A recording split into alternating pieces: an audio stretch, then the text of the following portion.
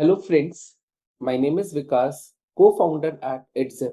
I'm proud to announce that we are coming up with free revisionary lectures for CFA Level 1 students. These lectures will be applicable for students who are going to appear in 2024. Now first, we are going to revise derivatives. So now, in this video, I have completed derivatives in totality. So what we anticipate from a student, you have to watch video in totality, you have to prepare your hand notes, and finally you have to read the chapter from your reference book. On CFA website, the institute has provided case study based questions. These questions are not testable in real examination. To compensate that, what we did, we are providing you with a question bank of more than 150 questions. These questions I have solved within the videos. Okay, so what you have to do, you have to watch the video, you have to prepare hand notes, and finally you have to read the chapter from reference book. And lastly, you have to complete those 150 questions. Okay, and as a teacher, what I expect, we need your constructive feedbacks. Okay, if anything that you're not liking in the lectures, please let us know so that we can improvise the quality of our upcoming revisionary lectures. And do let us know in the comment box what next topic you want us to revise. Okay, so I just need a true constructive feedback so that we can keep on improvising the quality. So now let's get started with our first topic, that is derivative. Let's understand what we are going to learn in this unit.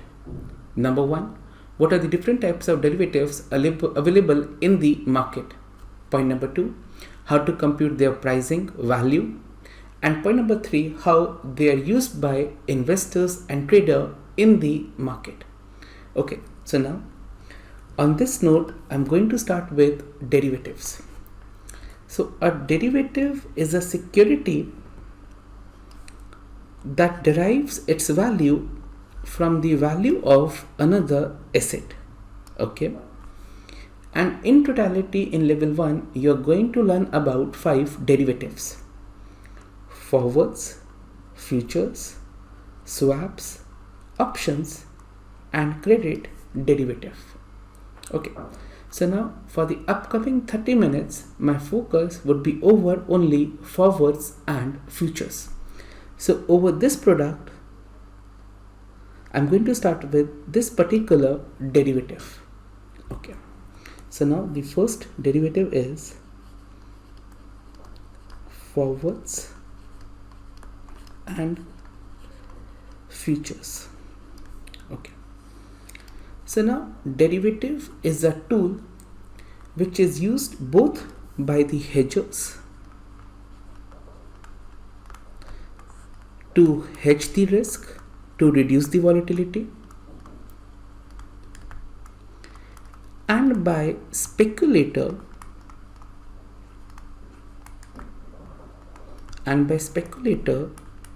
to speculate. Okay, so it is a tool which is used by both by the hedgers and by the speculators. Now if you're using as a tool to hedge, then it is going to reduce the volatility, and if you're going to use as a speculator, it's going to increase the volatility. Now derivatives are risky, yes, if you're using them as a speculator, and yes, they're going to reduce the risk if you're using them as hedger. Now let's understand with the help of a practical example. So there's a company, PepsiCo, and now PepsiCo is in the business of manufacturing of potato chips. Okay, and now you visit today you visit one of these confectionery store, and assuming that today the date is 1st January 2021, and now 120-gram packet of a chips is available in the market with an MRP of, let us assume, 20 rupees. So visit the market, and on 1st January 2021 the price is 20. Okay, after 15 days again you visit the same store, you want to buy the same packet 120 gram, and high probability is that it is again selling in the market for 20. You visit after 6 months. Same packet, high probability, available in the market for 20 rupees. So can I say that PepsiCo is a company which is basically in the segment B2C? That means they're basically dealing with the retail customers. And now when you deal with the retail customers, in the short run, your selling price per product per unit is going to be fixed in the market. Now in my case, my selling price is 20 rupees per packet. This price is fixed in the market at least for upcoming 6 months. Okay. On the contrary, the prices of potatoes, the input required is continuously fluctuating in the market. Now let us assume that this is the input cost. Now if this is the input cost, then whatever the profit is a resultant figure. My selling price is fixed, my input cost is fluctuating. As a result, my profit margins or my profit per unit is going to be volatile. Okay. Now how we can avoid the volatility? So number one, there are two ways to buy the potato in the market by the Pepsi. Number one, in the spot market. What is the meaning of spot? Go to the vegetable market and buy the quantity which you required and pay the price prevalent in the market, spot market. Second is with the help of derivatives, and first derivative that we are dealing with, that is forwards and future. Now what is the meaning of forwards and future? Now at time 0, that means today, we will enter into a contract with the farmer. We will fix the quantity that we want to buy. So quantity will be fixed today. Price to be paid per kilo. That price will be fixed today. The only difference in future and forward is that we are taking the delivery in the future at a specified date. So now spot vis-a-vis future forward. The only difference is that we are taking the physical delivery of the goods at a specified future date. Now my question is very simple. Suppose we enter into a contract with farmer that we want 100 kilo potato every month, and for that every 100 kilo potato we are going to pay you 10 rupees per kilo for upcoming 6 months. Now my point is, if I prepare my profitability graph, 20 rupees is my selling price per packet, and let us assume that 7 rupees is going to be my input cost, price of potato, my selling price in the market.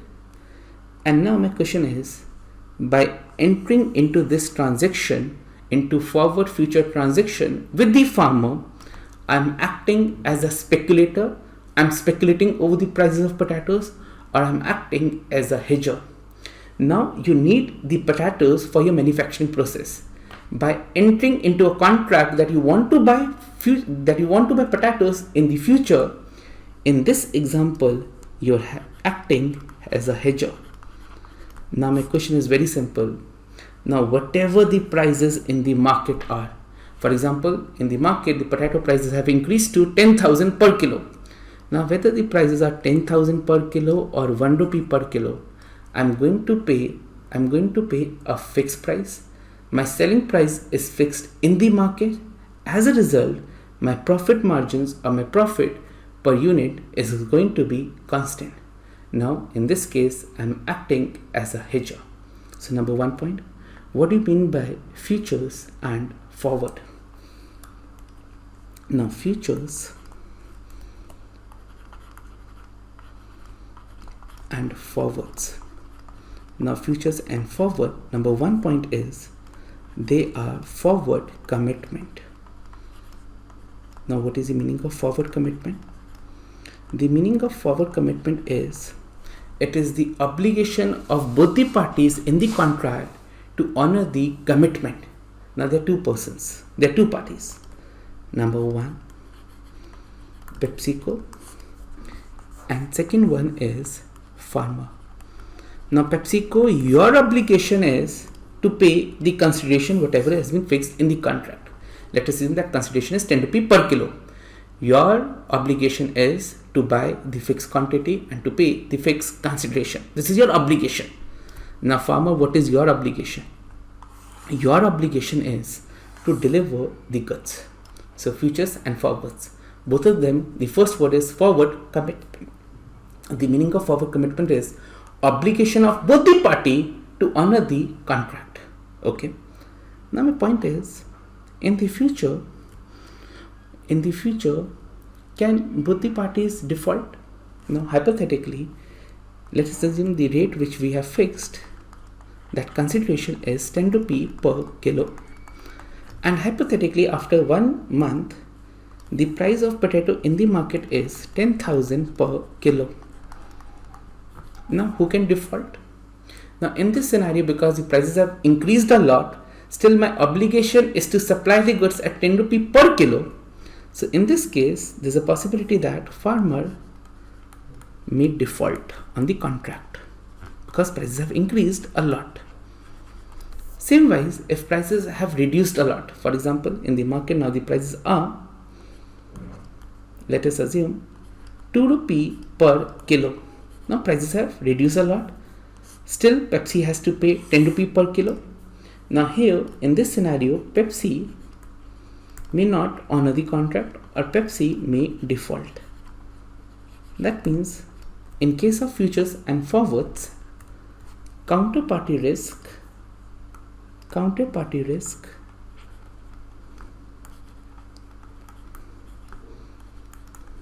may exist. That means either of the party in the future may or may not honor the contract. This is the counterparty risk. Now I'm using two words. First is future, second is forward. Now sir, what is the difference between futures and forward? Okay, now let us take one more example. There is a stock, Reliance, and now to buy the stock like Reliance, there are going to be two ways. Number one, spot market. What is the meaning of spot? Whatever the rate is prevalent in the market, pay that price, and one share will be transferred to your demat account. For example, now if I go to money control, today the price in the market, in the NSE market, the price of Reliance is 2027. Pay this price, and the moment you pay this price, one share will be transferred to your demat account. Okay, so now if you want to speculate, pay this much price, one demat will be transferred, and for example you are having a target of 2100. The moment it will reach 2100 in the market, then you're going to book your gains. Okay, second is now important. Now if you watch very carefully, what is NSE, BSE, and now the third word is future. Now what is future? Not the forward. Now second is with the help of future market. Now what is the rate for the future market? In the future market, the price of Reliance is 2037, and the date is 29th April 2021. Now today date is 31st March 2021, but if I click upon future, the future rate is 2037 with the date of 29th April 2021. Now what is the meaning of this? Now the meaning of this is that today I don't want to buy Reliance. I will be buying Reliance on 29th April 2021. How many quantity? Let us assume one quantity. And what is the price that you have to pay in the future? That price is going to be 2037. Now watch very carefully. What is future? Now what is the difference between futures and forwards? So first difference between future and forward is the trading location. Now futures are traded over the exchange. They're exchange traded products. This is the first difference. On the other hand, forwards are over the counter product, OTC product. Now what is the meaning of OTC? The meaning of OTC is where two parties will meet and based upon their terms and conditions they are going to enter into a contract. That means exchange traded. Exchange traded means this contract is going to be a standardized one based upon the terms and conditions of the market. It is going to be a standardized contract. Forwards, over the counter, where two parties will meet, decide the considerations, mode of payment, everything they are going to decide internally. That means this is going to be a customized contract. Okay. Now, very carefully, in case of futures, the date is 29th April. Okay. Now, if I want to buy any other stocks in the future market, for example, TCS. Now, if I press TCS, if I search for TCS, again, future market, the expiry is 29th April 2021. That means this date is same for all the stocks trading in the market, which are there in the derivative markets. Now, it is a standardized contract. Now, point to be noted, in our country, equity derivatives will expire on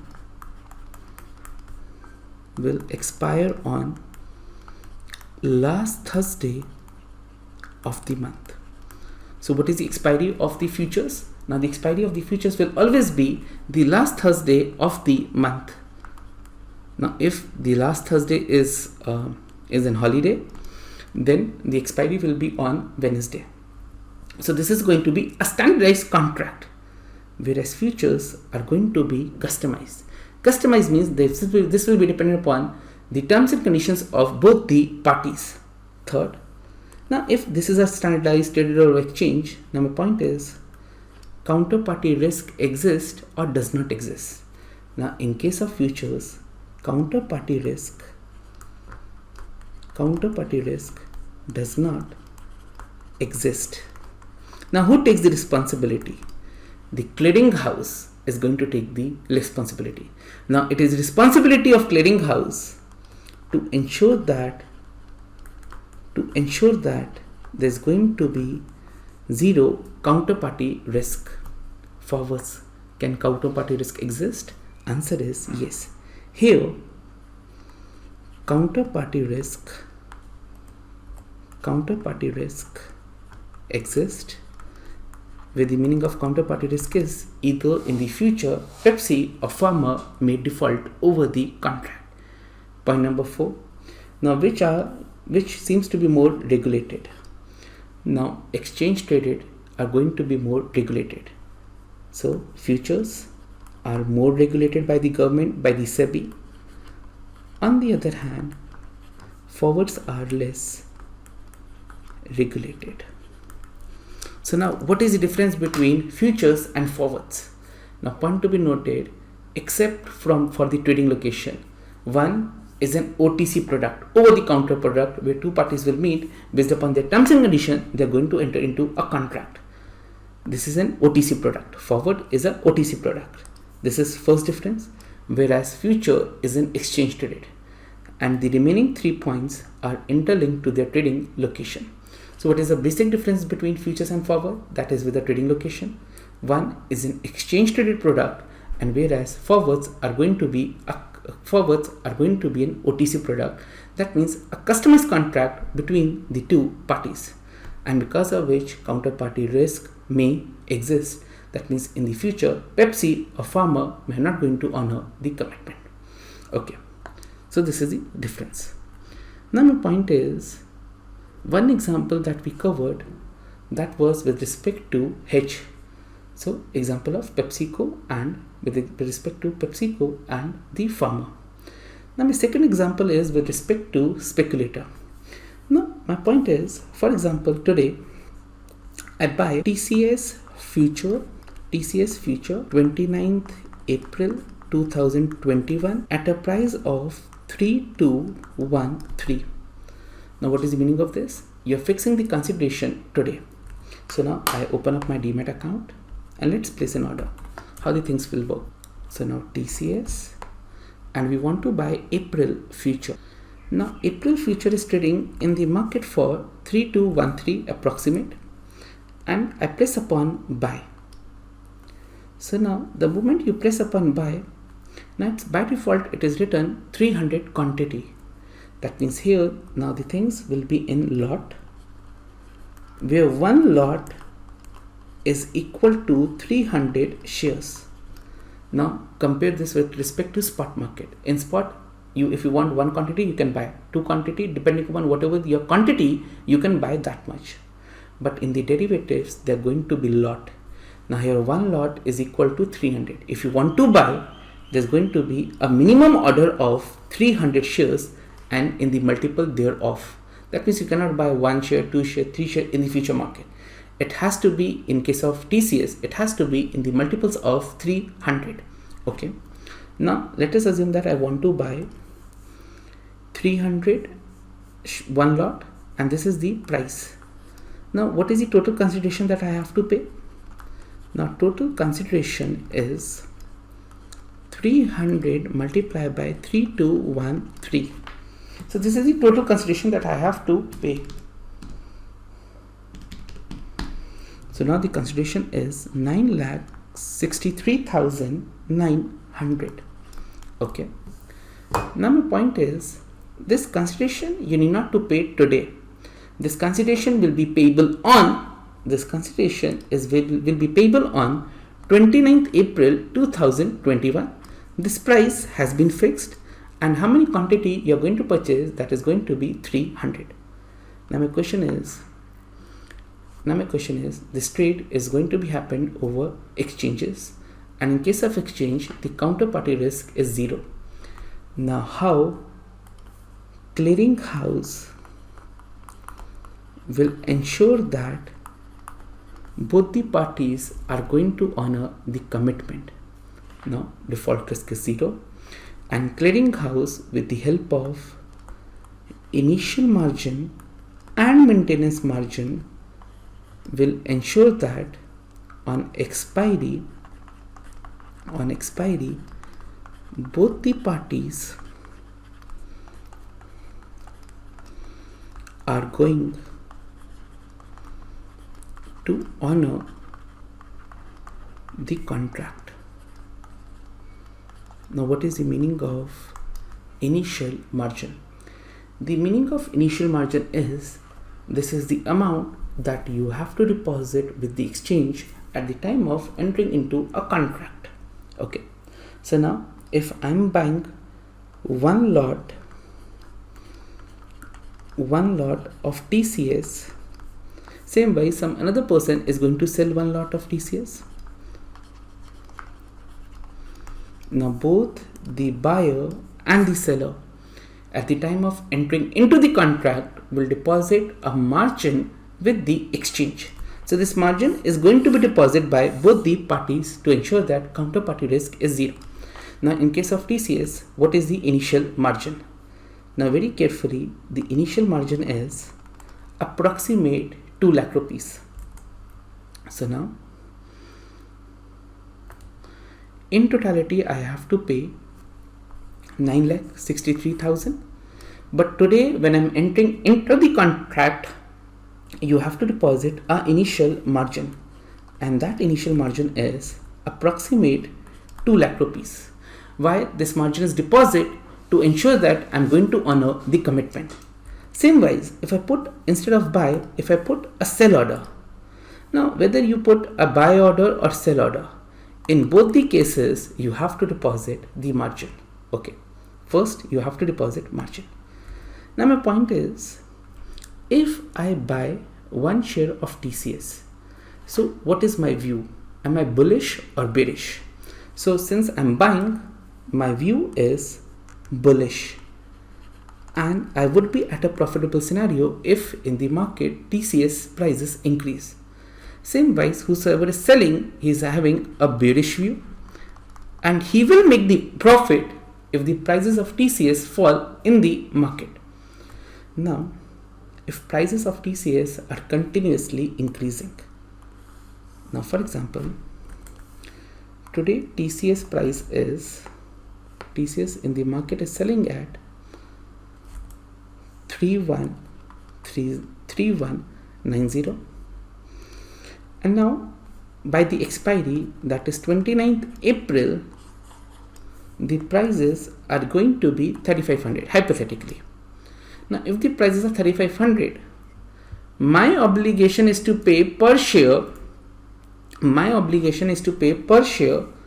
3213, and in response to this particular consideration, I will be getting one share of TCS which is valuing in the market for 3500.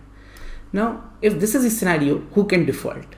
Now if this is a scenario, who can default? That is going to be the seller. Same wise, if in the market the prices reduce to 2700, my obligation is to pay 3213. Who can default? Now in this scenario, buyer may default. Now in case of futures,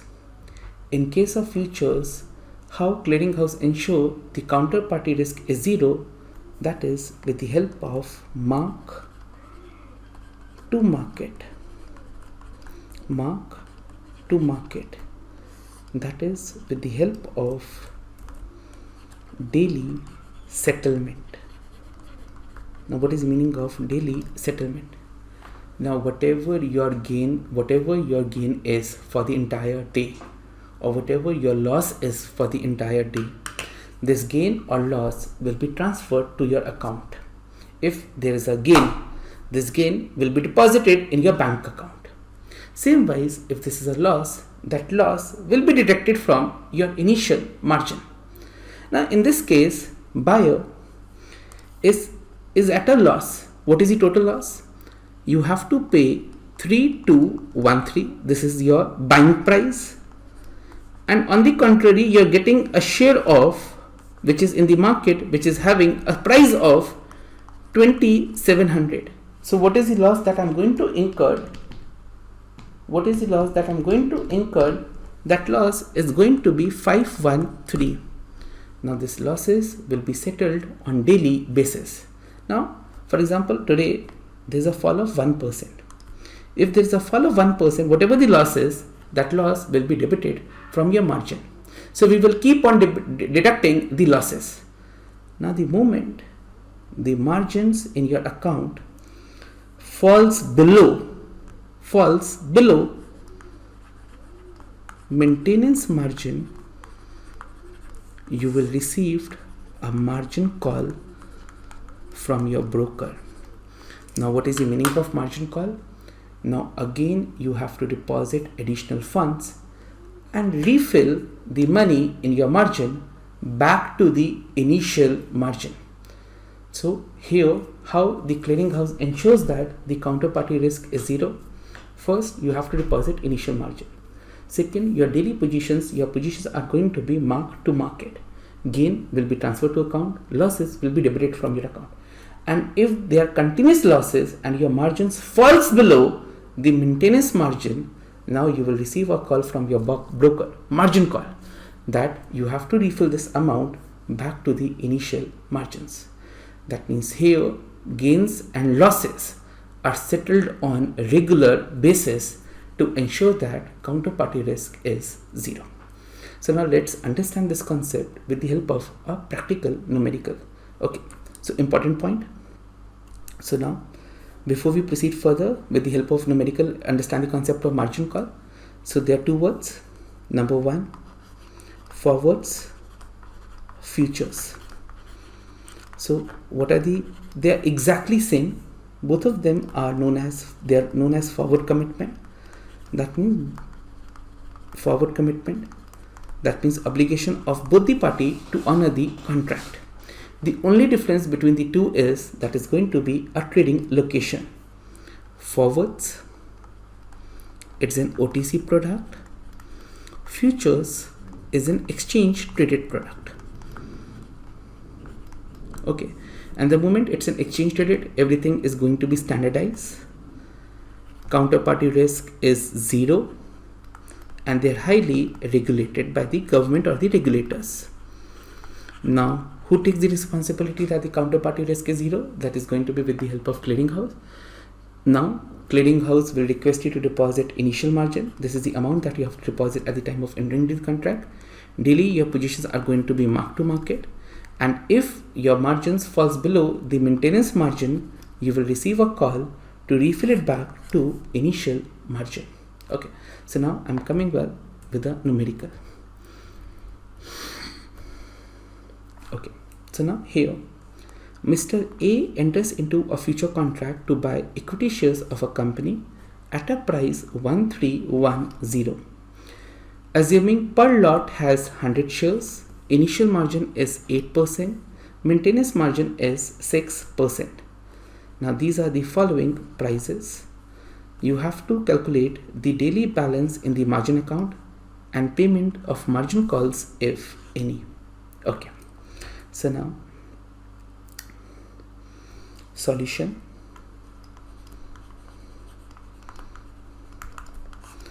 Now, what is the total consideration that I have to pay? Total consideration payable at expiry.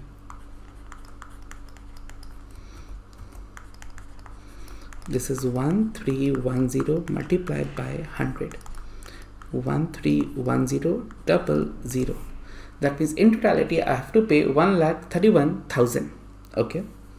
Now initial margin is 8%. Maintenance margin is 6%. So if I calculate, this is 10,480. This is 7,860. Okay. My obligation is to pay this much. This is my obligation. I'm the buyer. Okay. Now the moment market closes at the end of day one,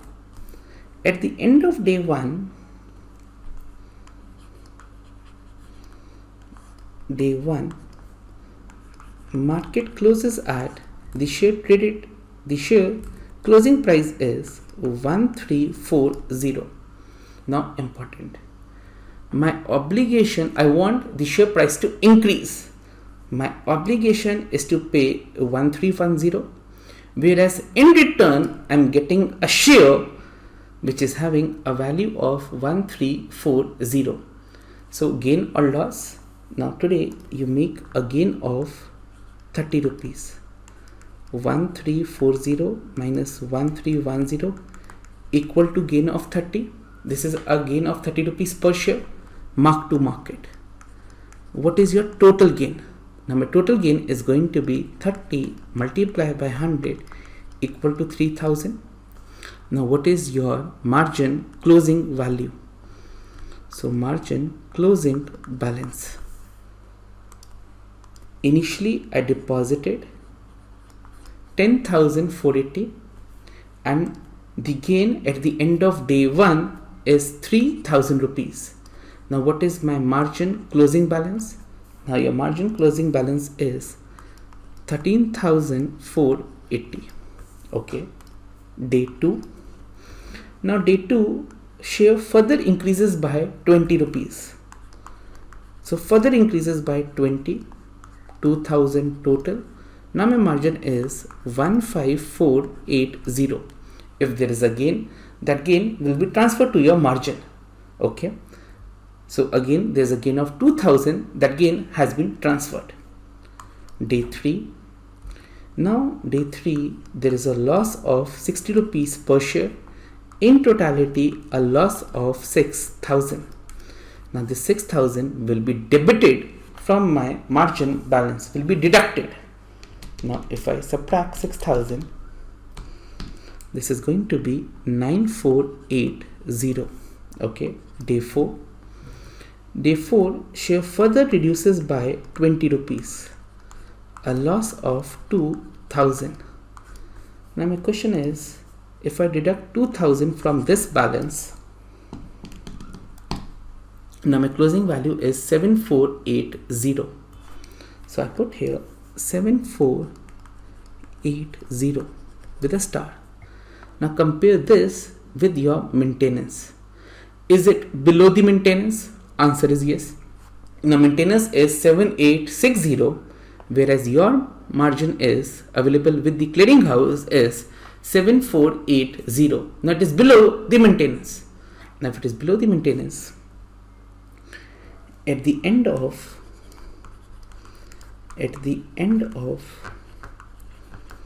day 4, trader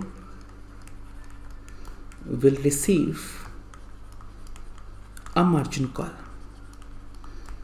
Now you will receive a margin call from your broker to refill the balance back to important word, back to initial margin. Now I want to refill this back to the initial margin. That means I want that the balance should be in account should be 10,480. Now I want the balance to be 10,480. Now how much we should deposit at the end of day 4? Now there's a margin call, and at the end of day 4, now you have to deposit 3,000 to the broker. So the moment it falls below the maintenance margin, you have to refill it back to the initial margin. Okay. Now day 5, the prices are 1305, a gain of 25 rupees, 2500 in totality gain. Now balance in my account is 12,980. Okay. Now with the help of initial margin, maintenance margin, and your daily positions are marked to market, clearinghouse ensures that the counterparty risk is 0. Now the question is very simple. If we purchase the stocks with the help of futures, they are risky or less risky. Now here you are using it as a tool to speculate. And if you are going to use as a tool to speculate, the volatility is going to increase. If there are going to be the gains in percentage terms are going to be enhanced one. But this is the one side of the coin. If there are going to be the losses are also going to be a enhanced one. That means it is now acting as a enhancing tool. So if you are using derivatives as a speculator, it is going to increase the volatility a lot. Gains are going to be enhanced one side of the picture. Losses are also going to be a enhanced one. Now my point is, let's understand this. Now my question is, how much in totality share has fallen? Okay, now your agreement was at day 0, your agreement was that I'm going to pay 1310 per share, and by the end of day 5, price in the market is 1305. Now this is your buying. Now how much loss you have incurred? Your obligation is to buy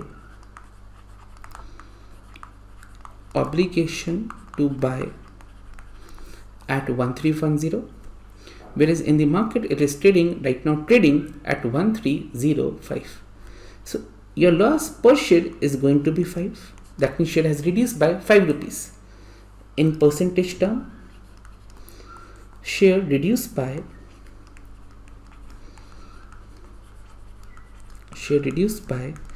5 upon 1310. Now share has reduced by 0.38%.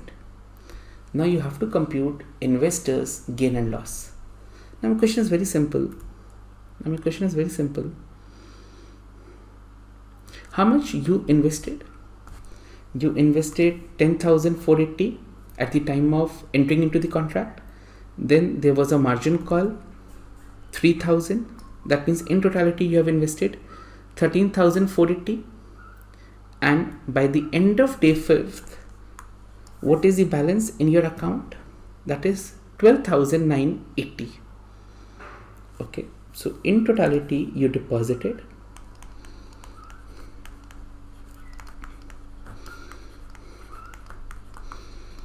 in totality deposited 10,480 plus 3,000, that is 13,480, and your closing margin balance is, that means the money still with the regulator is, your clearing house is 12,980.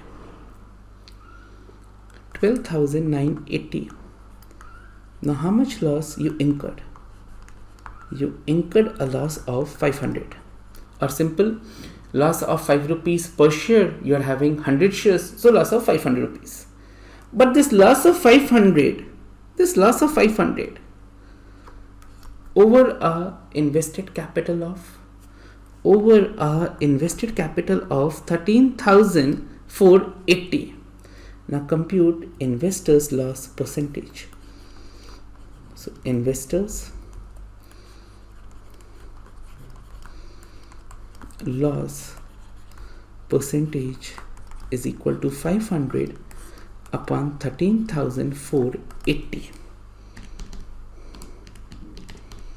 This is going to be 3.70%. Now my point is, are you getting the same losses as the underlying, or your losses has been enhanced? So share has only reduced by 0.38% during these 5 days, but you have eroded, your wealth has eroded by 3.7%. Now question arises, why my losses are such an enhanced one? The question is very simple. You are entering into a contract where total consideration payable is 1,31,000. But to enter into this contract, you are not paying 1,31,000. To enter into this contract, you are only paying 8% of the value, and remaining 92% is leverage. Now 92% is this amount is payable at the end. Now with the help of 8%, you are buying 100 rupees share. If the value increases, now let's take a mathematical simple example. Now my point is, today if you bought a future with the help of margins, now share value is 100. Now you have to deposit only 8%. That means from your pocket only 8 rupees deducted. Tomorrow if share increases to 115, a total gain of 15. Share has increased only by 15%, but from investor point of view, he has earned 15 rupees over a capital of 8%. Now your gains are going to be enhanced one. This is the one side of the picture. Tomorrow, if for one or the other reason, if share reduces by 15, then you will lose 15 over a capital of 8. That means your entire capital may be eroded. Now my point is, are derivatives risky? Now that depends upon how you're using the derivatives. If you're using the derivatives as a tool to hedge the risk, if you're using as a hedger, example, PepsiCo farmer case. If you're using as a hedger, then it's going to promote stability into your margins. But if you're using as a speculator, then it is going to increase the risk. And yes, they are way risky in comparison to the spot market. Now let's check what Warren Buffett is saying over the derivatives. So he prefers to invest in derivative, yes or no? Okay. So now derivatives.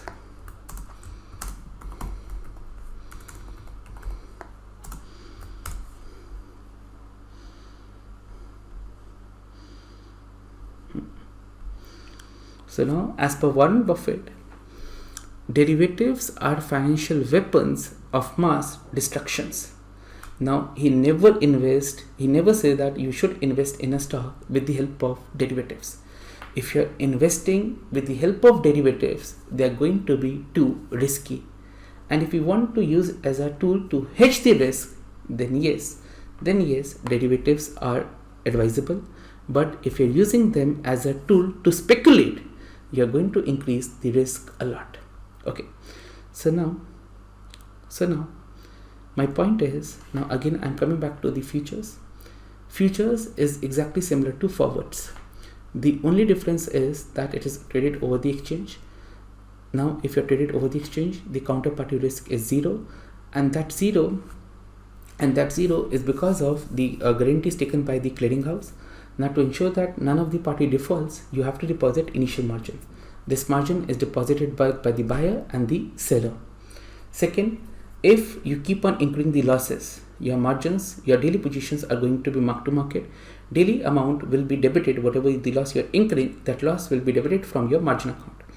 If it falls below the maintenance margin, you will receive a margin call from your broker. That means you have to refill it back to the initial margin. With the help of this, clearinghouse ensures that the counterparty risk is zero. Second, if you are buying a future, you always want the share prices to increase. If eventually it increases in the market, you are going to gain. But for one or the other reasons, if shares start falling, then your losses are going to be an enhanced one.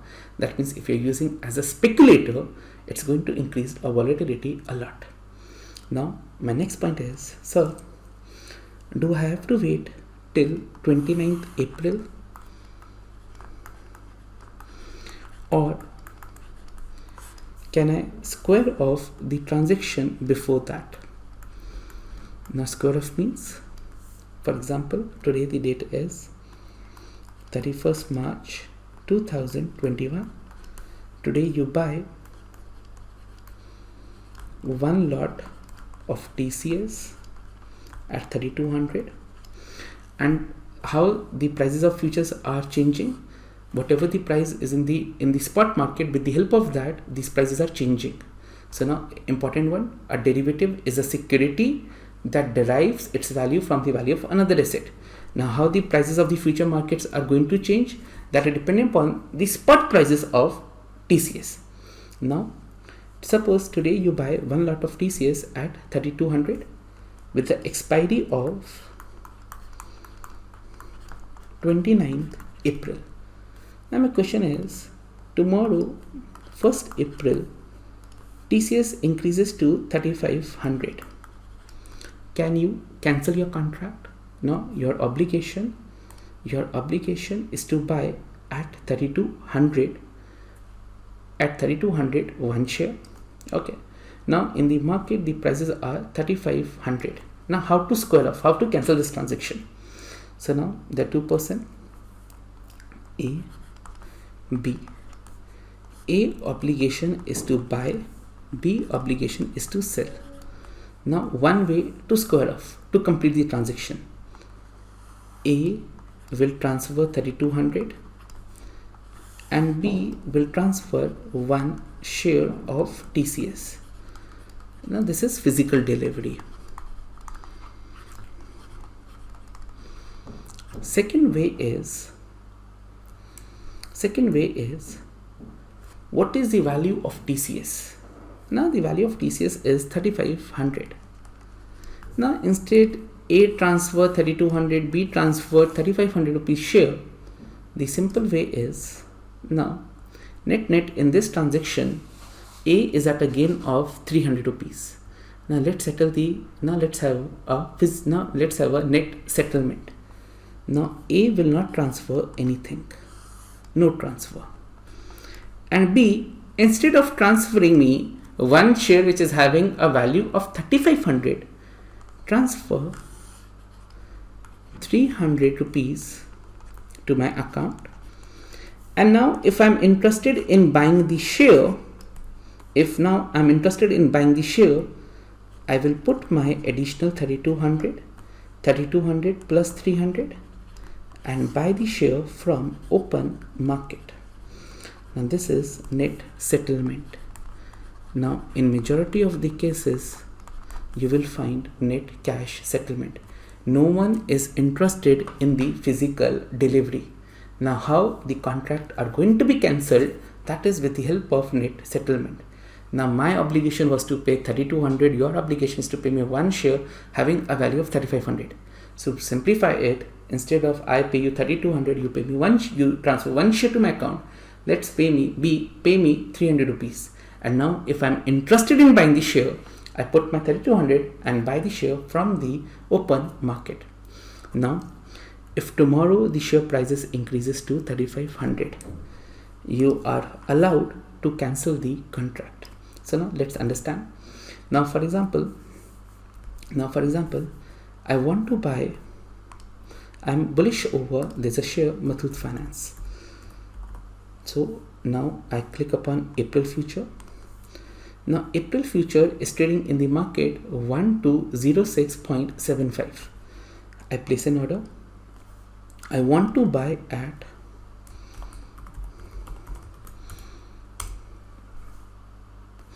1203. Let us assume I want to buy at this particular price. I place a buy order. Okay, the moment you will place a buy order, now this will be in your order book. So this is your order book, the order that we have placed. Now I want to buy at 1203, or the moment this order will not get executed, you can cancel the contract anytime. Now based upon whatever the price in the market is, you can cancel it.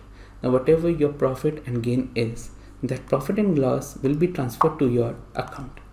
Okay, so now need not to wait till 29th April. Okay, if you want to cancel your contract in between, square off, the word is square off, you can. And the second important one is, even on 29th April, there's not going to be any physical delivery. No one is going to take the delivery.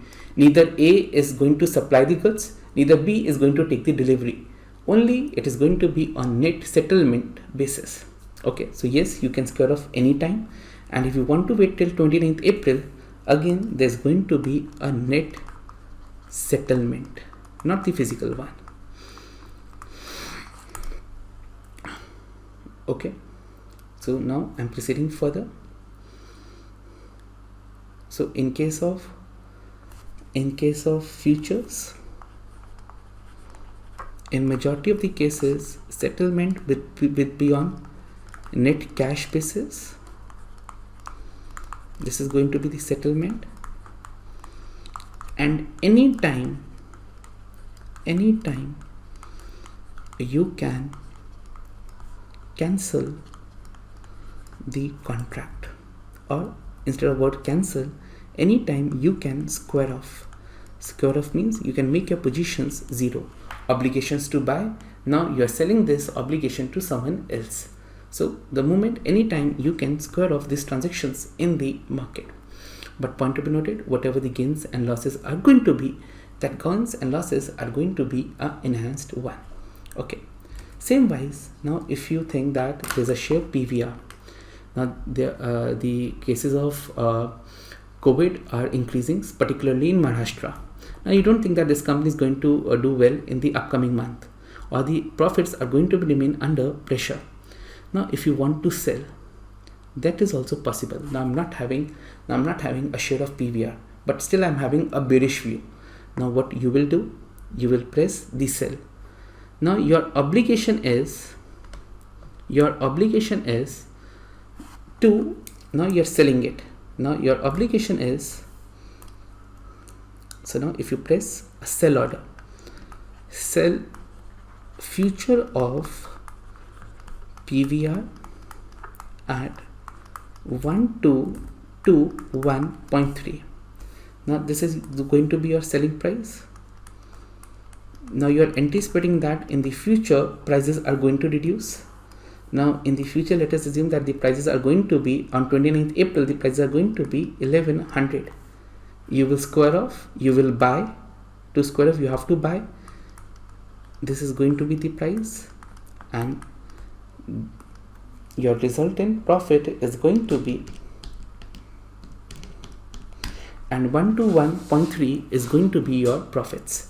So now here you enter into a contract, obligation to sell at 1,221.3.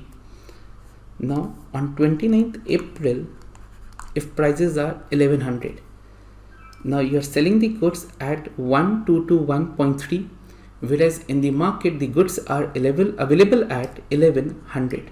Now what buyer will do? Now you have entered into a sell transaction. Now what buyer will do? If he wants a if he wants a physical settlement, A will transfer 1221.3 to B's account, and we will transfer 1 share of PVR. This is going to be a physical settlement. Now instead of physical settlement, A will transfer 121.3 rupees to B. His total obligation was 122. His total obligation was 121.3. Out of that, 121.3 has been transferred to B. How much he is left with? 1100. Now if he is interested in buying the goods, he can buy the goods from the open market. This is going to be a net settlement. And now if you are selling the contract, you want the prices to fall in the market, and if eventually the prices of PVR fall, then you're going to make the profits. So this is the way in India that we used to short sell the asset. Now short selling is not possible in the spot market, but yes, it is possible with the help of derivatives, and this is the way we follow in the country. Now whether you want to buy or you want to sell, you have to deposit initial margins. Your daily positions are marked to market. If you are earning a gain, then gain will be transferred to your margin, but if you are incurring the loss, that will be deducted. The moment it falls below maintenance, you will receive a margin call. You have to refill it back to the initial balance. Okay, so friends, this was the brief overview with respect to forwards and futures. Now again, I'm coming back to the notes. Okay, now again I'm repeating, a derivative is a security that derives its value from the value of another asset. Now whatever the price of TCS April, Tata Motors April, PVR April, the prices in the future market, these prices in the future market you will learn eventually have been derived from the spot prices of PVR. So a derivative is a security that derives its value from the value of another asset. So whatever these prices are, these prices has been derived from the spot prices of PVR. Okay. Now double star point. Double star. Derivative transform the performance, not pass on the performance. Important. Now there are two words. One word is replicate or transform. One word is replicate or pass on. Second word is transformation. Now point is, if you today Nifty 50 is at 15,000 points, and during the next year, let us assume that during the period of 1 year, Nifty delivered a return of 15%. You invested your money at time 0, you invested your money in Nifty 50 ETF. Now your return will be exactly equal to, more or less equal to, now your return will be more or less equal to 15%.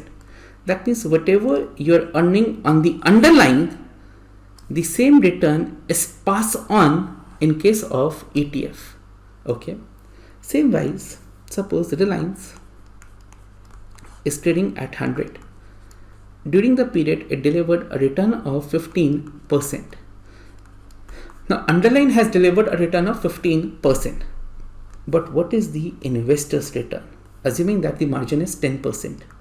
So if margin is 10, investors deposited 10 rupee, and he has earned 15 rupee over the capital of 10. Now what is your return percentage? Your return percentage is going to be 150%. Now my point is, if you're investing in derivatives, you will get the pass on return or you will get a transform return. Now your returns are going to be transformed. The meaning of transform is elevated. The gains are going to be enhanced one, enhancing factor. Losses are also going to be an enhanced one. So bullet number 2, derivatives transform the performance of the underlying. On the other hand, mutual funds or ETFs, they simply pass on the returns on the underlying security. That means if you are acting as a speculator, it's going to increase the volatility. Now again, a double star point. Now to invest in the derivatives, you need more capital or lower capital. Now you are entering in a contract of 7 lakh or 1,31,000. Against that 1,31,000, you're only depositing 10,000 rupees, 8%. So your capital requirement is higher or lower. So if you're investing in the derivative markets, you need lower capital. Now lower capital is required. If lower capital is required, so liquidity in the market, in the derivative market, high or low. So since lower capital is required, they are highly liquid, and you have to pay lower commissions, lower brokerage cost. Now what is going to be the brokerage? The commission. Now commission is always going to be computed over the money invested. So now since you're investing less, so your commission works out to be a lower amount. So lower capital is required, highly liquid in nature, and have lower transaction cost. Okay. Derivatives can trade into 2 markets. One is exchange, second is over the counter. Over the counter means customized. Exchange means these are the standardized contract. In totality, there are going to be 5 derivatives that we are going to learn: forward, future, swaps, option, credit, derivative. So this was slide 2. Now I'm proceeding to slide 3. Now forwards. A forward is an agreement between the buyer and the seller, obligating the seller to deliver the goods and obligating the buyer to pay the seller the price which has been they agreed upon. Okay. Now consider a Punjab farmer who grows wheat and has to sell it at a profit. The simplest and the traditional way is to harvest the crop and sell in the spot market. Okay. However, in this way, farmer is exposing himself to the risk of downward movement in the prices of wheat, which may occur by the time crop is ready for sale. In order to avoid this risk, one way is that farmer may sell the crop at the agreed upon rate now. Right now you are entering into an agreement to sell with the promise to deliver the asset. Now this will at least ensure the farmer the input cost and reasonable profit. Now for example, your input cost is, your total cost is going to be, which you are going to incur, that is 10 rupee. Now today you can enter into a contract with PepsiCo, or you can enter into a contract with ITC that I'm going to sell you the wheat at 15 rupees per kilo. Now your profits are going to be fixed at 5 rupee. Now you're going to avoid the volatility. Now if in the market the wheat prices increased a lot or reduced a lot, the profits are short, that means you're going to earn 5 rupees per kilo. Thus, farmer would sell wheat forward to ensure himself against a possible loss. It is true by this way he is also foreclosing upon the possibility of bumper profits. Now you cannot earn bumper profits, this is the one side, but you cannot incur the losses as well. So now if you want to hedge yourself, enter into a forward transaction. Now this is a forward transaction, and such a contract is known as forward contract. So forward means where the two parties are meeting, agreed upon, based upon the agreed terms and conditions, they are going to enter into a contract. Now futures. A future is a forward contract that is a standardized and a exchange traded. the agreement is completed at a specified expiry date by physical delivery or a cash settlement, or offset, that means cancelled, square off, prior to the expiry date as well. Now here the responsibility, the counterparty risk is 0. That responsibility is with the clearinghouse. Now there are going to be daily settlements. Daily settlement means all the contracts are going to be marked to market. Mark to market. Okay. And with the help of initial margins and maintenance margin, clearinghouse ensures that the counterparty risk is 0. Okay. Next. Initial margin. This is the amount that must be deposited before entering into the contract. Maintenance margin, minimum amount of the margin that must be maintained. If it falls below the margin, then you will receive a call to refill it back to the initial margin amount. Now this was the example. Now 8% is 10,480, 6% is 7,860. Daily your positions are going to be mark to market. In totality you have incurred a loss of 500. Now the moment it will fall below the maintenance, you will receive a call to refill it back to the initial margin. Next, what is the difference between futures and forwards? Forwards is an OTC product, customized, have counterparty risk, less regulated. More regulated, no counterparty risk, standardized, and are traded over the exchanges. So friends, with this we have covered till slide number 8. So this para is still pending. Okay. Now before proceeding to the next part, you have to complete till slide number 8. Important point, for derivatives we are not going to refer the reference book. Our class notes would be more than sufficient. Okay. So on this note, before proceeding to the next part, you have to complete till slide number 8. Now friends, in this part, we are going to learn how to compute pricing and value of a derivative contract. Okay. So now the derivative that we are dealing with, that is futures and forward. Now how to compute price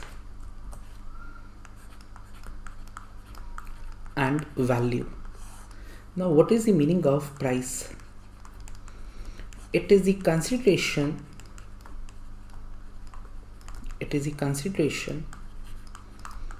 that buyer has to pay at expiry to the seller. So this is the consideration that you have to pay at expiry to the seller. Now for example, currently in the market, Reliance Future is trading at 2025. Now future has the expiry of 29th April 2021. That means this is the price that you have to pay to the seller at expiry. This is known as price. Now how to compute price? Okay. Bullet number 1. Bullet number 2. Price is going to remain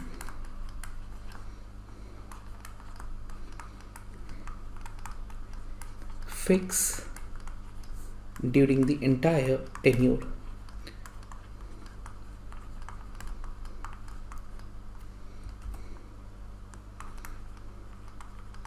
Now for example, today if I purchase one lot at 2027, now this price is going to remain fixed, and this is the price that you have to pay at expiry to the seller. Second word is value. Now what is the meaning of value? Value means it is a gain or loss to an investor. So now for example, if a person has buy one lot, what is the value to that particular investor? Same wise, if a person has sell, then what is the gain? So what is the meaning of value? So if in the question it is written gain or it is written value, value means you have to compute gain and loss to an investor. Second important point, value will keep on fluctuating during the entire tenure. Now important word, value will keep on changing, whereas price is going to remain fixed. Now let's understand with the help of a practical example. Now first is how to compute price. Now when you're computing the price of any asset, it should be in such a manner that the value at time 0, value at time 0 is equal to 0. Now what is the meaning?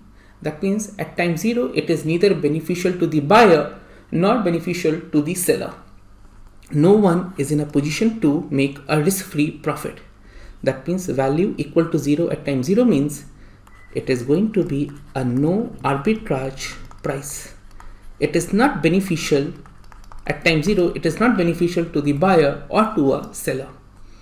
Second, since you have to compute future value. Now, the process of computing future value is known as compounding, and whenever you're going to compound, now here the rate that you're going to use, this rate is going to be a risk-free rate in an economy. So compounding will be using a risk-free rate in an economy. We will assume that investor is risk neutral. Now risk neutral means he wants to earn only a risk-free rate. Now why this assumption? Okay. So now my point is why we assume that the investor is risk neutral, his required rate of return is risk free. So now if you are having a risky asset plus a derivative, now if you are having a risky asset plus derivative, then it is equal to risk free asset, and hence compounding should always be using a rate risk-free for the pricing of derivative. So for the pricing of derivative, which rate is important, that is a risk-free. Now let's understand with the help of an example. Suppose today you purchase one share for rupees 100. And at the same time you sell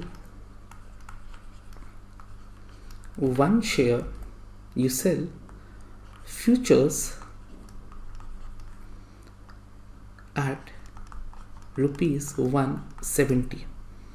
So today you purchase one share for rupees 100, and at the same time if in the market the futures are trading at 170, so at the same time you sell the future at 170. Now irrespective of whatever the volatility in the market, at expiry your profits will exactly be equal to 70. Now a risky asset plus a derivative is equal to risk free. Irrespective of any volatility, your profits are 100% going to be 70 rupees. There's going to be zero volatility. Now I can prove this. Now for example, at expiry the prices are, following are the prices at expiry. Now expiry spot prices assumed to be 150, 190, 250. So these are the expiry spot prices. Now my point is, here two transactions are involved. First transaction is you purchase one share for rupees 100. The moment you purchase one share for rupees 100, now we are assuming that by the end of year 1 you are going to sell this, and you will sell at 150, 190, 250 respectively. Now gain or loss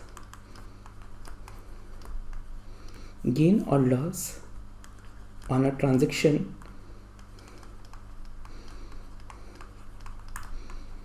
of a share purchase for rupees 100. Now you purchase that share for 100. Now the prices are 150. You will sell, make a profit of 50, 90 and 150. So this is the gain and loss from a transaction on a transaction of a share purchased for rupees 100. Now gain or loss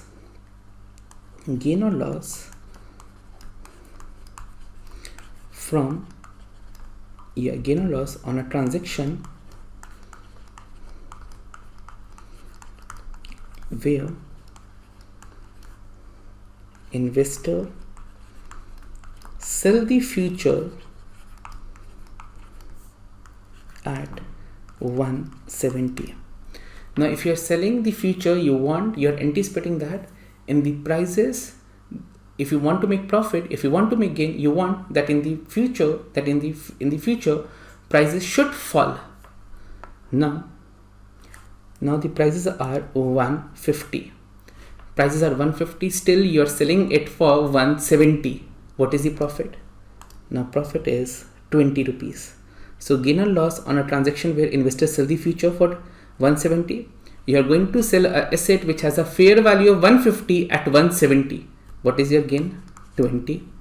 Okay. Now you are going to sell one asset for 170 where the fair value is 190.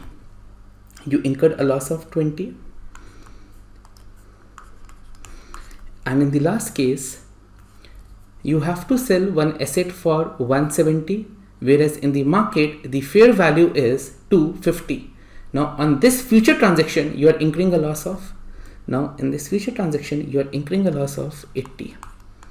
Now if I combined both the positions, irrespective of whatever the price at the expiry, in totality your profits are going to be 70. That means derivative plus risky asset is equal to risk-free asset, and hence while we are computing the future price, compounding should always be using a risk-free rate. We assume that investor is risk neutral, that means his required rate of return is equal to risk-free rate. And now you have to find out the value in such a manner that it is neither beneficial to the buyer nor beneficial to the seller. Value at time 0 is equal to 0. Okay. Now my point is, suppose currently share is trading at 100. You want to find out the price after 1 year. Risk-free rate in an economy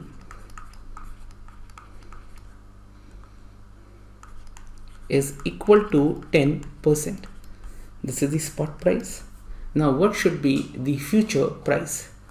Now future price is spot 1 plus RF raised to the power T. So this is after 1 year. 100, 1.1 raised to the power 1, that is 110. This is going to be a no arbitrage price. At this price, no one is in a position to make any profit or loss at time 0. Now second word was value. Now value means gain or loss to an investor.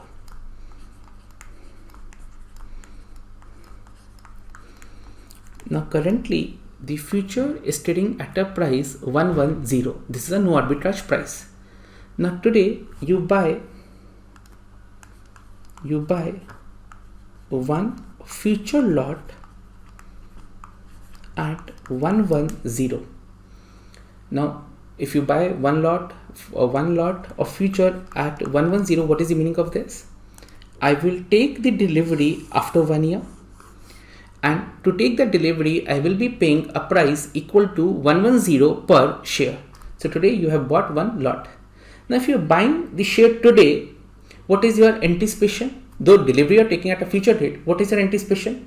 Now your anticipation is that in the future prices are going to increase, and if prices have increased you are going to make a profit. Okay. Now my question is, at expiry, that means after 1 year,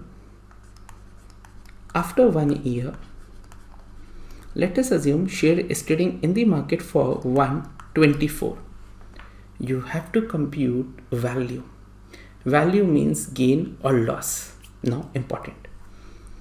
Your obligation is to pay 110.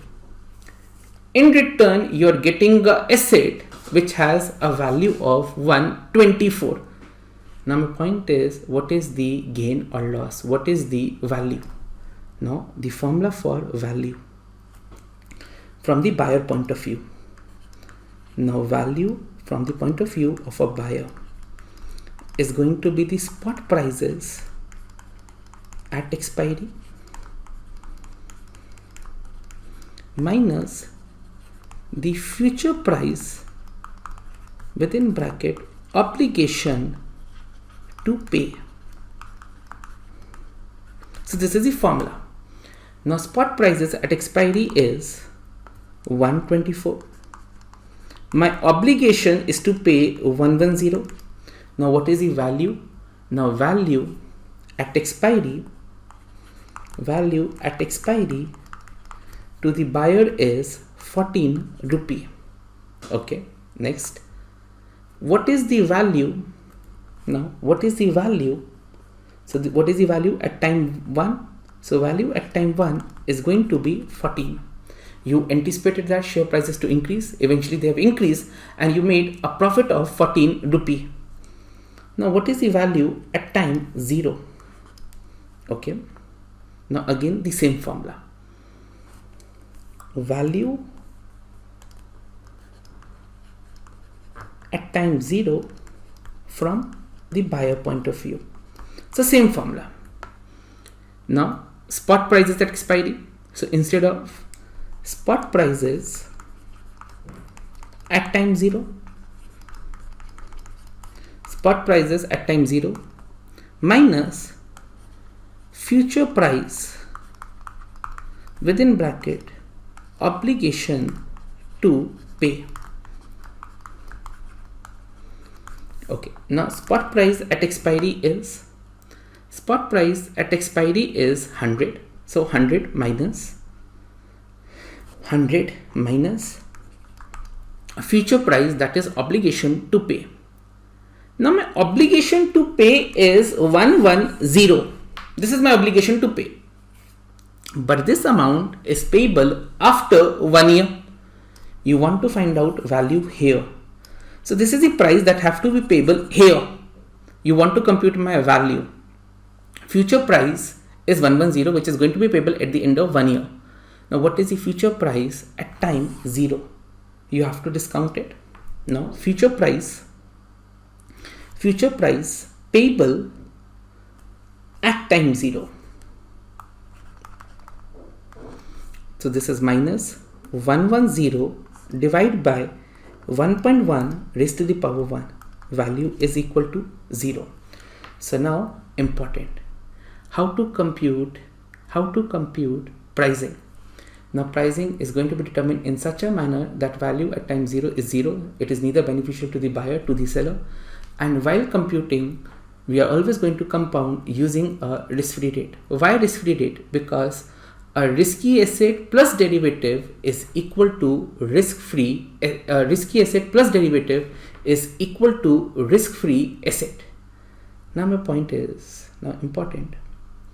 If you want to find out value at the end of 8th month.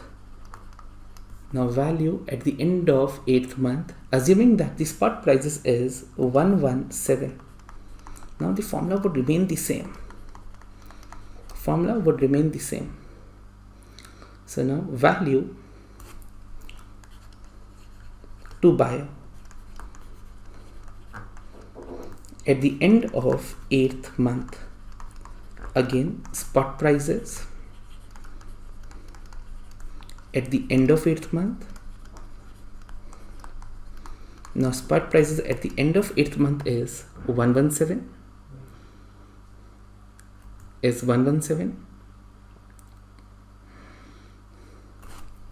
Minus the future price, that is the obligation to pay.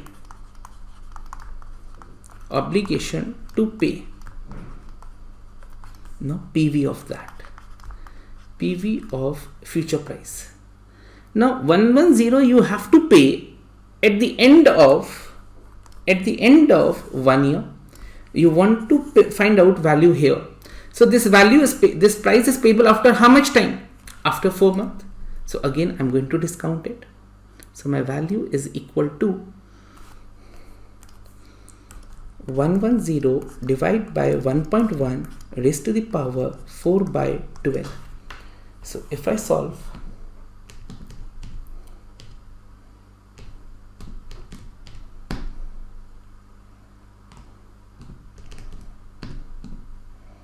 that is equal to 10.44.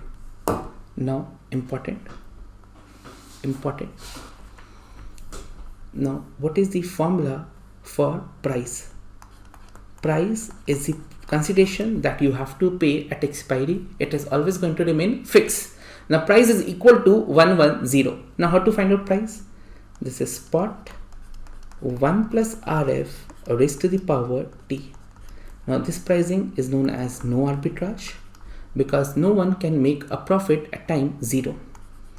No arbitrage pricing, that is value at time 0 is equal to 0. This is the price. How to compute value? Value is equal to spot price, whatever the spot price at time 0, at 8th month, at 12th month. So spot price minus PV of future price. This is the obligation that you have to pay. You have to compute PV, and accordingly this is going to be your value. Now important, value at time 0 was 0. Value at time 0 was 0. Value after 1 year is 14, and value at the end of 8th month is 10.44. Now the question is very simple. Value is continuously changing based upon the spot prices. However, price is going to remain fixed, and price is the consideration that you have to pay at expiry. Now continuing with the same example. Now let us assume that currently the spot price of an asset is 100, risk-free rate is 10%, and time is 1 year. You have to find out future price. Now no arbitrage, future price is 110, and hypothetically in the market future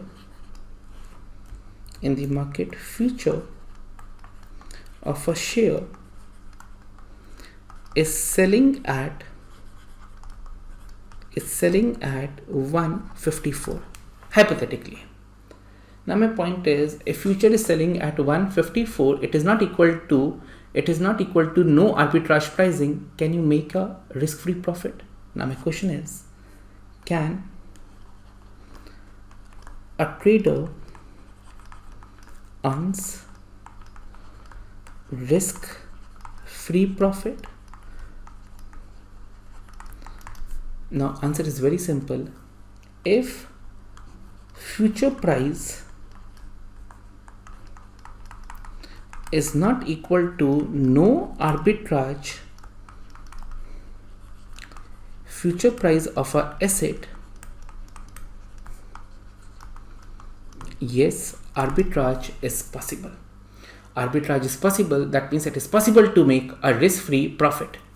Now in my case, price ideally should be 110, but because of the heavy demand of a product, it is selling in the market. The share is selling in the market for 154. Can you exploit this? Can you earn a risk-free profit? Answer is yes. Now future is selling in the market at a higher value. It is expensive in the market. If it is expensive, then what should be? You will sell or buy.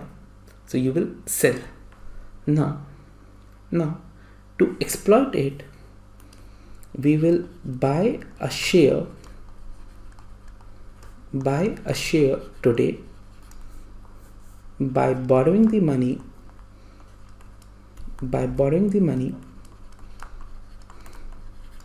from a bank. So today you are going to purchase a share for ₹100. Rate of interest is 10%, and now your obligation is to pay 110 to the bank at the end of 1 year. So buy a share today by borrowing from a bank. At the same time, we'll sell one future at 154. Now sell one future means your obligation is to sell the asset in the future for 154. Now after 1 year,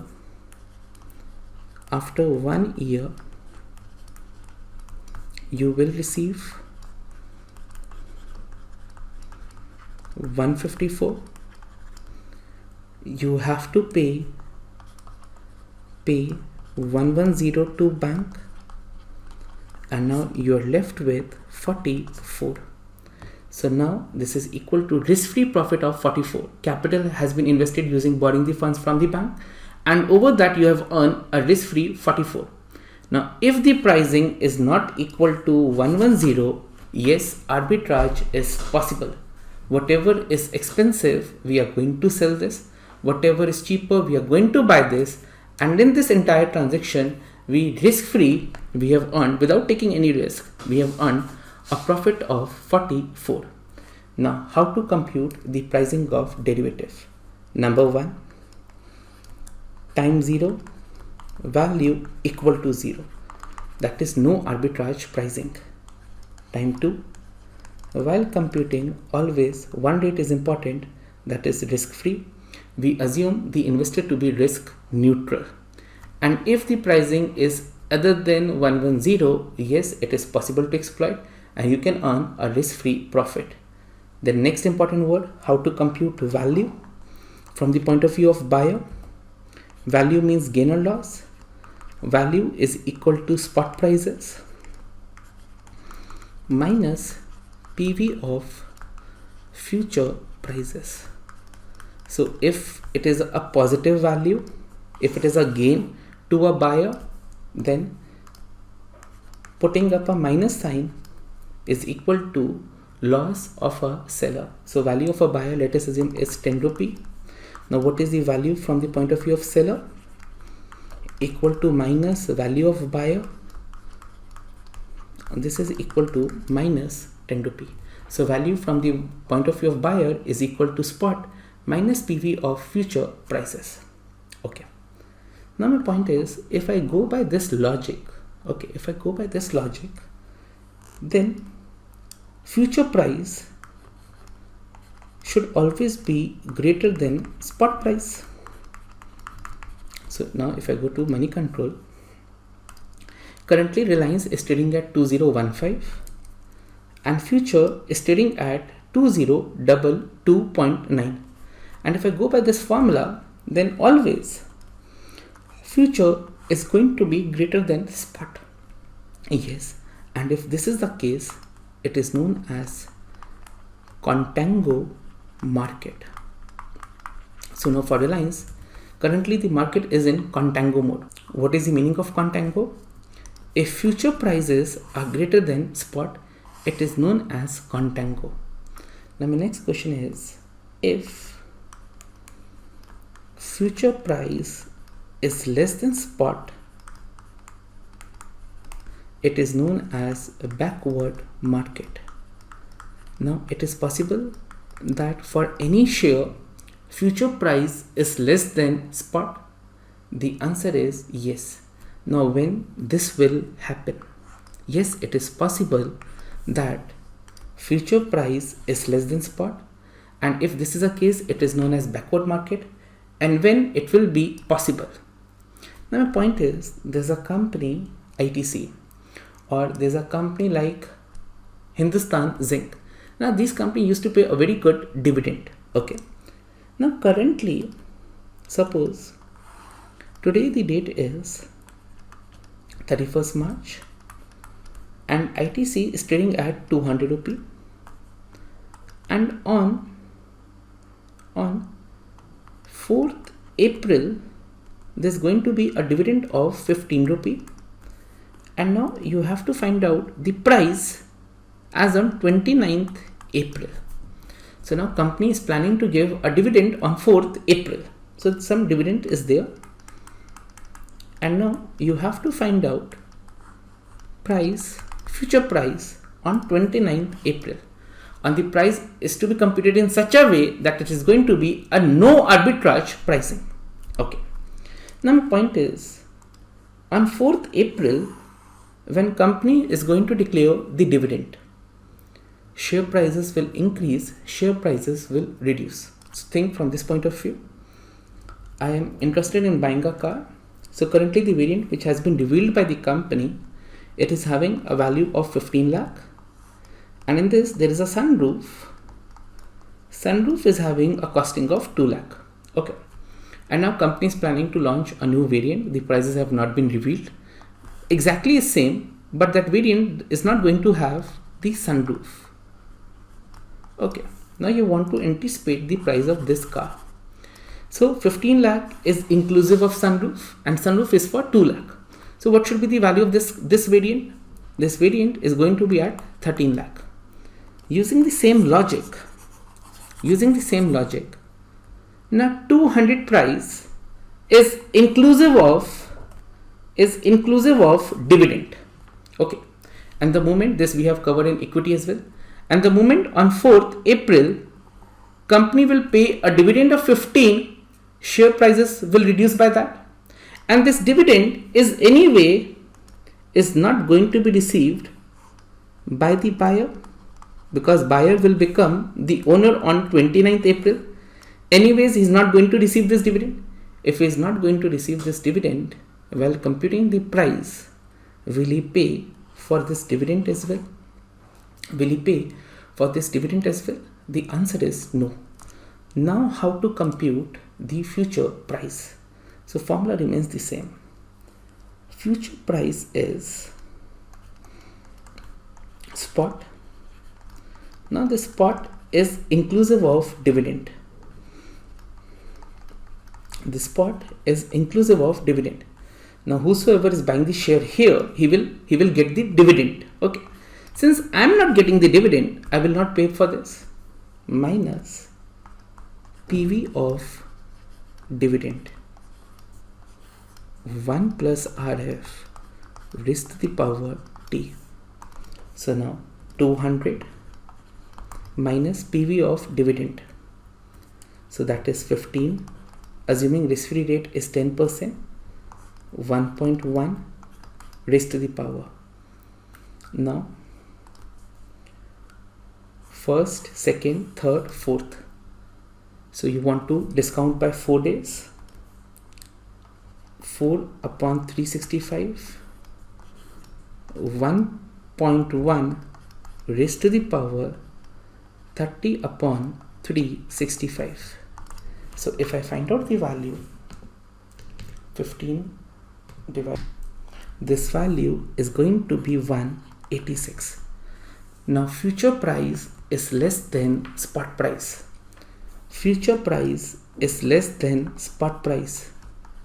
If this is the case, this is possible only in one scenario, when some dividends are going to be, when company has declared some dividends. So in that case, it is possible, yes, future price is less than the spot. And if this is the case, this is going to be known as backward market.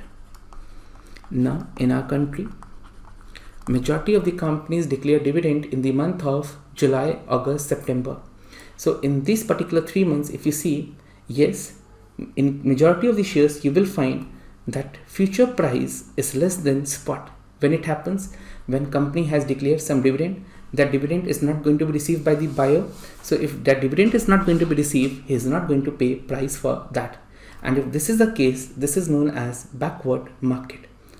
Now my point is, in level 2, you are going to learn about how to compute future prices of commodity. Now my point is, in the previous example, PepsiCo enters into a contract with the farmer to supply the potatoes. Now one expense he's going to incur over the crop farmer. So this is the expense that he's going to incur. Okay, he will recover that from the Pepsi. It is going to be included in the future price. Now one more expense that crop farmer is going to incur, that is going to be with respect to storage. One more expense that is going to incur, that is going to be with respect to insurance. Now my point is very simple. When we are going to compute the future prices, the price that we are going to charge in the future, in that future prices, we shall add the storage cost, we shall add the insurance cost, or we shall deduct this cost. Now since farmer is incurring this cost, so whatever the price he is going to charge in the future, that prices should be inclusive of all these. Now what is going to be the final formula? Now final formula to compute future price is equal to spot. It is dependent upon the spot prices plus PV of cost, whatever the cost you are going to incur at this as well, minus PV of benefit. Since this benefit is not going to be realized by the future buyer, minus that, 1 plus RF raised to the power T. Now this is known as net cost of carry. If cost is more than benefit, then future prices is going to be more than spot. This is known as contango market. Same wise, if benefit is more than cost, then spot prices will be greater than future, and it is known as backward market. With respect to equity, there is going to be only one benefit, that is going to be dividend. No cost is going to incur. But with respect to commodity, you have to incur storage cost, insurance cost. These costs will add up to your spot prices. So spot plus PV of cost minus PV of benefit, whole multiplied by 1 plus RF raised to the power T. This is the way that we compute the future prices. And this pricing is known as no arbitrage. It is a pricing at which value is equal to 0 at time 0. Okay, now let's go through the notes once. Now pricing and valuation. So it has to be a no arbitrage. Investors is assumed to be risk neutral. Compounding using risk-free rate. Okay, the next. Now suppose that the spot prices is 100, risk-free rate is 10, and the contract should be for 110. This is the no arbitrage pricing. If the forward price is 130, we will sell this. Now borrow 100 rupees, buy the share, and short forward at 130. So in this way, you have to return 130 to the lender, 110 to the lender, 130 you will receive, and you can earn a risk-free profit of 20. This is known as cash and carry arbitrage. Next, now you have to find out value. Value at time 0 is always 0. Value after 1 year, that is spot minus future price, and value in between is going to be spot minus future price minus PV of future price. This is going to be 15.12. So now this is the way that we are going to compute the value. Value means gain and loss. Next, this we have already covered. Now, what is the meaning of contango backward market? If spot is less than future, then it is a contango, and if spot is greater than future, then it is known as backward market. Okay, there is one more concept, that is the basis. Now what is the formula for basis? The formula for basis is spot minus future price. So now if it is a contango means future prices would always be at a greater value. So assuming spot is 100, future is 110, now basis is negative. Now base negative means it is a contango market. Base positive means it is a backward market. When it will be a contango? When cost is more than benefit. When it will be backward? When benefit is more than cost. Final formula to compute the future prices. This is the formula. What are the costs that you are going to incur? Storage cost, insurance cost, relevant in case of commodity, then opportunity cost of the funds. This is again a cost that you want to recover. Benefits, dividend, interest, and conveyance yield. Now what is the meaning of conveyance yield? This is the non-monetary benefit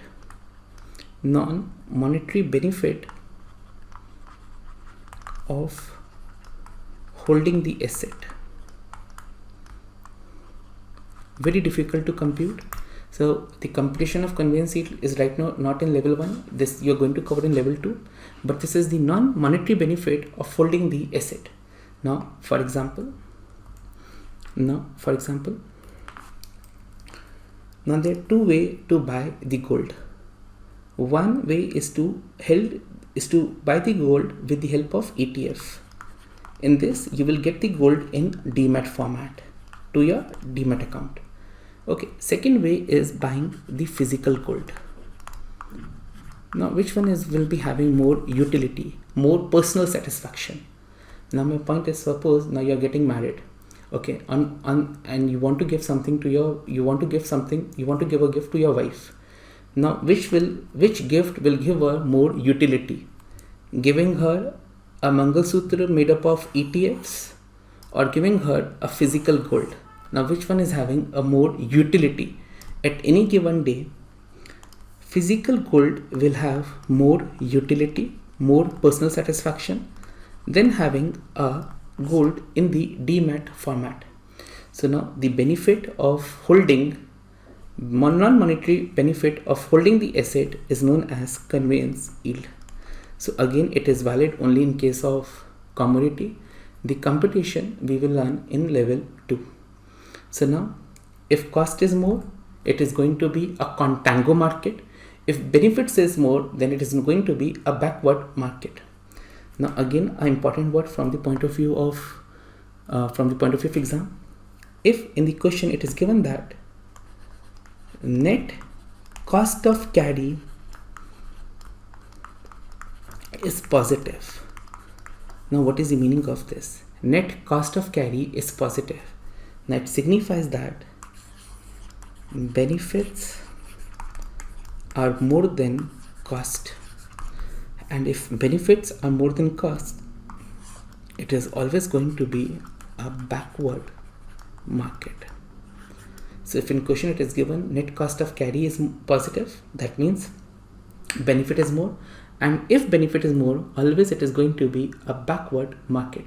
In our country, when equities will be at a backward, mainly in the month of July, August and September, when companies are going to declare dividend. So when dividends are declared, at that time future will always trade at a lower price in comparison to the spot prices. Okay, now we are going to solve some numericals, though the numericals are not testable in the examination.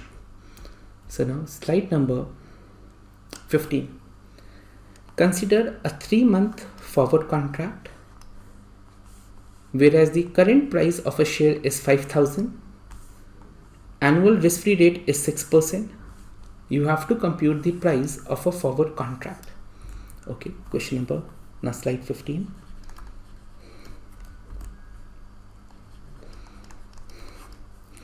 Future price is equal to spot 1 plus risk-free rate and time should always be in years.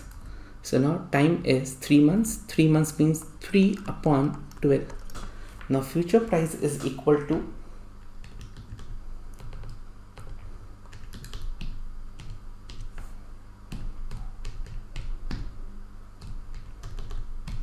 future price is equal to 5073.37.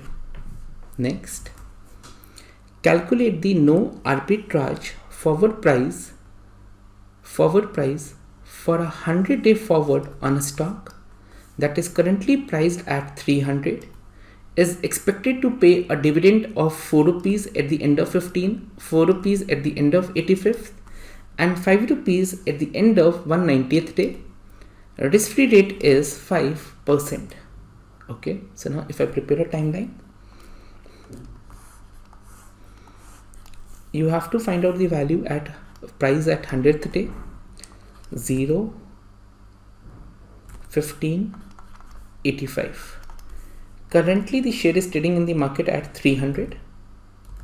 Then company will pay a dividend of 4 at the end of 15th day, 4 at the end of 85th day. Now one more dividend is at the end of 190th day. That dividend is irrelevant because we have to find out price till here only. Okay. Now this 300 is inclusive of these dividends. So now what is going to be the future price?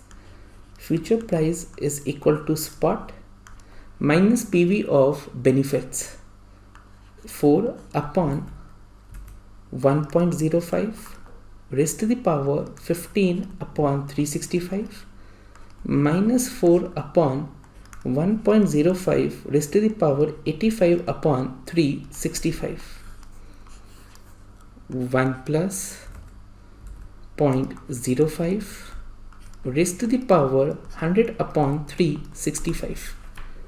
So if I solve,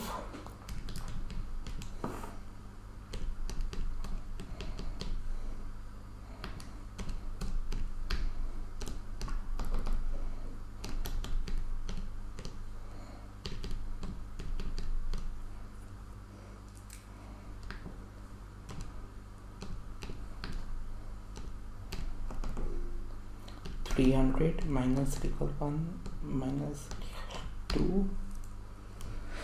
So this is equal to 292.0532 1.05 raised to the power 100 upon 365.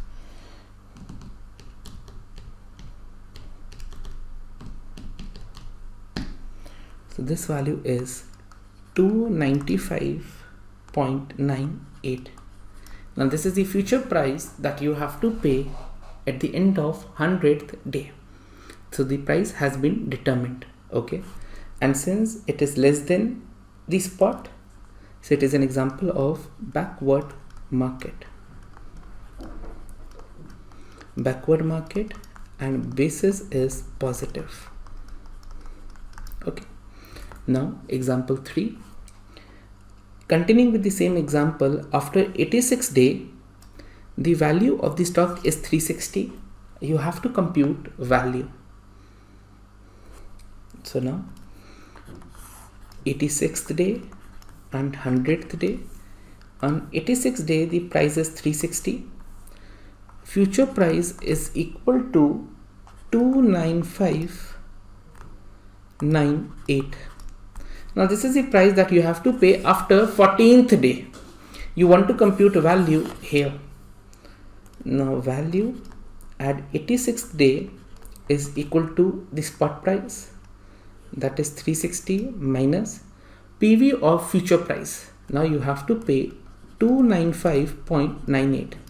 This amount is payable after 14th day divided by 1.05 raised to the power 14 upon 365. So if I solve,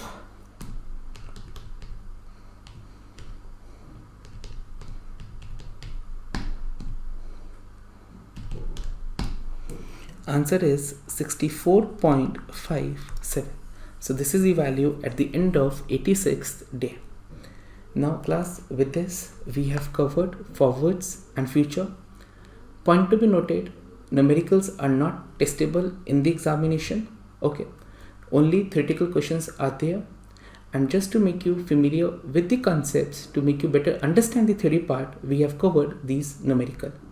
Okay, now one more concept is there, and with that, post that, we have completed with futures and forwards. Okay, now my point is, we understand that in case of futures,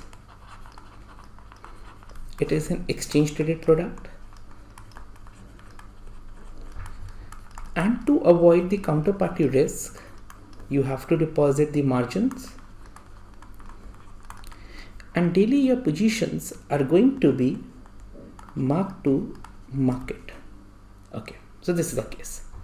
Whereas in case of forwards,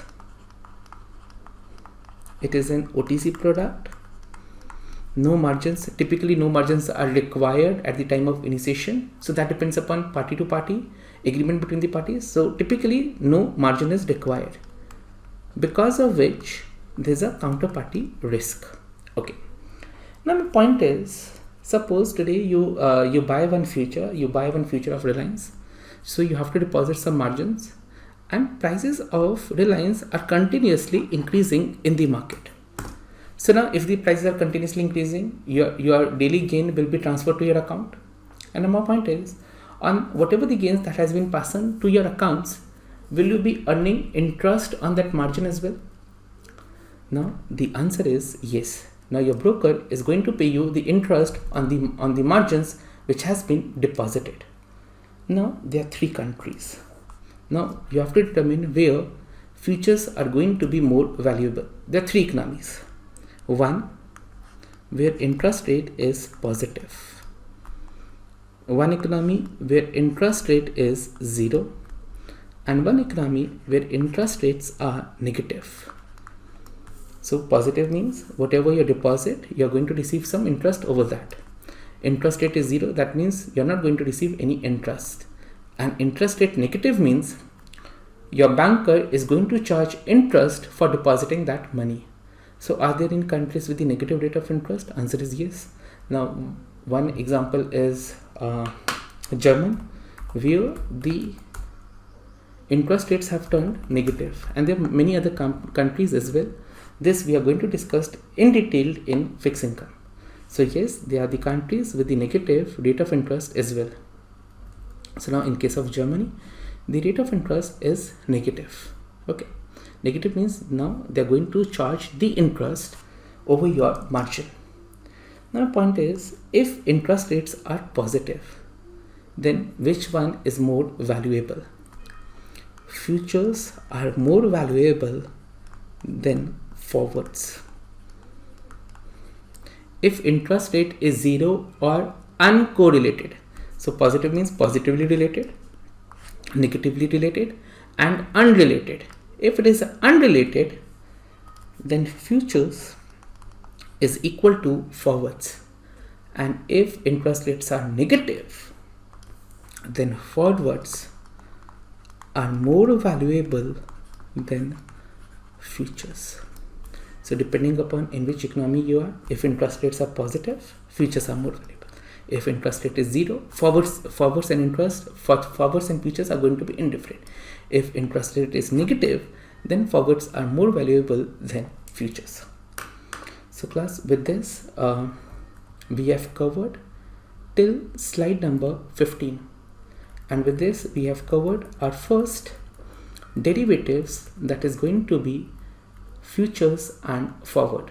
Okay, now before proceeding to the next part, first you have to go through the notes till slide number 15, and then we are going to solve some problems on futures and forwards before proceeding to the next derivative, that is options. Okay, so now revise part 1, part 2. In part 3 we are going to solve some numericals, and then in the fourth part I'm going to start with options. Okay, thank you.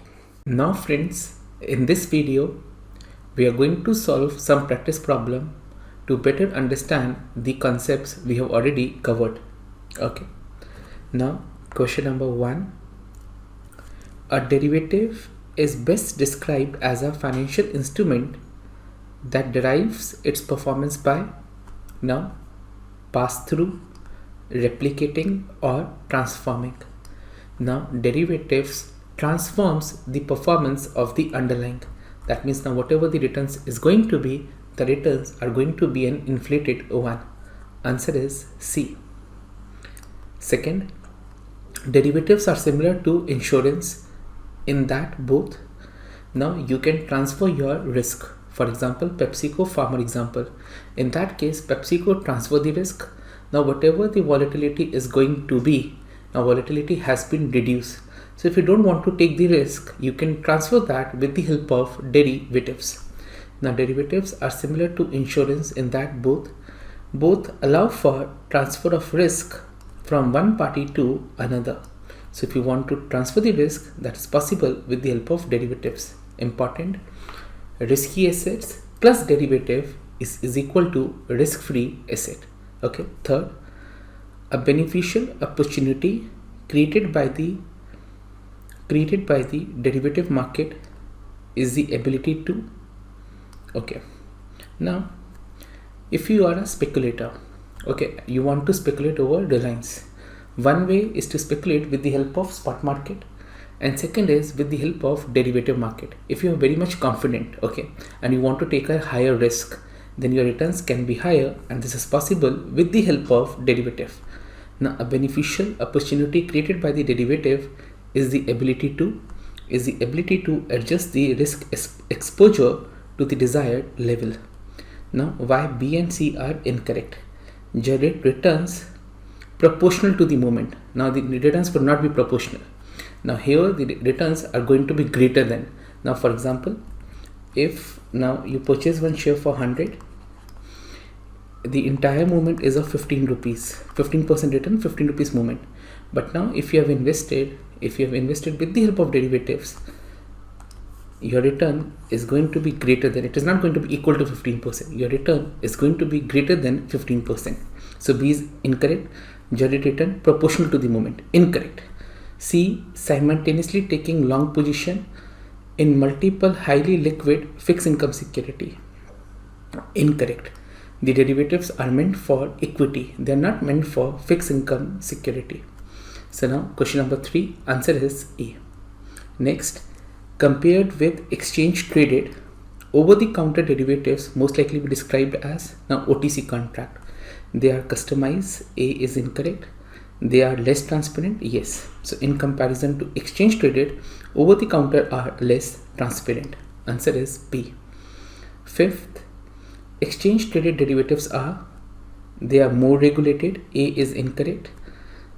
Traded through an informal network. Incorrect.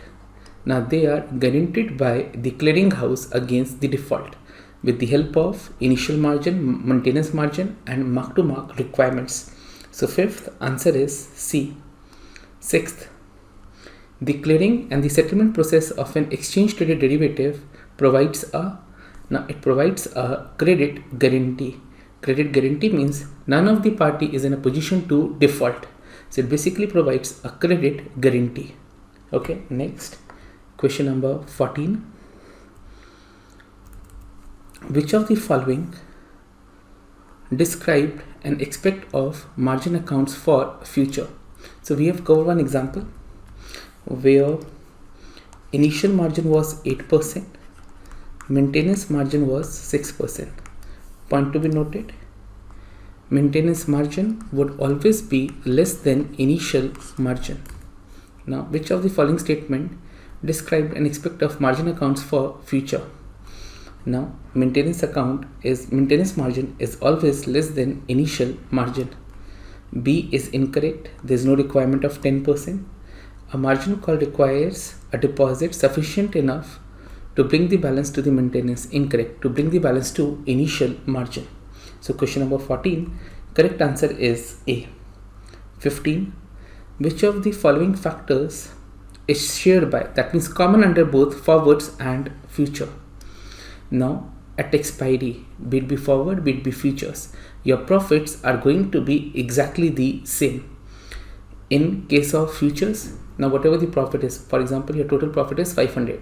This 500 you will receive over the period of time. Okay. In forwards, you will receive at expiry. But point to be noted, whether it's a forward or future, at expiry, the profits under both the systems are going to be similar. So nearly equivalent profits by expiry. Next is question number 35. Compared to underlying spot market, derivative markets are more likely to have. They are greater liquidity. The liquidity is higher, transaction cost is lower, and lower capital requirement. Answer is A. Next, 36. Which of the following least likely to be benefit associated with using derivative? More effective management of risk. This is one of the benefit. It is used by hedgers to manage the risk. A is incorrect. Then greater opportunities to go short compared with the spot market. Yes, in India we typically go short with the help of derivative. If you have a bearish view over a share, for example PVR, you think that PVR is going to fall, then what we can do, we can sell the future today and tomorrow we are going to buy the share. So yes, greater opportunities to go short. Now which one is incorrect? Payoffs would be similar to those associated with the underlying.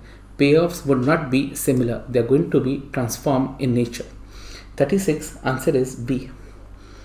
Next is 45th. Arbitrage positions exist when? Now arbitrage will exist when two identical assets are selling at a different price. This is known as arbitrage.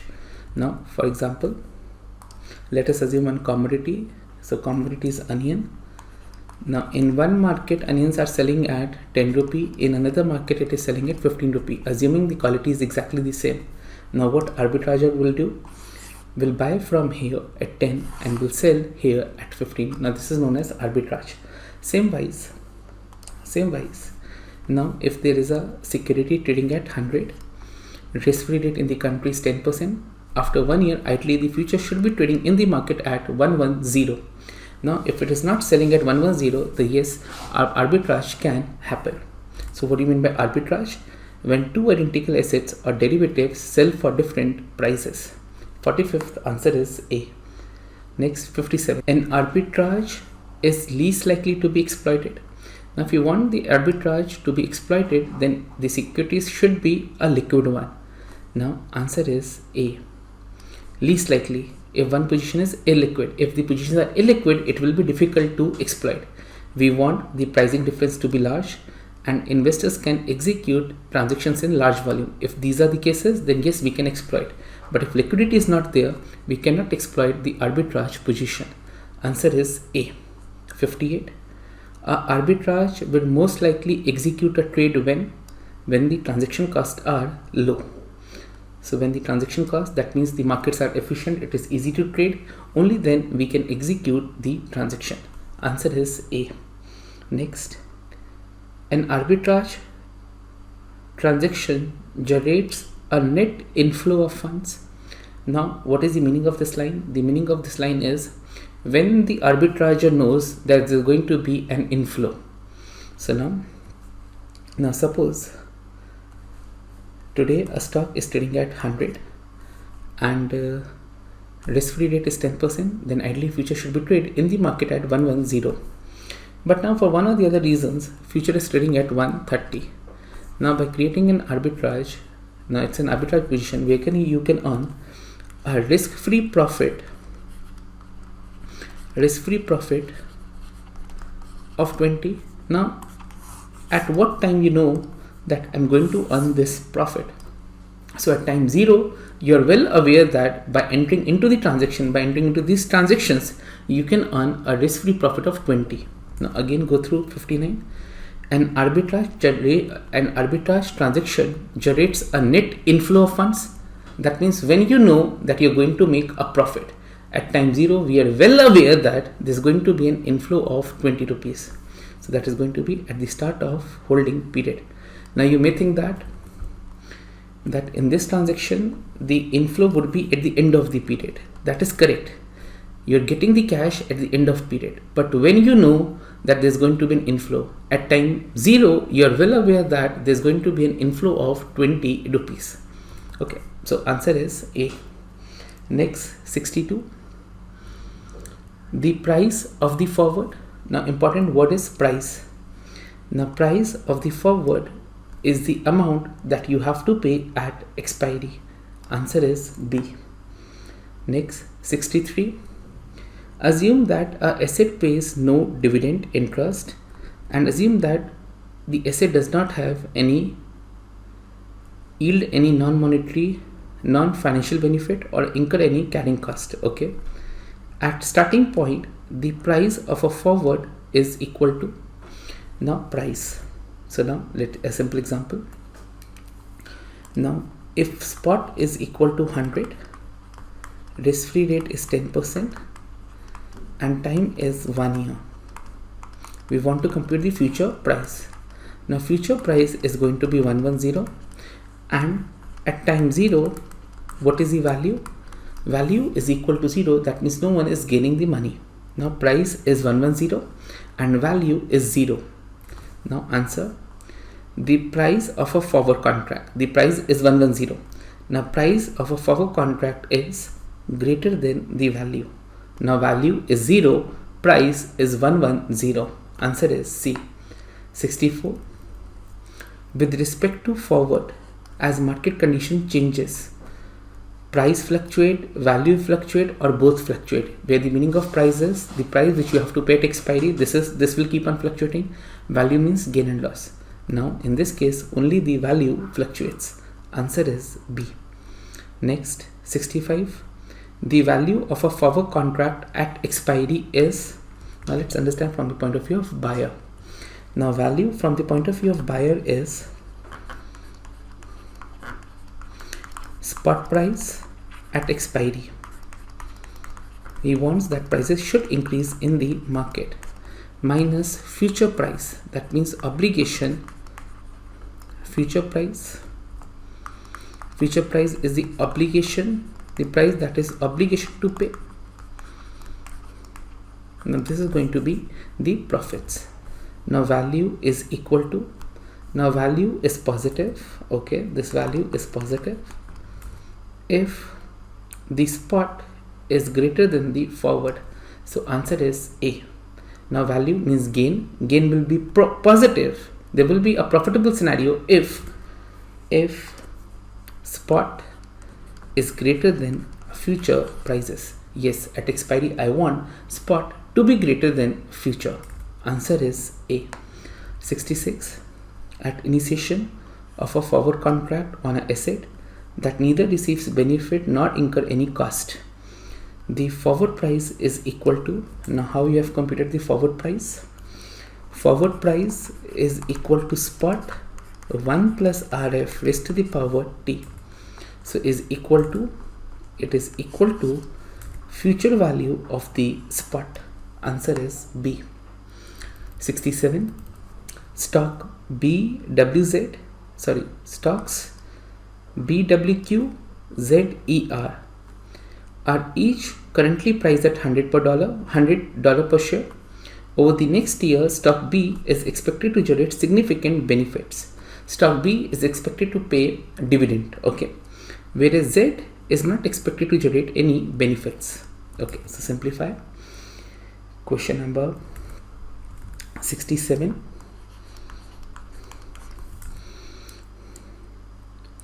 Now B is a dividend paying stock, BWQ, dividend paying,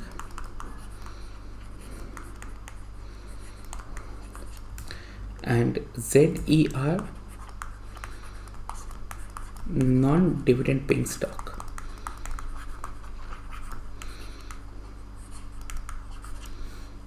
Okay, now there are no carrying cost. Okay, compared with Z, the 1 year forward price of B is going to be, now what will be the, now BWQ is a dividend paying stock. Now here, since there are going to be benefits, so now future price is going to be lower in comparison to ZER. So answer is A. 68. Now if net cost of carry is positive, that means benefits are more. Now benefits are more, then the price of the forward most likely be lower if the net cost of carry was 0. Answer is A. Point to be noted. Net cost of carry is positive, that means benefits is more. Okay, student may think that the cost is more. No, benefit is more.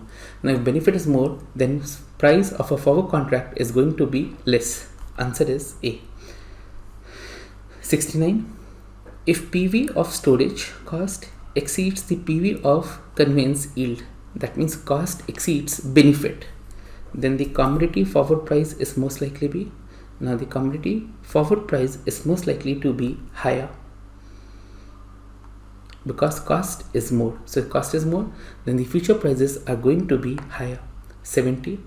Which of the following most likely explain why the spot price of a commodity, why the spot price is greater than the forward price? That is only possible in case of gains, benefits.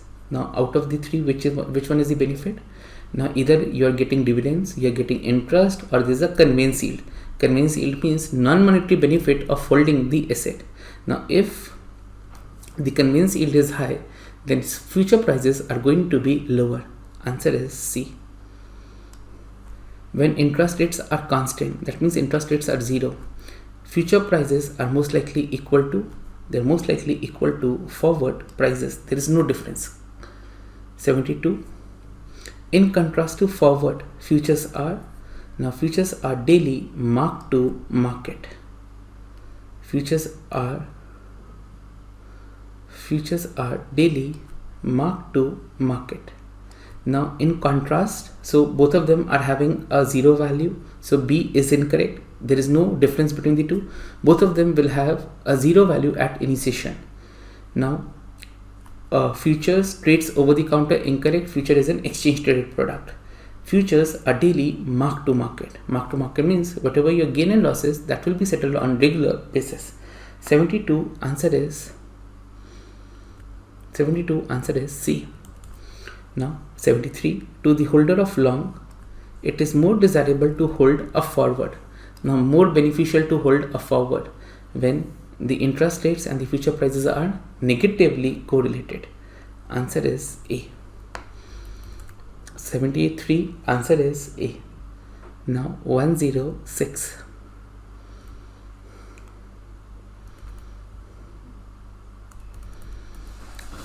Over time, a forward contract most likely will have a variable price, a variable value, and a constant price. Value keeps on changing, whereas price remains constant. Answer is A. 107. In an efficient market, it is most likely that the fundamental value will be reflected in the. Now fundamental values will be reflected in the derivative markets before the spot. Now why this could be the case? Now for example, okay, so derivative makes the markets more efficient. Okay, now suppose there is a lockdown in a country, and in a country short selling is not allowed. So which stock is going to hamper a lot with the help of lockdown? So there's a company that is PVR. It is into the cinema business. Okay, now the profitability of this company is going to be hampered a lot because of COVID. Now my point is, in a country short selling is not allowed. In India, short selling is not allowed. That means borrowing the share and selling this in the market, that is not allowed. Now until and unless whosoever who are holding the share, they don't want to liquidate, the prices of the share cannot fall in the market. So now whosoever is holding, now for example, if the share is with Mr. A, until and unless Mr. A is not willing to sell, the prices of the share are not going to fall in the market. But now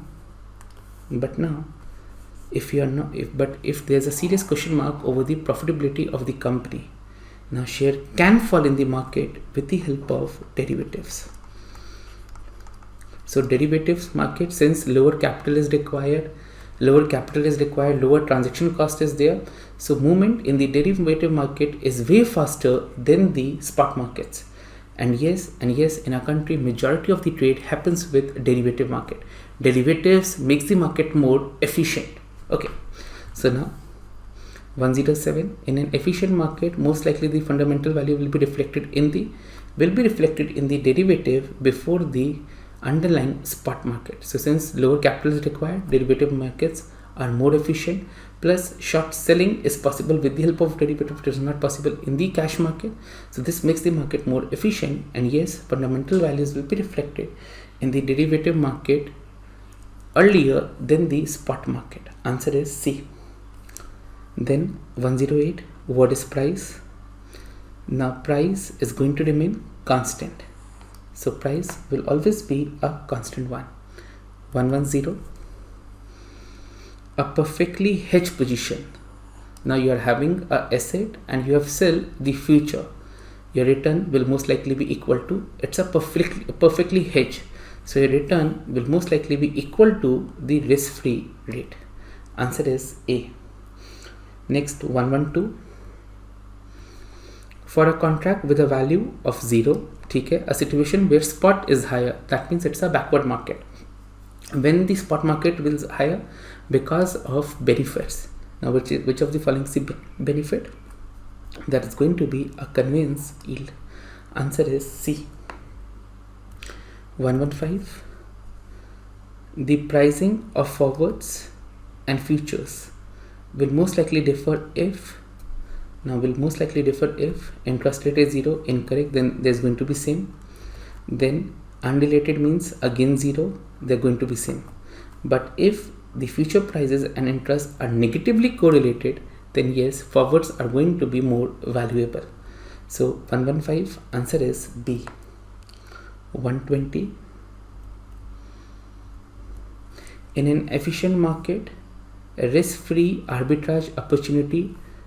Now in the market, risk-free arbitrage opportunities do exist, but they are exploited within fraction of seconds. So they are softwares which help us to identify the arbitrage. So in the efficient market, does risk-free arbitrage exist? The answer is yes, they do exist, and with the help of softwares, these are exploited within seconds. So answer is, especially when in the scenarios of panic, yes, these scenarios do exist in the market. So answer is C. Next, 121, least likely to be the requirement of existence of risk-free arbitrage. Asset can be sold, yes. Asset can be sold short. We want a liquidity, this is one of the requirement. But what is not a requirement, that it has to be a financial asset. It is possible over commodities as well, may or may not be a financial asset. So which of the following is least likely the requirement? The least likely requirement is financial asset. Now in level 2 you will learn that we do have the entire commodity market is a derivative market. So now requirement is not that it should be a financial asset, equity debt. Requirement is there should be a liquidity in the market, and it should be in a position to short selling is possible. So answer is B. Next, 123, conveyance yield is best described as non-monetary benefit of holding an asset. Answer is B. Next, 125, a derivative can be best described as a financial instrument that transforms the performance. Answer is B. Then 129, which of the following is least likely to be example of derivative? So answer is exchange traded. In case of exchange traded, you will exactly get the return. Equal to the underlying, but here the return are going to be a transformed one. So 129, answer is A. Now 130, which of the following statement best describe the changes in the value of a long forward position during its life? As the time goes down, value goes up. Incorrect. Now how we compute value? So now value is equal to spot minus PV of future prices.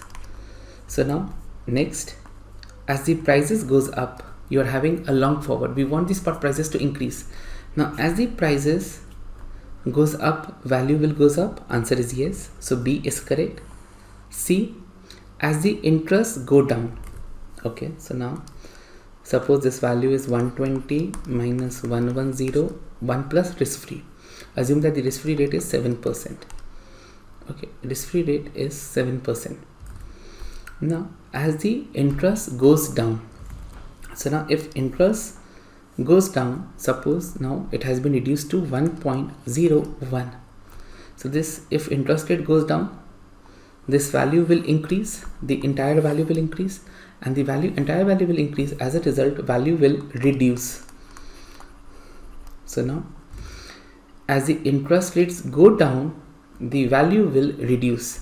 Here it is written, as the interest rate goes down, the value will increase. So C is incorrect. Correct answer is B. As the prices goes up, the value goes up as well. Answer is B. Next, 132. Higher conveyance yield is most associated with, this is associated with commodities. Answer is C. 137. During its life, that means in between, the value of a forward is most equal to the price, that is the spot price, minus the forward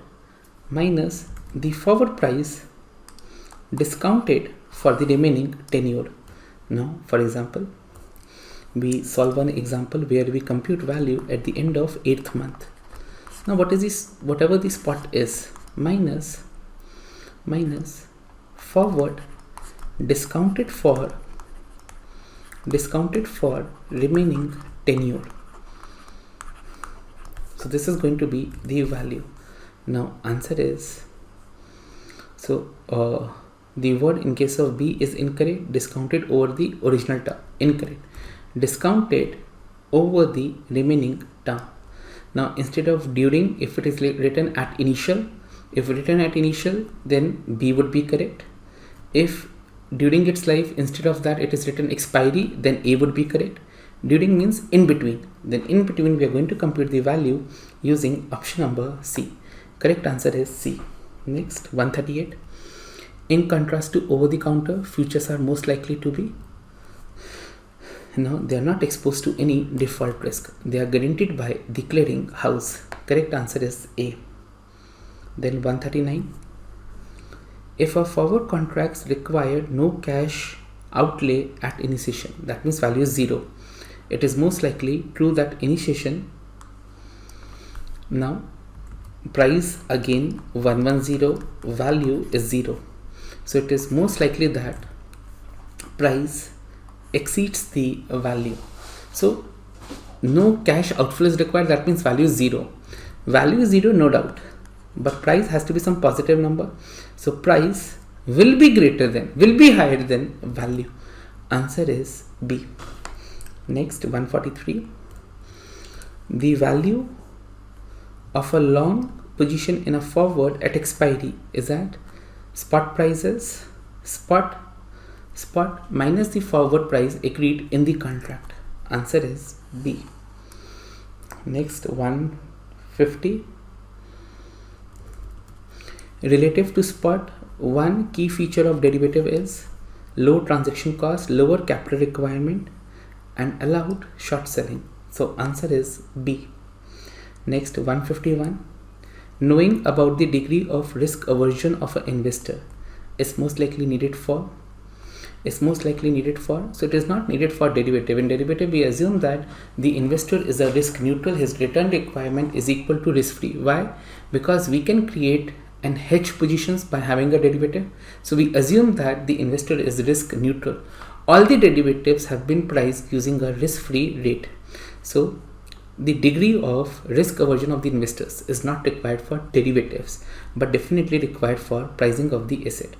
So while pricing we determine, that is using CAPM model, capital asset pricing model. But for derivatives, we assume that his return requirement is equal to risk-free rate. Answer is A. Then 153. For an investor with a long position, the price will most likely be higher than the price of a future contract, most likely be higher than the price on a forward contract on the same asset Now that means futures are more valuable if, now futures are going to be more valuable if there's a positive correlation.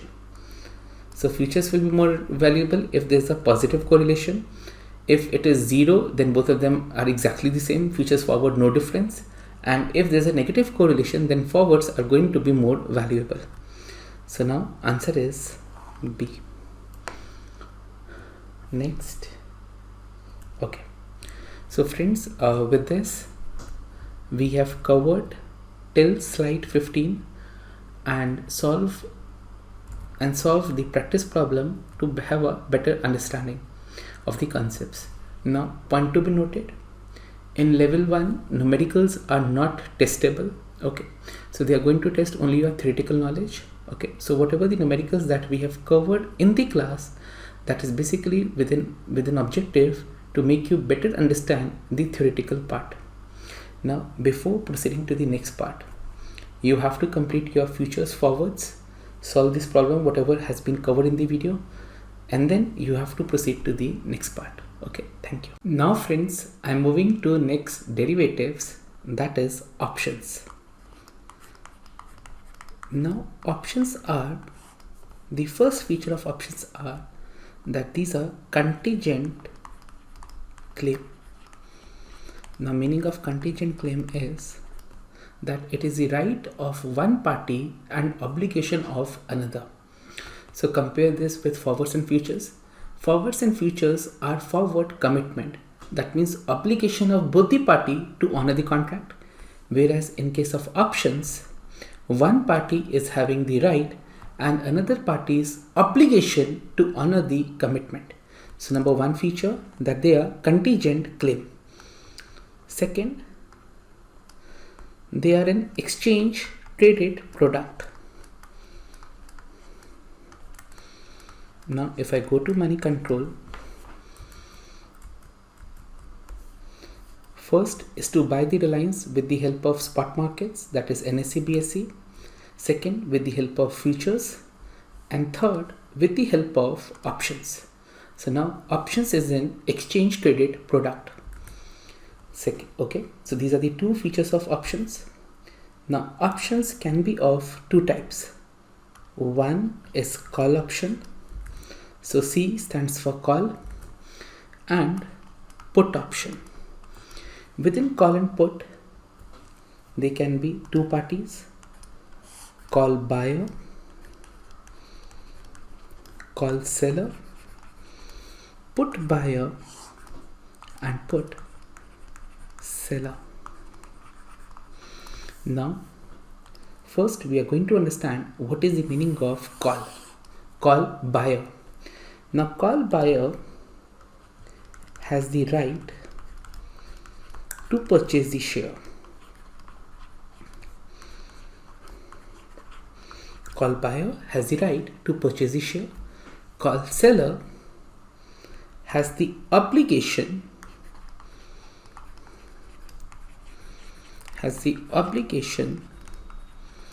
to honor the contract. Okay, now let us assume that today I go to stock market and purchase Reliance call with a strike price of 2000 at a premium of 79.90. Now what is the meaning of this? So now if I go to stock exchange, buy Reliance call option with an exercise price of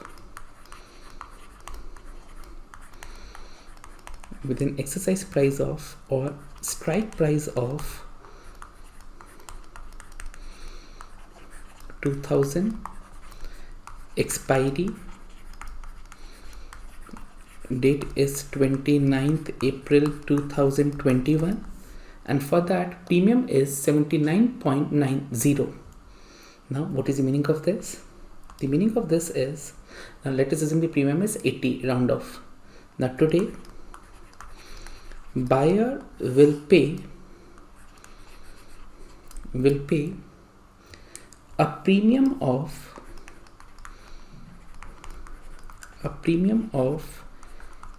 80 rupees per share to seller. And for this premium, against this premium, he is going to get a right. Now what is the right with the buyer?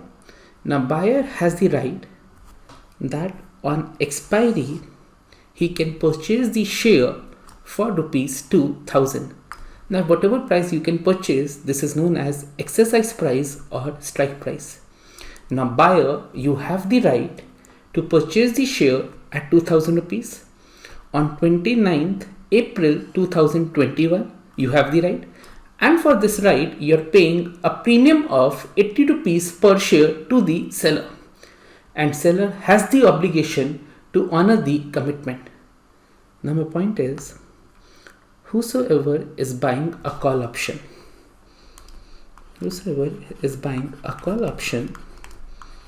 so buyer of call option is similar to, more or less similar to, the buyer of shares is equal to buyer of Reliance futures. That means whosoever is the call buyer, he anticipates that the share prices are going to increase in the future, and if share prices eventually increases, he is going to make the profits. Now let us assume that on expiry on 29th April, following are the Reliance prices. So now at expiry, following are the Reliance prices, Reliance spot prices: 1800, 1900, 2000, 2080, 2100, 2200, 2300. So these are the, assume that these are the prices at expiry. Now what is the exercise price? Now exercise price in each of the case is going to be 2000.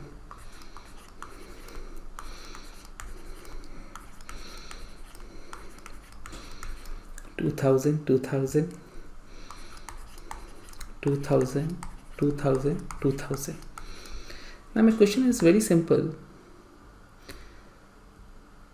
Now you have to decide moneyness. Now moneyness can be of three types: in the money, at the money, out the money. Now what is the meaning of in the money? In the money means I'm going to utilize my right.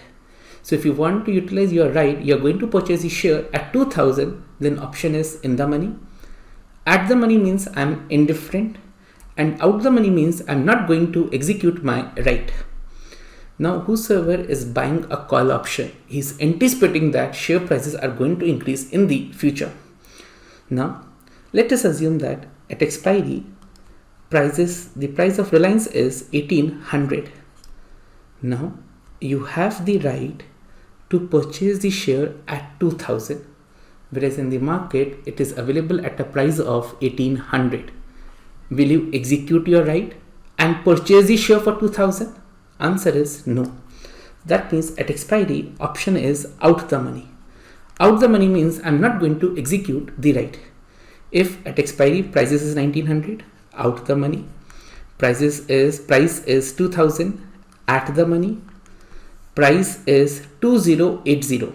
Now the price of the share is 2080. You have the right to purchase at 2000. Now yes, I'm going to execute my right. In the money, in the money, in the money, in the money. Now you have to calculate a value of options. Now what is the value of option? Value of option at expiry. Now since you are not executing your right, if you are not executing your right, what is the value? Now value at expiry is 0, 0, 0, 0. Now what is the meaning of value? By entering into this, by having this call option, what is the value of call option at expiry? Now if it is out the money call, then it is having a value 0, 0, 0, 0. Now if at expiry, now Now if at expiry the price of Reliance is 2080, you have the right to purchase the share at 2000. Now what is the value of this option? Now value of this option is 80, value of option is 100, value of option is 200, value of option is 300. So what is the meaning of value? Value of option means at expiry what is your gain or loss. Now value means gain or loss excluding the premium. Now my fifth column is net gain or loss of call buyer. Now by investing in this, how much call buyer make a profit or loss? Now for this option at time 0 you have paid a premium of 80 rupees. Now option is out the money, it is having an value of 0, but for this you have paid a premium of 80 rupees. Now what is your net gain or loss? Now my net gain and loss is going to be, from each of this value you have to subtract 80 rupees.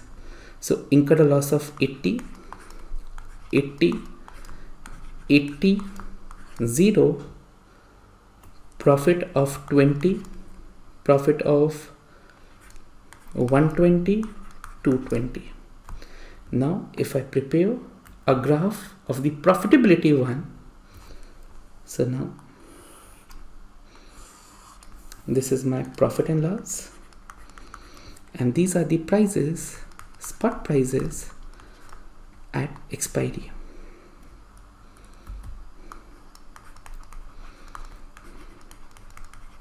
Now important, if at expiry the prices is below the exercise price. Now if it is below the 2000, below the exercise price, I'm not going to execute my right. That means moneyness is out the money, and I will incur a loss of 80 rupees. So my loss will exactly be equal to 80 if the prices at expiry is equal to less than strike price. My loss is 80. But the moment at expiry prices is greater than 2000. The moment prices is greater than 2000, my losses are going to reduce.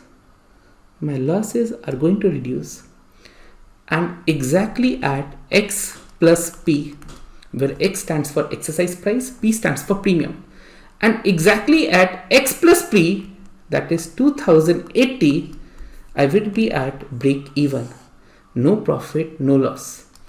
And if it crosses beyond this point, if at expiry the prices are greater than 2080, I will be at a profitable scenario. Now my losses are limited to, the losses of call buyer is limited to 80 rupees. This loss will be there if at expiry price of the spot price is below the exercise price. So if at expiry the prices are equal to less than 2000, my losses are going to be 80 rupees. If price is greater than 2000, then my losses are going to reduce, and exactly at X plus P I'm going to be at break even. Break even means no profit, no loss. And if the prices further increases, then I will be at a profitable scenario, and my profits can be unlimited. Now for example, at expiry the Reliance is 1 crore rupees per share hypothetically. Now the possibilities of profits are going to be unlimited. Now I want to prepare a table of profitability. So table, profitability table. So expiry, spot prices. If spot prices is 0 to X, then what is my gain or loss? Then your loss is going to be premium amount, so minus premium. So whatever the premium that you have paid, this is your loss. If prices are between X to X plus P, losses will reduce. Losses will reduce. If price is exactly X plus P, you will be at break even, And if the prices are greater than X plus P, then you will be at a profitable scenario. Then you will start earning, then you start making the profits. And how much you can earn, that is going to be unlimited. Now the profits of call buyer, the profits of call buyer are going to be unlimited, whereas the losses are limited to the amount of premium paid. Whosoever is buying the call, he is anticipating that in the future share prices are going to increase, and if eventually the prices increase, he is going to make the profit. Now my point is, this was from the point of view of call buyer. Now call seller will exactly have the opposite positions. Now in exam, you need not to compute the profits of call seller. Now whatever the profit, whatever the gain or loss of call buyer is, now for example, if at expiry the prices are 1800, then call buyer is at a loss of 80 rupees. Now what is the profit of call seller? So profit of call seller is equal to minus profit of call buyer, minus 80. So call seller has a profit of 80 rupees. Need not to solve, simply put equal to minus sign, whatever the answer is for call buyer. Now if at expiry price is 1800, then call seller made a profit of 80, 1900, 80, 2080. That means call seller gains are limited to premium. However, losses can be infinite. Now if I want to prepare a table, so now gains are limited to 80. That 80 will be till the price. If at the expiry prices are till 2000, prices are greater than 2000, profits will reduce, and exactly at break even 2080. If prices further increases, then the possibility of losses is infinity. So now this is from the point of view of call seller, and it is from the point of view of call buyer. Whosoever is buying the call is anticipating that shares are going to increase in the future. Now important, there are 5 columns here. You have to watch very carefully. In the question, they are requiring to compute value or net gain or loss. Value means excluding the premium, whereas net gain or loss means post paying the premium, what are the net gain or loss the investor or trader has made. So this was with respect to call. So again, I'm moving up. We are revising the concept. Now options. Now options are contingent claim. Contingent claim means right of one party, obligation of another. They are traded over the exchange. Now options can be of 2 types: call, put, call buyer, call seller. Now whosoever is buying the call, he has the right. For that right, he has paid a premium at time 0. Call seller has the obligation to honor the commitment of call buyer. Call seller's gains are limited to the premium that he has received. Now if at expiry, these are the prices.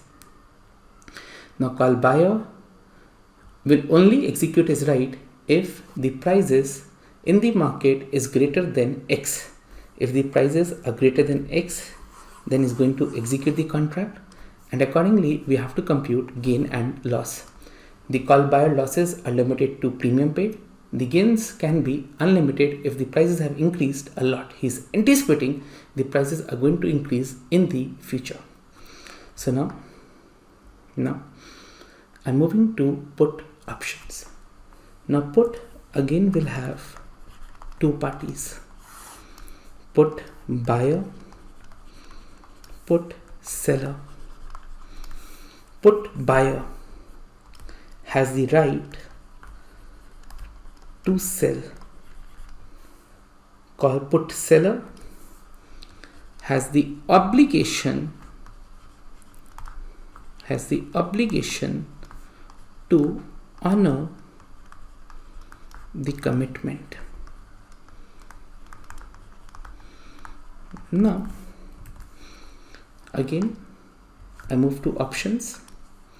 C stands for call. Now instead of call, I want to buy put option. Now put option Now Reliance,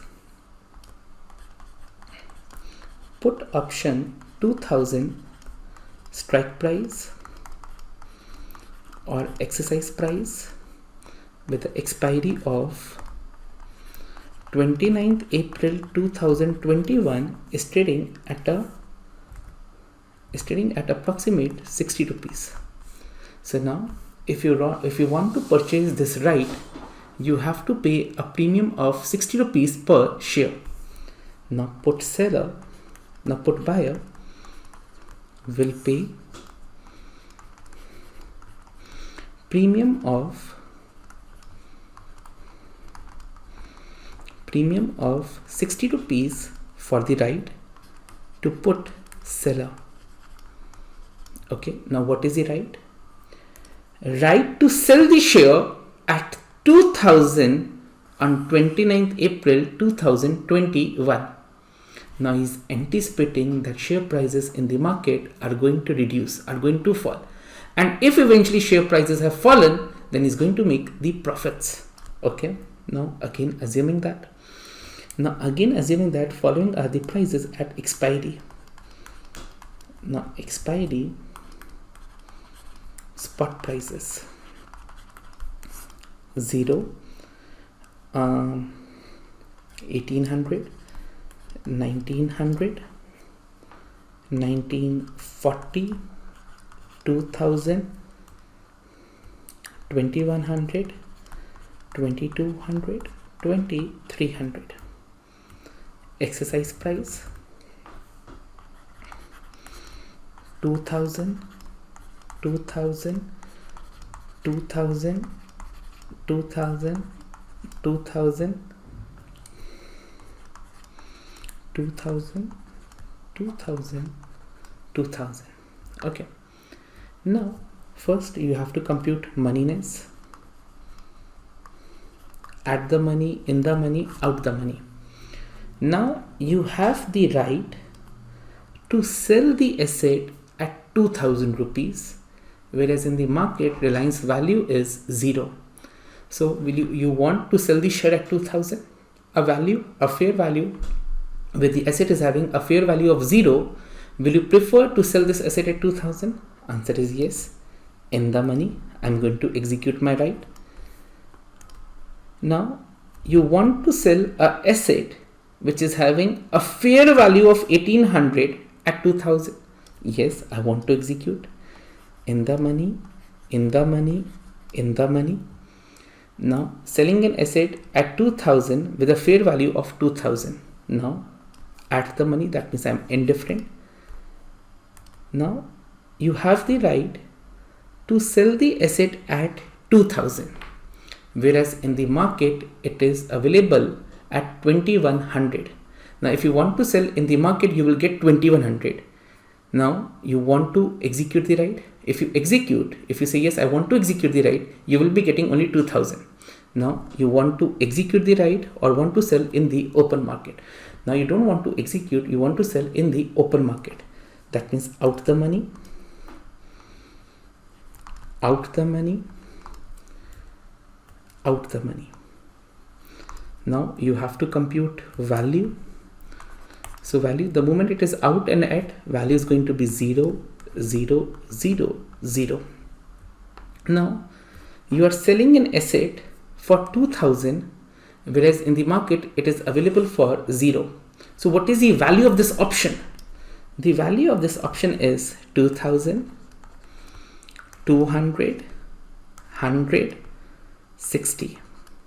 Now you have to compute net gain or loss to a trader. Now simply you have to subtract the premium that you have paid. Now net gain and loss of put buyer. Now you have to subtract from each value 60 rupees. 1940, 140, 40, 0. Now 60 minus 60 minus 60 minus 60 minus. Now if I prepare a table, a graph of the profitability, now my losses are limited to 60 rupees. The losses of call buyer are limited to 60.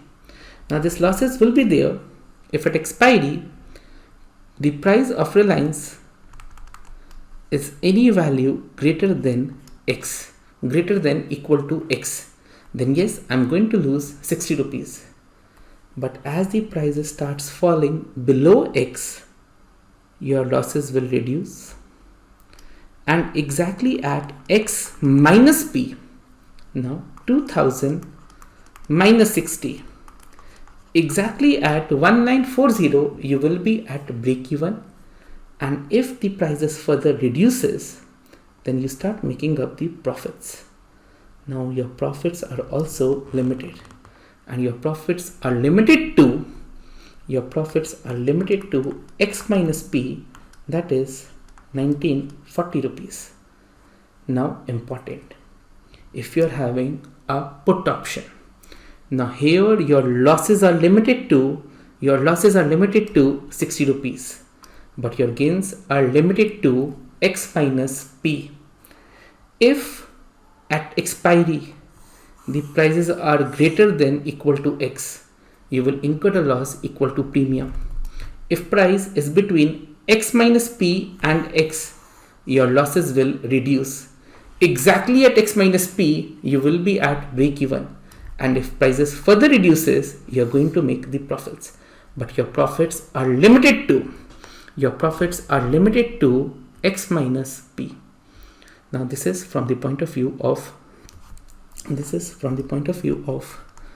put buyer. Now put seller, exactly the same. Gains will be limited to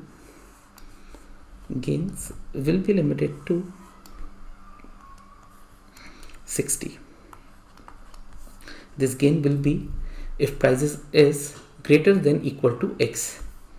Now profits will reduce if price is between X minus P and X.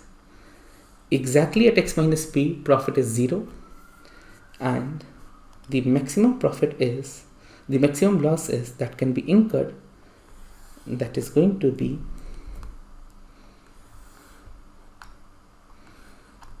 1940. This loss will incur if Reliance hypothetically reduces to 0 rupees. So this is from the point of view of put seller. Now again I repeat. Number 1, options are traded over exchange. They are contingent claim. Now options can be of two types: call, put. Call can be of two types: call buyer, call seller. Call buyer has the right, call seller has the obligation. Now call buyer is anticipating that in the market share prices are going to increase, and if they eventually increases, he's going to make the profit. Put can be of two types: put buyer, put seller. Put buyer has the right, put seller has the obligation. Now put buyer is anticipating that share prices are going to reduce in the market, and if they eventually reduces, he is going to make the profit. Now for this right, buyer is paying a premium. Buyer is paying a premium to the seller.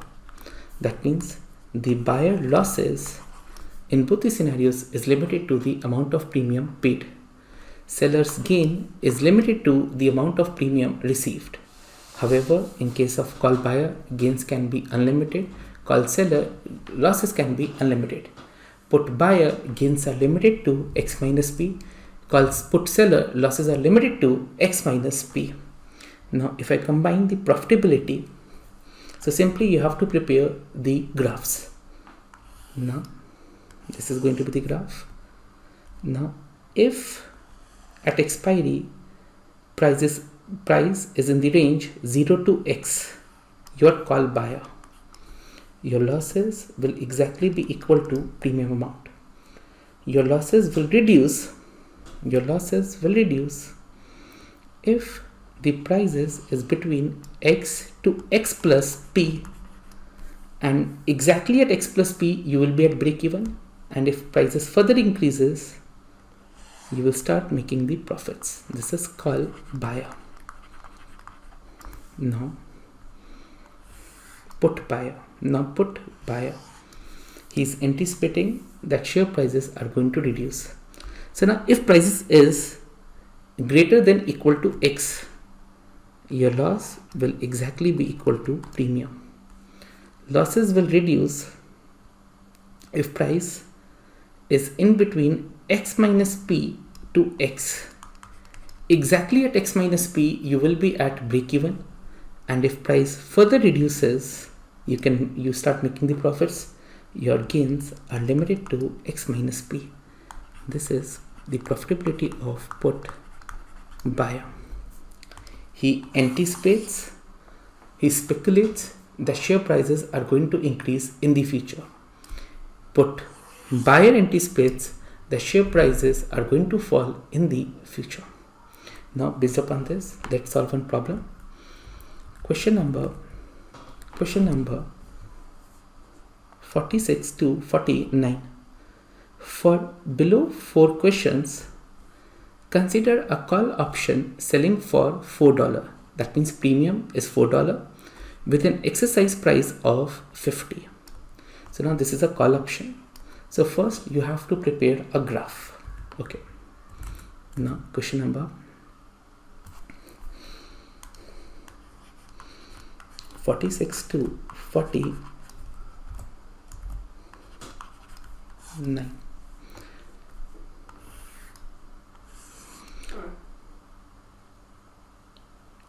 Now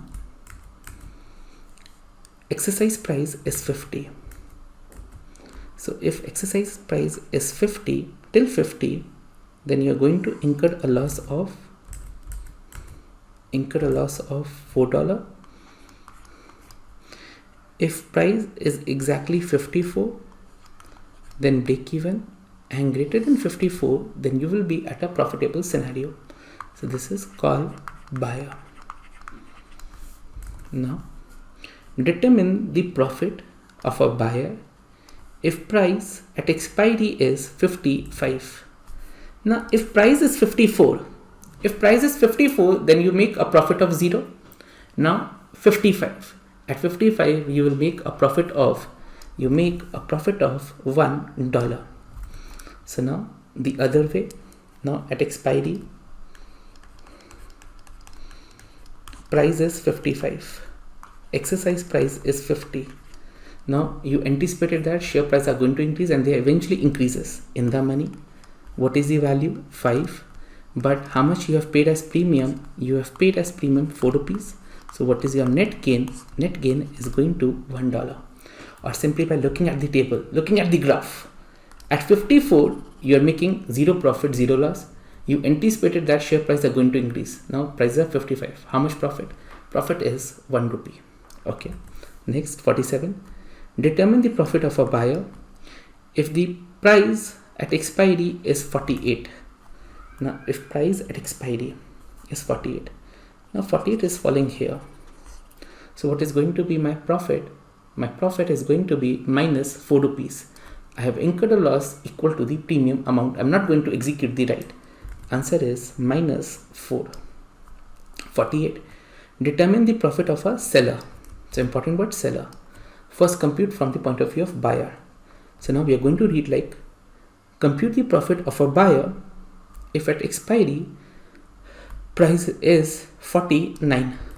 Now if at expiry price is 49, now call buyer will incur a loss of $4. Call seller will made a profit of $4. Answer is A. 49. Compute the profit of a seller if at expiry price is 52. So first from the point of view of buyer. So if now it is in this range. Okay. So now if at expiry price is 52, you're going to execute. Yes, you're going to utilize your right. Now what is the value? Value is 2, but you have already paid a premium of 4 rupees. So what is your net gain and loss? Minus 2 rupees loss you have incurred. So this is the loss of call buyer. Call seller will made a profit of call seller will made a profit of $2. Now 46, answer is B, 47A, 48A, 49C. Now I'm proceeding further. Suppose you believe that the price of a particular underlying currently selling at 99 is going to increase substantially in the next 6 months. You decided to buy a call option expiring in 6 months. The call option has an exercise price of 105 and sells for $7. Now again, first we are going to prepare the table, the graphs, profitability graph from the point of view of call buyer. So if at expiry prices is in the range 0 to 105, then loss is 7. If price is 105 to 112, losses will reduce. Exactly at 112 you will be at break even. Now if prices further increases, then you are going to make the profits. Okay, now determine the profit if the price 6 years from now is 99. That means at expiry the prices are 99. Now if at expiry the price is 99, I'm not going to. Now the option is out the money. Out the money, you will incur a loss of $7. Answer is C. Determine the profits if the price is 112. If price is exactly 112, this is going to be break even. Answer is B. 52. Determine the profit if the price is 115. Now exactly at 112, you are making a profit of 0. At 115, what is going to be the profit? At 115, the profit is going to be 3 rupees. Answer is B. Now, using the table, at expiry, price is 115. Exercise price, exercise price is 105. Moneyness, in the money. What is the value? Value is 10, but you have paid a premium of 7. Now what is net gain and loss? Net gain and loss is equal to 3 rupees. Answer is B. Next, suppose you believe that the price is currently selling at 99 is going to decrease. You decided to purchase a put option expiring in 6 months. The put option has an exercise price of 95 and sells for $5. Okay, so first prepare the profitability graph.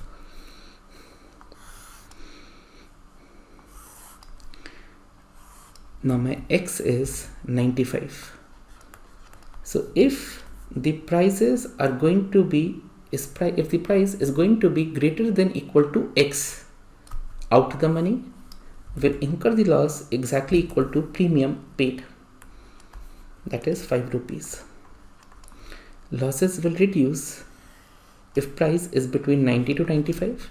Exactly at 90 I will be at a break even, and post that I start making the profits. My profits are limited to 90 rupees. This 90 rupees profit will be there if stock prices reduces to 0. So this is the graph from the point of view of put buyer. Okay, determine the profits if price 6 months from now is going to be 100. So now 100 will be in this range. If at expiry the prices are going to be 100, then you will incur a loss equal to 5 rupees. Answer is C. Determine the profits if the price is 95. If price is 95, again loss is 5 rupee. Answer is C. Determine the profit if the price is 85. Now if the price is 85, so at 90 you are at break even. Now price is 85. What is going to be profit? The profit is going to be $5. Now let's solve using the table. Expiry price is 85. Exercise price is 95. Now moneyness, it is in the money. What is the value? 10 rupee. but you have already paid a premium of 5. So what is net gain and loss? Net gain and loss is equal to $5. So answer is B. So now friends, whenever you're going to face questions on put and call, first you have to prepare the profitability table or graph, and based upon that you're going to compute the answer. So a quick revision before we proceed to the next concept. Call buyer, put buyer. Whosoever is buying the call, he is anticipating share prices are going to increase, gains are going to be unlimited, losses limited to the premium paid. Put buyer, whosoever is buying the put, he has the right to sell. Now he is anticipating that share prices are going to reduce. If eventually reduces, he is going to make the profit. Now here the gains are limited to X minus P, losses are limited to P. He will be exactly at break even at X minus P, whereas the call buyer will exactly be at a break even at X plus P. So now what is the break even conditions? In case of call buyer, he will be at a break even at X plus P, and put buyer will be at break even at X minus P. He anticipates share prices are going to increase. Put buyer anticipates share prices are going to reduce, and eventually if it does, then they're going to make the profit. Okay, so with this we have covered what do you mean by options, put, call. Now before proceeding to the next part, okay, again we are going to discuss elaboratively about the options.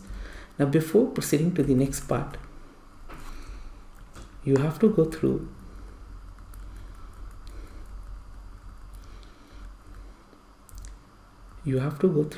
slide number 16 to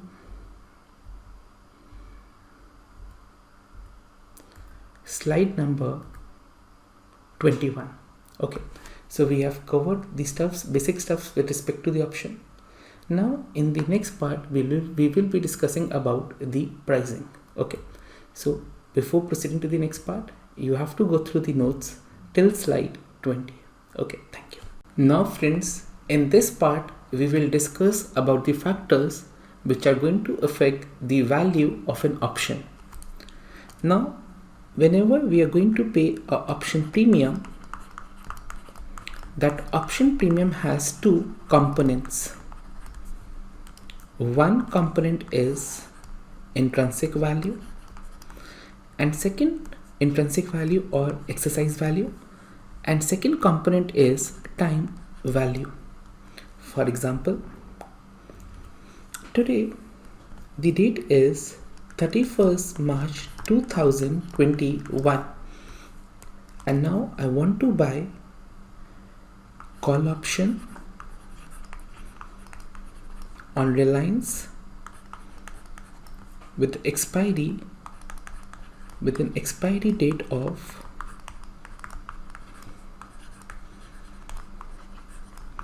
29th April 2021. So you want to buy a right. That right has an expiry on 29th April 2021. Now one right is you want to purchase call option with an exercise price of 1980, and second is with an exercise price of 2100. Now which right is going to be, for which right you are going to pay a higher premium? Now whatever the premium that you're paying, that has two components: intrinsic value, exercise value, or time value. Okay, now the point is, currently Reliance is trading in the market at 2003 rupees. Okay, now at time 0, that means today, this option is in the money, out the money, or at the money. Now the spot price is 2003, exercise price is 1980. Right to purchase the share at 1980, where in the market it is currently selling at 2003. So this option at time 0 is in the money, And if it is in the money, what is the intrinsic value? Intrinsic value is 2003 minus 1980. So answer is intrinsic value is 23. Now if I go to money control and search for call option expiring on 29th April 2021 with the exercise price of 1980. Now it is available in the market for ₹90 rupees. Now you are paying a premium of 90. That premium of 90 has two components. One is intrinsic value. Intrinsic value means the apparent loss to the seller. The apparent loss to the seller is 23 and remaining 67 is for time value. Now how in practical life we compute time value? This is going to be covered in level 2 using Black-Scholes model. But point to be noted, whatever the premium that you are paying, that premium has two components. One is the intrinsic value. Intrinsic value means the loss to the seller at time 0. Loss is 23 rupees. So one component of premium is this loss of 23 and remaining 67 is for the time value. Now I'm giving you a right. This right is valid till 29th April. For this I want a value of 6. For this I'm going to charge a value of 67 rupees. So in totality premium is 90. Now compare this with the exercise price of 2100. Currently in the market stock is trading at 2003. Exercise price of 2100. In the money, at the money, out the money. Now at time 0 this option is out the money. So what is the intrinsic value? Intrinsic value is 0. Now whatever the premium that you're paying currently, that premium is only for time value. Now if I go to money control, I press here 2100 call. Now 2100 call with a strike price of 2100, it is available in the market for 40.3. Now this 40.3 in totality comprise only of time value. Intrinsic value is 0. Now important, whatever the premium that you are paying, that premium has two components, intrinsic value, time value, where the intrinsic value means the apparent loss to the seller and time value means the time he is going to charge for the time for which he is going to give you the right. Now my point is, if I want to purchase call option with an exercise price of 1900. In the market, stock is available at 2003.10. At least the premium that seller is going to charge, at least the premium is going to be 103. Now a call of 1900 is available in the market for 143. Out of that 143, 103 is the intrinsic value, the apparent loss to the seller, and remaining 40 rupees is the time value. Now important, now as the exercise price will keep on increasing. Exercise price was 1900, then 1980, 2100. Now as the exercise price will keep on increasing, what is going to be the impact over the option premium? Now option premium will keep on reducing. Now option premium will keep on reducing. This is the case with the call option. Same wise. Now I want to compute premium for a put option with the exercise price of 2100 and with the exercise price of 1900. Okay, now you want to compute the option premium. Okay, option premium has two components, one intrinsic, one time value. So now current spot price is 2003 exercise price is 2100. In the money, out the money, at the money. Now put means right to sell. Now right to sell at 2100, where in the market it is currently selling at 2003. So now put buyer is at a gain. Answer is yes. At time 0, this option is in the money. Now what is the intrinsic value? Now intrinsic value is 2100 minus 2003, that is 97. In totality, the premium is put 2100. Now 2100 put is selling in the market for 121. Now balancing figure is time value, that is 24. Same wise, if you want to compute the premium for 1900,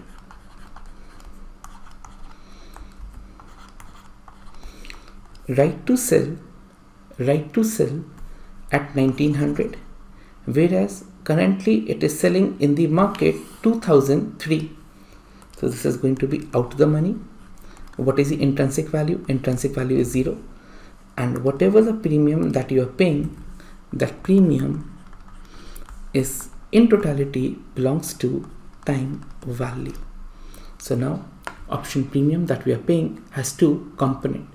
One intrinsic, second time value, and at expiry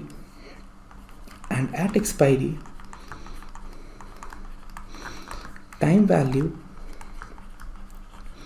will be 0. Time value will be 0 because no time is remaining. Time value is 0, and now value of option is equal to max of 0 or value in the money. So this is going to be the value of option. Now suppose at expiry we purchase one call option with the right to purchase at 2100. Now at expiry the prices are 2400. Now 2400, I have the right to purchase at 21. It is in the money. Now what is the value? Value is going to be 300. So it is in the money. Now value in the money is 300. So max of 0 or 300. So value is 300. Same wise, if at expiry the prices are 2050, I'm not going to execute it. So what is going to be the value? Value is 0. So at expiry, time value will become 0, and now the option value is intrinsic value, max of intrinsic value, or 0. So now let's go through the notes.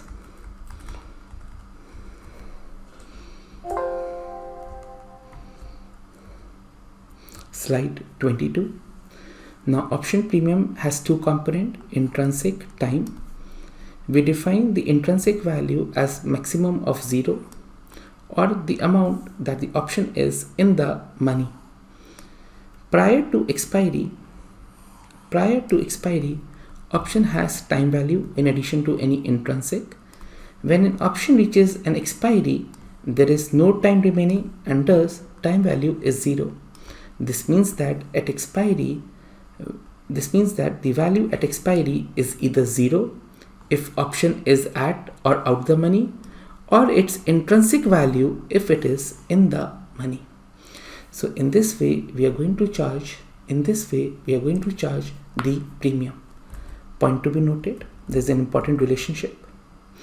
Point to be noted, as exercise price will keep on increasing.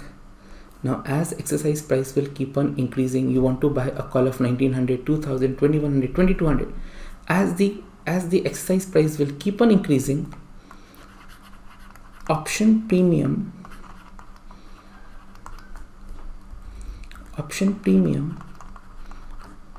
on call will keep on reducing.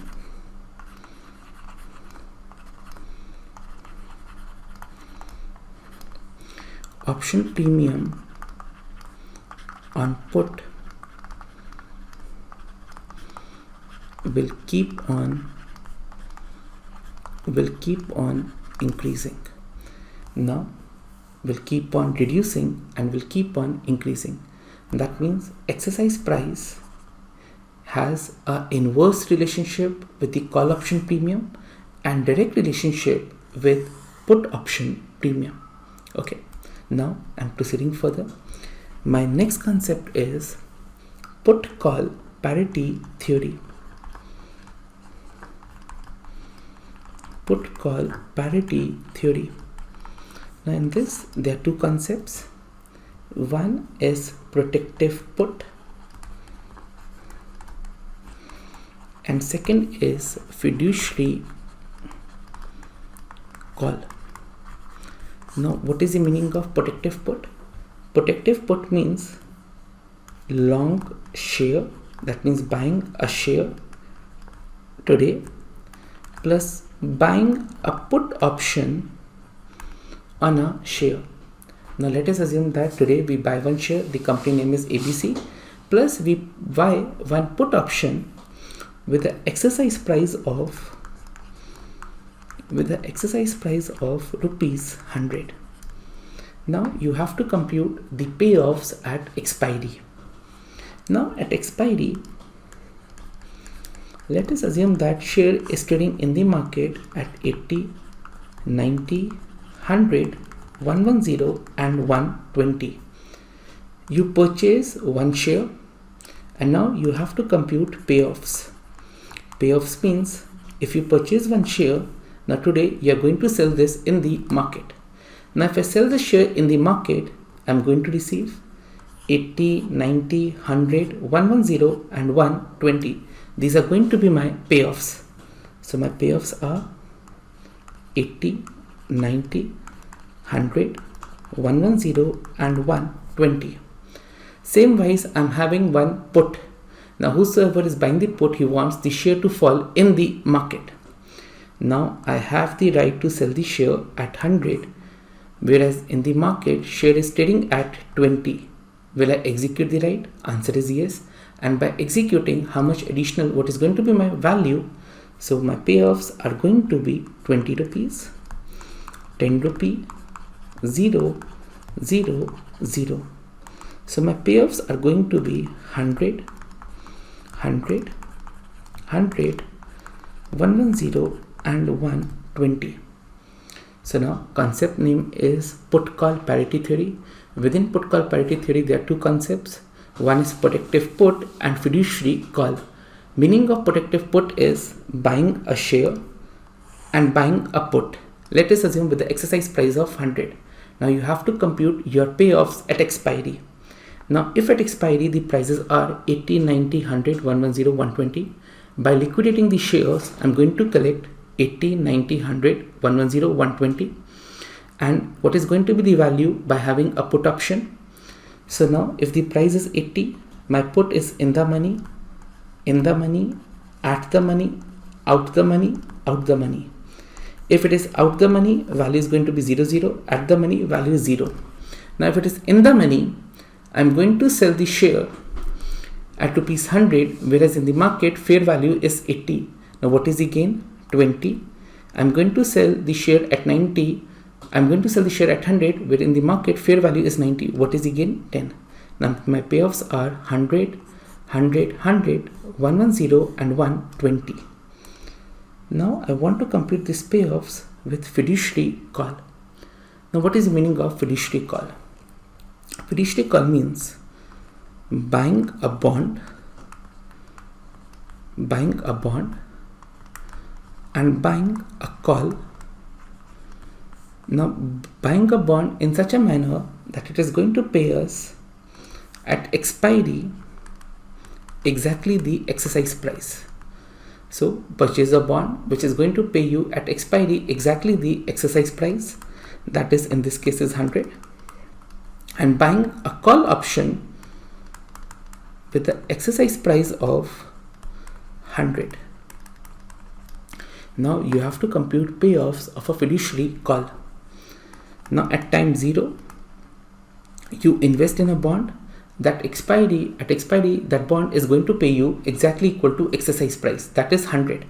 Now whatever the prices are, in the proceeds from the bond is going to be 100 in each of the case.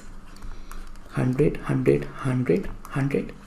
Plus now I'm having one call option, right to purchase the share at 100. Now whosoever is buying the call, he wants the share price to increase. Now if price is 80, out the money, out the money, at the money, in the money, in the money. Now if it is out the money, I'm not going to execute my right. Value is 0, 0, 0. I will be buying the share at 100, whereas in the market it is trading at 110. Value is 10, value is 20. So 100, 100, 100, 110 and 120. Now watch very carefully. Now the payoffs in case of protective put is exactly equal to the payoffs of fiduciary call. And now using law of one price, if the two assets are going to generate the same cash flows, they should trade in the market at the same price. Now we can create one equation. Now equation is protective put is equal to fiduciary call, that is long share plus long put is equal to long bond plus long call. Okay, where put call both have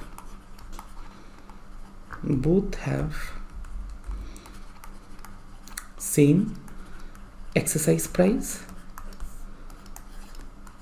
and bond at expiry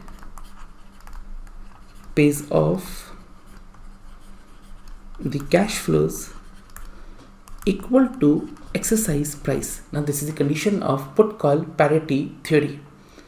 Now my point is, suppose today you want to buy one put option with an exercise price of 2000 on Reliance. Okay, so today you want to buy one put option with the exercise price of 2000 on Reliance, and it is not traded in the market. Now you have to create a synthetic position. Now synthetic positions means how to artificially buy this put option. Now you want to buy a put option, long share plus long put is equal to long bond plus long call. Now if this put is not available, then how we are going to create this position? Now long put is equal to long bond plus long call minus long share equal to long bond plus long call plus short share. Now what is the meaning of this? The meaning of this is, at time 0 we are going to buy a bond, going to buy a bond at time 0 which at expiry pays us 2100 rupees. Okay, we are going to buy a call with the exercise price of 2100, and plus today we are going to short sell Reliance, and we are going to short sell Reliance, that means we are going to borrow and sell the share in the market. Now this will exactly be equal to, that means you are buying a put option. Same wise, if you want to create a synthetic long call, now synthetic long call is equal to, synthetic long call is equal to long share plus long put minus long bond, or long share plus long put plus short bond. What is the meaning of this? Buy the share today, buy one put option with the exercise price of 2100, and short bond. Short means long bond means investing in a bond. Short bond means borrowing the money. Long bond means lending. Short bond means borrowing the money in such a way that at expiry you have to pay 2100. Now if you are entering into this transaction, this simply means that you are buying a call option. Now let's identify how much price we have to pay. Okay, so now if you long one share, so how much price you have to pay? Now in the market, Reliance is currently available at 2003.10, plus you're going to buy a put option with the exercise price of 2100. Now 2100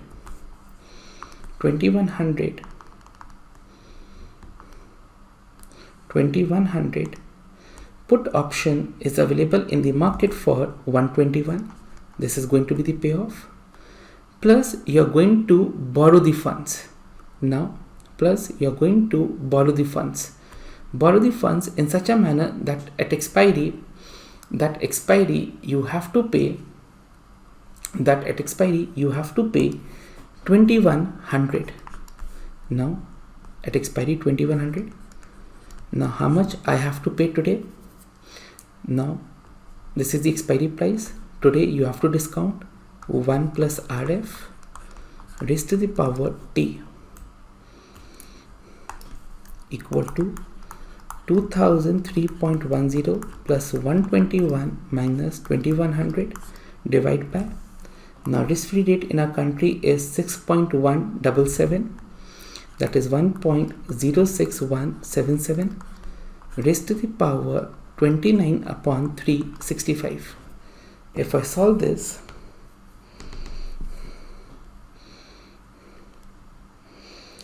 $2100 divided by 1.06177 raised to the power 29 divided by 365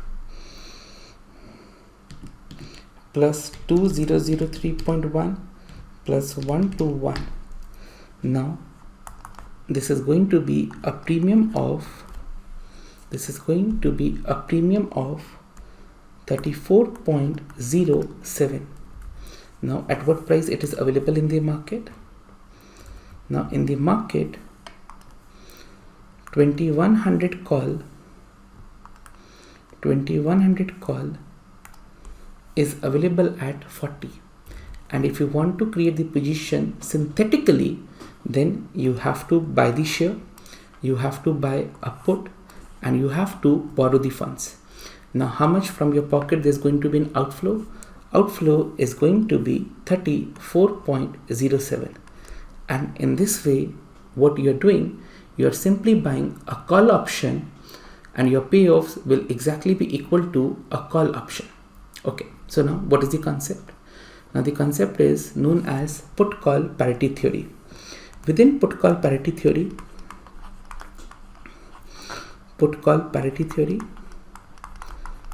there are two concepts. One is protective put, second is fiduciary call.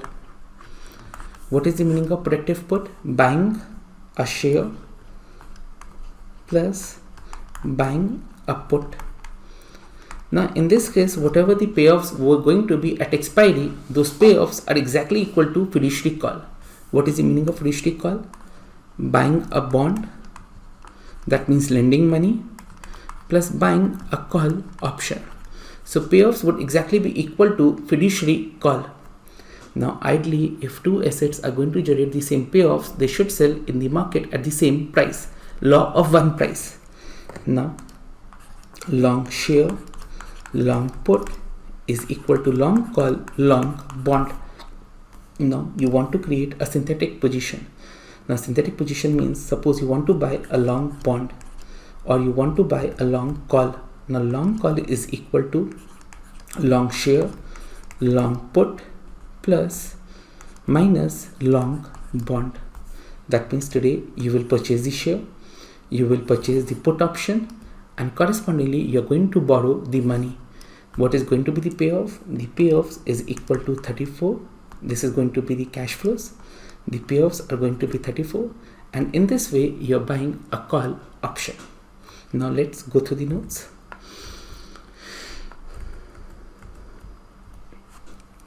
Protective put, fiduciary call. Now this is the same example that we have covered.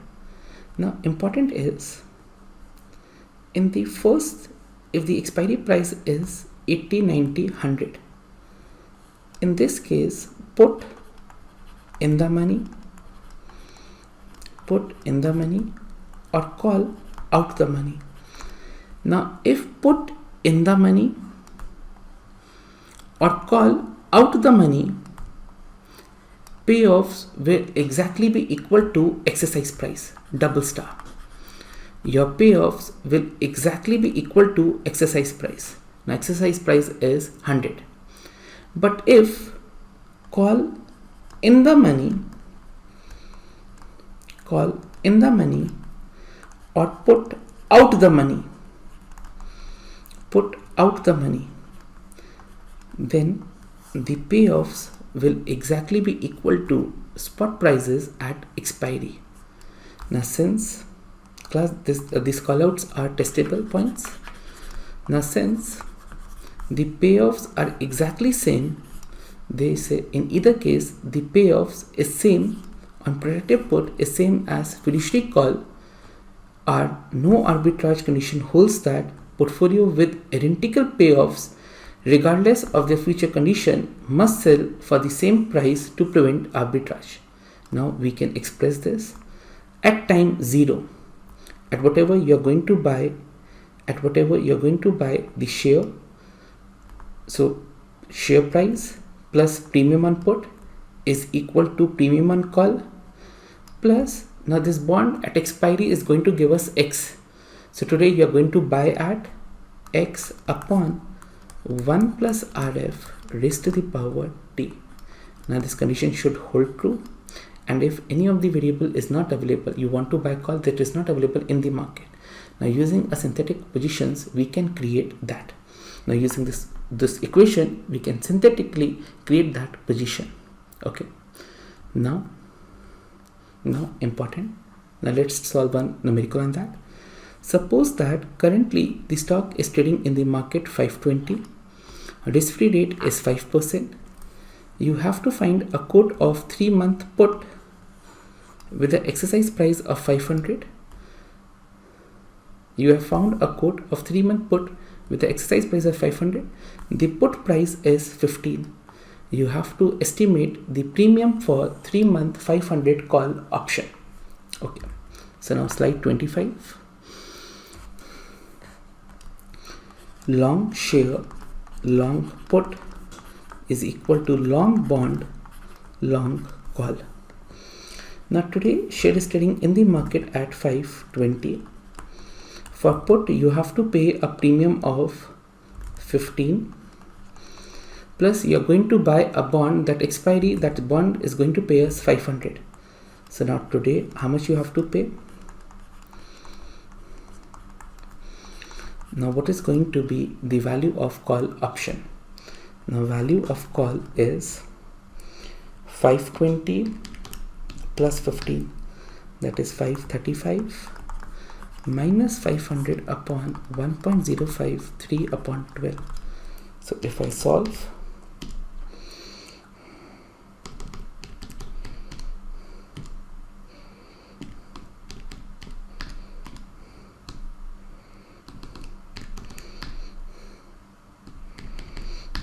so it is going to be 41.06. Now there is one more theory, that is put call forward parity theory. Now In put call theory,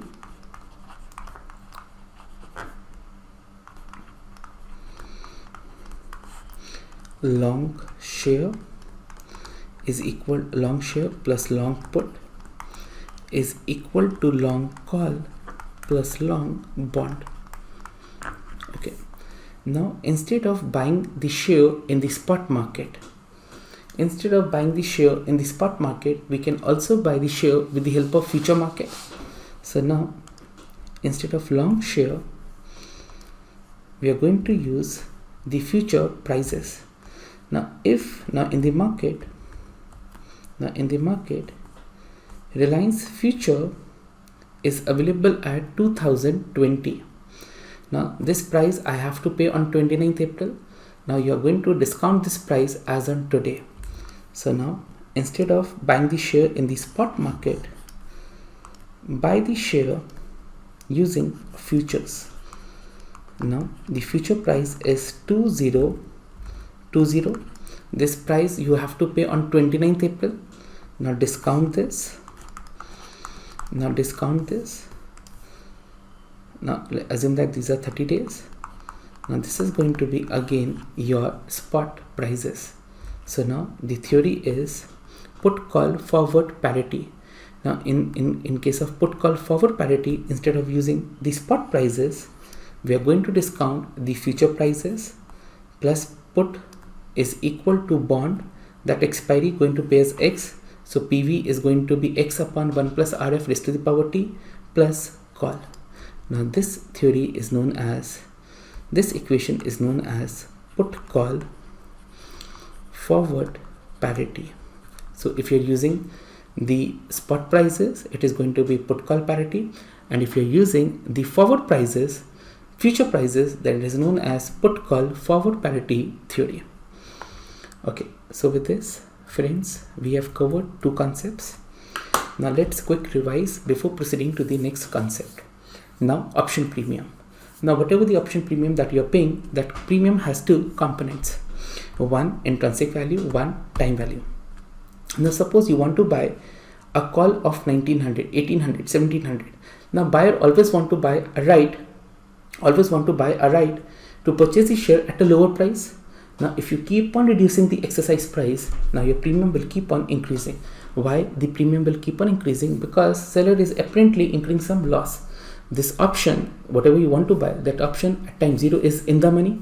If it is in the money, then whatever the intrinsic value is, that much amount the seller is minimum going to charge. Now for example, my intrinsic value is 100 and premium value, and the premium that the seller is charging, that is 140. Now remaining 40 rupees is for the time value. But now at expiry, what is the value of the option? At expiry, the value of the option is 0 or intrinsic value, maximum of 0 or intrinsic value. If it is out or at the money, value is exactly equal to 0. And if it is in the money, then value will be equal to intrinsic. Then there was a put call parity theory. Within this, there are two concepts. One is protective put and fiduciary call. Now protective put means buying a bond, buying a share plus a put. Fiduciary call means buying a bond and buying a call. Now both these strategies will exactly have the same payoffs. Now if they are going to have the same payoffs, they should trade in the market at the same price. Now you can create a synthetic position. So equation is long share plus long put is equal to long bond plus long call, where the meaning of long is buying. Long bond means you are investing your money. Okay, now if I suppose I want to create a synthetic call option, you want to create a synthetic call. Now synthetic call is equal to long share plus long put minus long bond. Minus long bond means now you are borrowing the monies, and net cash flows are going to be investing in the stock. You need, for example, you need 2000 to buy a put, you need 100. So in totality 2100, and assume that 1500 you have arranged by borrowings. So what is the net cash flows? 2100 minus 15, that is going to be 600. Now in a way you are buying the call at 1600 rupees. Okay. Now there is one more theory, that is put call forward. Instead of buying the share in the spot market, we can also purchase with the help of future. Now you have to replace spot with the future prices, but this future price you have to pay at a future date. Now you have to discount that. Important point, whenever put is in the money. Now put in the money, that is in case of 1 to 3. If put in the money, then your payoffs will exactly be equal to exercise price. Put in the money or call out the money, payoffs will exactly be equal to exercise price. On the contrary, if call in the money, put out the money, that is in the last two cases, your payoffs will exactly be equal to spot prices at expiry. Okay, now I'm proceeding further. Now my next concept is value of an option using the binomial model. Okay, so now there are two models to compute option premium. One is binomial, second is Black-Scholes. So Black-Scholes is not there in level 1, but this is the model that we practically use for the option premium. So now in level 1 they have covered binomial. This model anyways we are going to cover in detail under the quants. But point to be noted, this method, this model we don't use practically because it has significant limitations. So again, the limitation parts is covered in level 2. So now using the binomial model, in this we are going to compute the value of option premium. Okay, so now the question is, there's a stock currently trading in the market for 40. Calculate the value of a call option with the exercise price of 40. Given the size of up move is 1.0, the risk-free rate is 6%. Okay, now you have to prepare a binomial tree. Now binomial means there are going to be two outcomes. So now solution, slide 26, solution. Currently share is trading in the market at 40. Now share price may increase, may reduce. Now it is given in the question that size of up move is 1.6. That means if share price increase, then it is going to reach 40 multiplied by 1.6. It is equal to 64. And if share reduces, then it is equal to 40 multiplied by now size of down move. So up move is U, down move is D. Now size of down move is 1 upon up move, 1 upon 1.6. Now if share price reduce, it may reach 25. Now you have to find out what is the probability of share reaching 64 and what is the probability of share being 25. Now these are known as risk neutral probabilities. So we don't need the actual probabilities. We are going to assume that these are going to be risk neutral. Now what is the meaning of risk neutral? Now currently stock is trading in the market for 40 and it is given that the risk-free rate is 6%. You have to compute the value after 1 year. Okay, one period, that means after 1 year. Now if currently stock is trading at 40, if risk-free rate is 6%, then after a year, what should be the price using a risk-free rate? Now using a risk-free rate, price should be 42.4. Okay, now after 1 year, prices should be 42.4 if you're using a risk-free rate. Now there are two probabilities. Share may increase to 64, may reduce to 25. Now let us assume that share reaching 64 has a probability of P. Now what is the probability of 25? 1 minus P. Now I want the average price to be equal to 42.4. Now 64P plus 25 1 minus P is equal to 42.4. 64P plus 25 minus 25P equal to 42.4. Now if I solve 64 minus 25, that is 39P, is equal to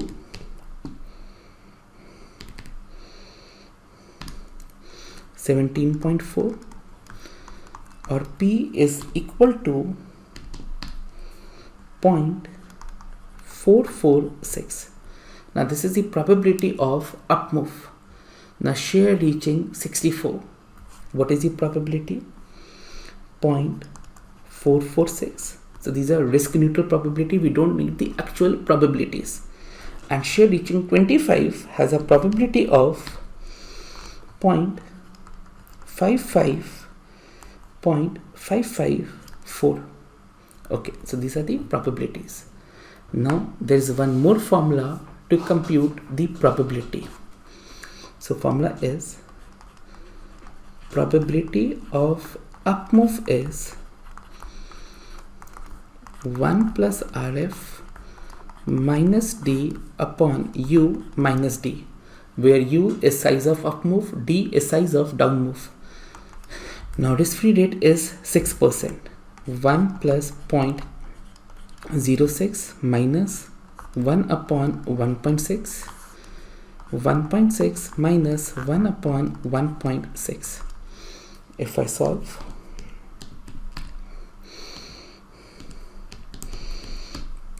so now this is going to be 1 plus 0.06 minus 0.625 divided by 1.6 minus 0.625.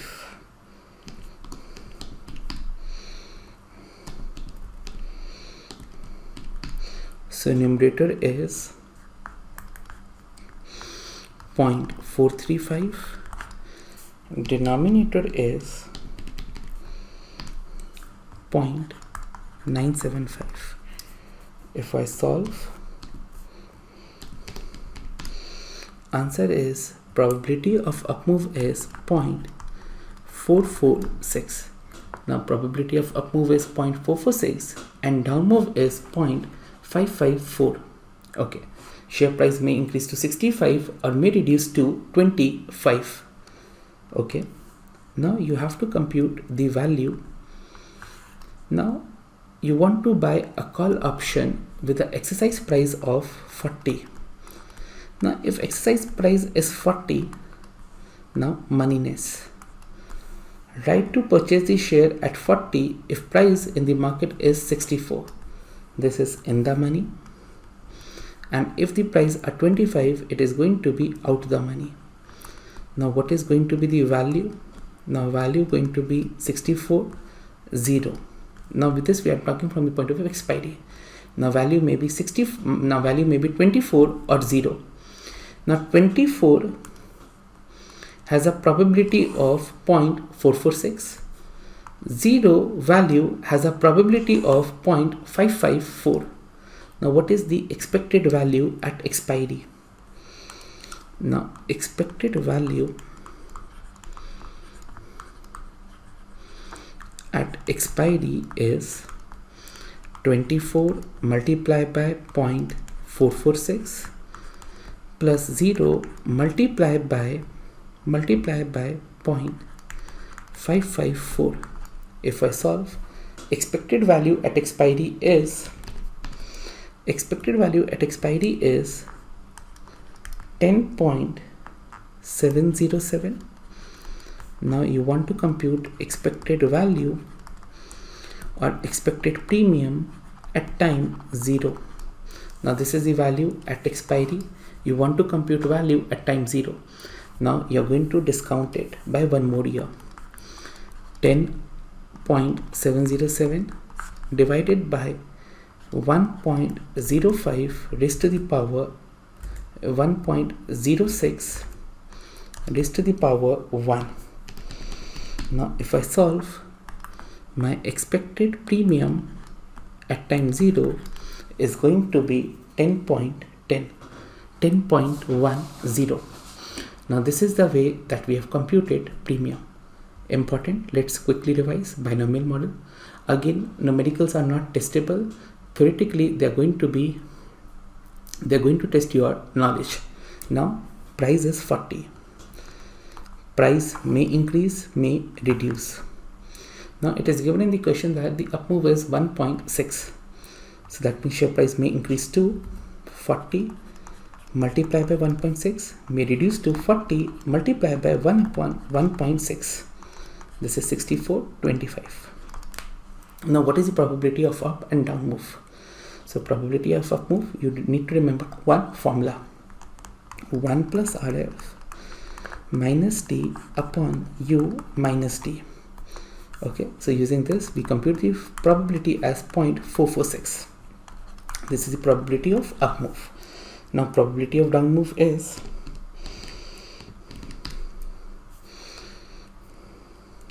it was 0.446 and probability of down move is 0.554.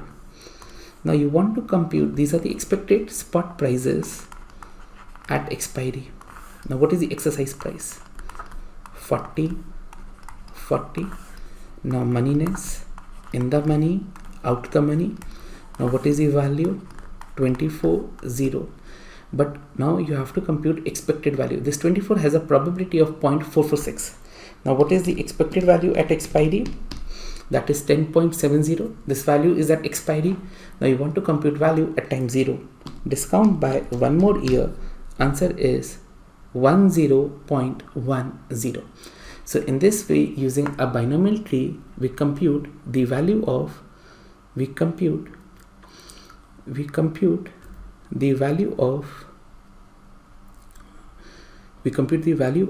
call option. Okay. Now my point is, in this given example, value of call option for exercise price 40 is equal to 1.10, where the size of up move is 1.6. Now this 1.6 is nothing but the volatility. Now my point is, if we increase the volatility, then what is going to be the impact over the premiums? Premium may increase or reduce. So now this is elaboratively covered in level 2. Now one of the input for Black-Scholes model is volatility, and now we need volatility in the stock. Higher the volatility, higher going to be the value of call and put. That means volatility is having a direct relationship with the premium prices. If a share is volatile, then its value is going to increase. Now this is one of the input under Black-Scholes. Now my point is, if in the question, instead of giving as size of up move is 1.6, assume that size of up move is 1.9. Now what is going to be the impact over everything is same. What is going to be the impact over the premium? Now premium volatility has increased. Now premium should increase. So now let's start again. 40 may increase, may reduce. So if it increase, it may reach 76. If reduce, may reach 21.05. Now what is the probability of 76? 1 plus 0.06 minus 1 upon 0.9, 1.9 minus 1 upon 1.9. So now the probability is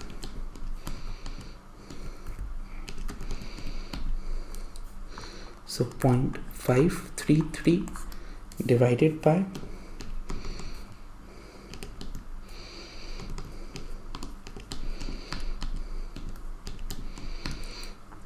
1.37368. So this is going to be 0.388. So this is the probability of up move. Probability of down move is 0.612. Now exercise price is 40.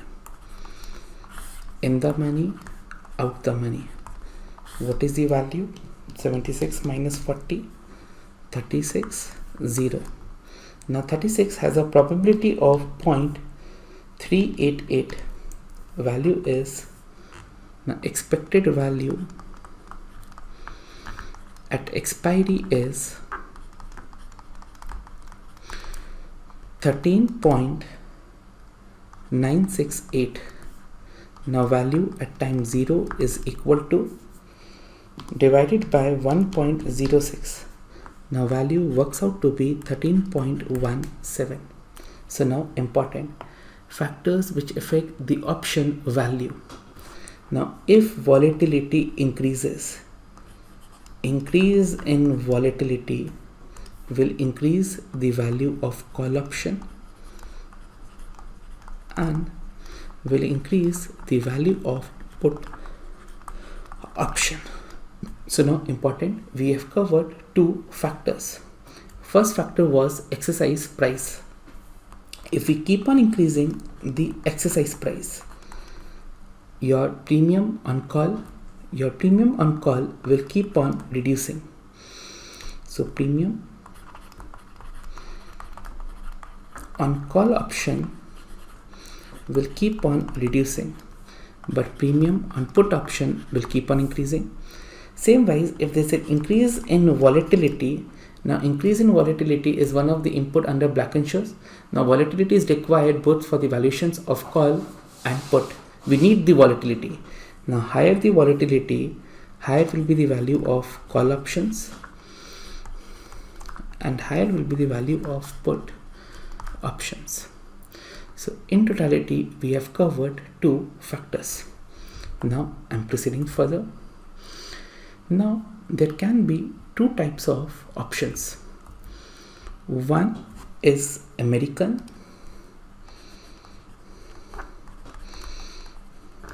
and second is European.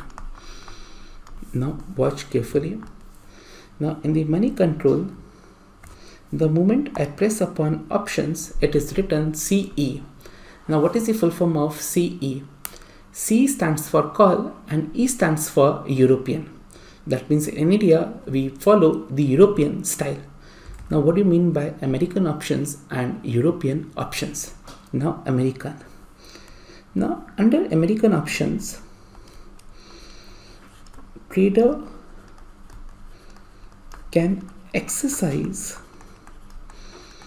the right any time before or on expiry. So now you are having a call option. Now you can exercise your right any time before on expiry. You can exercise your right. Whereas under European, you can exercise, trader can exercise the right only at expiry. That means you cannot exercise your right before the expiry. You can exercise the right only at expiry. Okay. Now my point is, suppose today I purchase one call of 1980 at Reliance. Okay, so I purchased one call and today the date is 31st March 2021. That means right to purchase Reliance at 1980. On 4th April, Reliance reaches, in the spot market, Reliance reaches 2150. Now point is, are you at a profitable scenario or you're making a loss? Right to purchase Reliance at 1980, whereas in the market it is trading at 2150. Now my question is very simple. Expiry date is 29th April 2021. Now my point is, will you want to exercise your right prior to the expiry? Now important. If you exercise your right on 4th April, you say, okay, I want to purchase this share. Now if you exercise this right, how much profit you will make? You have the right to purchase the share at 1980, whereas in the market share is trading at 2150. Now on net settlement basis, what is the profit? Now on net settlement basis, you will earn a profit of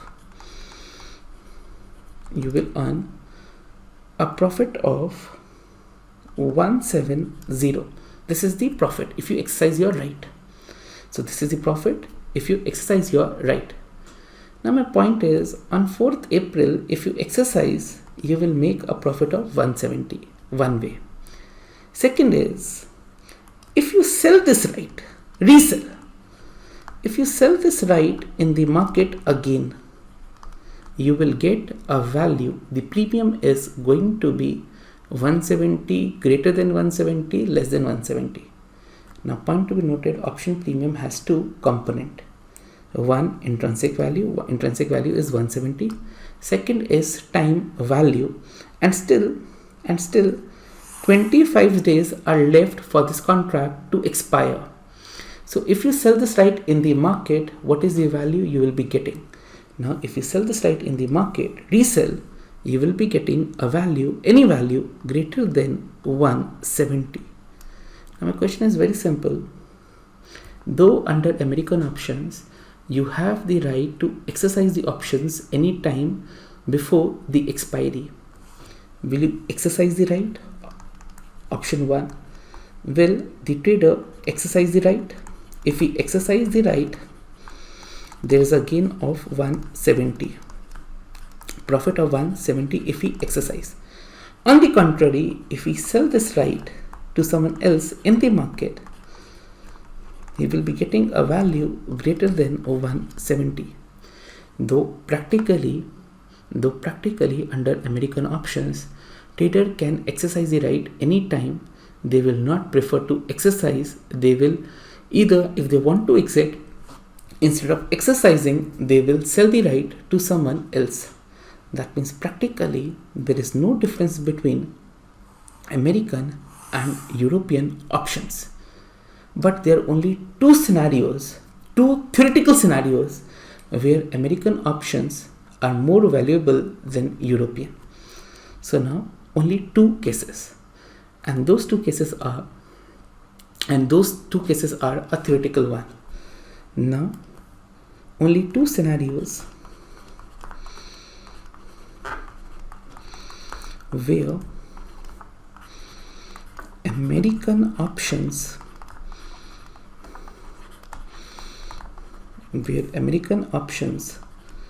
more valuable than European. Number one, when put are deep in the money.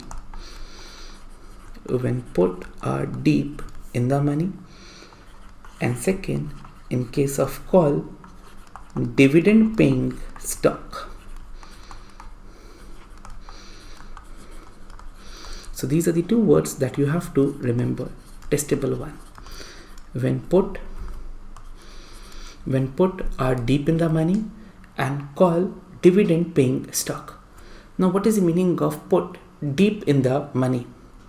So now when you're buying a put option, you're anticipating that share prices are going to fall in the you're anticipating that shares are going to fall in the market.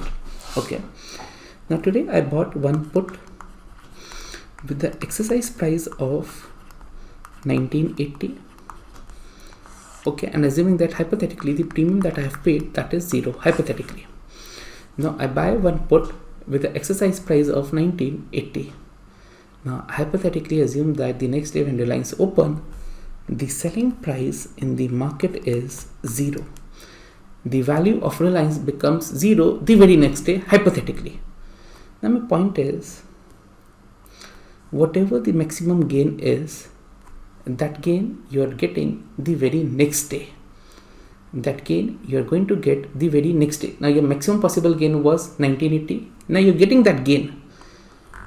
Now my point is, this is the maximum gain that you can get. Now put deep in the money. Put deep in the money that share price has reached to 0 rupees in the market. Now whatever the maximum gain is, that gain has been reached. Now my question is, exercise the right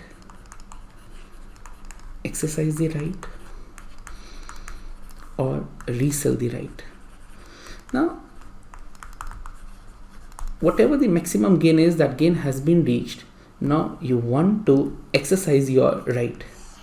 Now point to be noted, even if you're going to resell it, you will not be getting any value. Now the gains will not increase further. Now you're not going to get any value greater than 1980. Now whatever the gain that can be possible, that gain has reached. Now we request you to exercise the right. Now put deep in the money. Put deep in the money means that the share prices have reduced to 0, and now instead of, even if you resell, you won't be getting 1980. So instead of that, it is beneficial to exercise the rights. So first point is, put deep in the money. Deep in the money means share prices have reduced to 0, and now we recommend that you should exercise your rights early. Second is dividend paying stock. Now you are having a call option with the exercise price of 2000, and today Reliance declared a special dividend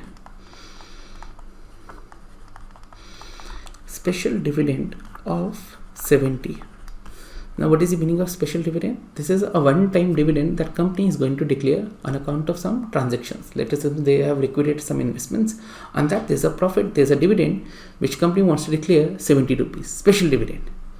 Now my point is, the moment this dividend will be declared, the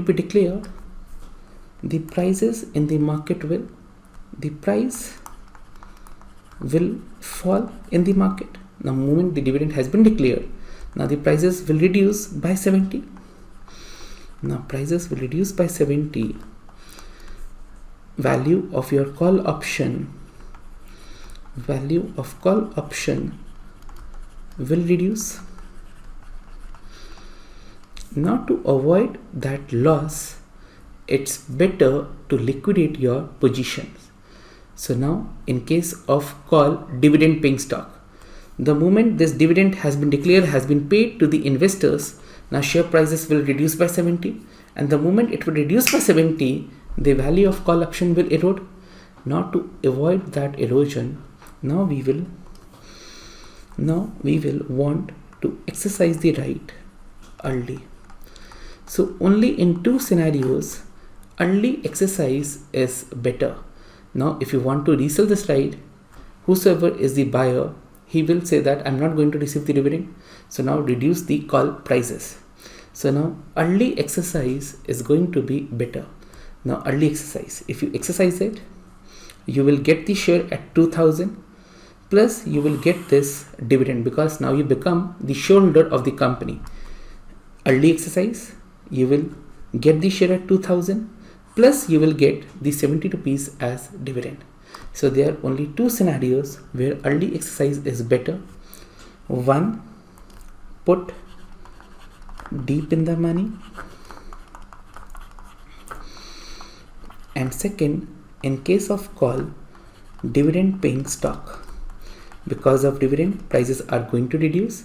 It's better to early exercise and receive the dividend. These are the only 2 cases where early exercise is better. Okay, so this is covered in slide 27 and 28. So these 2 points are more than sufficient. Now, what are the factors that determine the value of an option? Testable. Now, first is exercise price.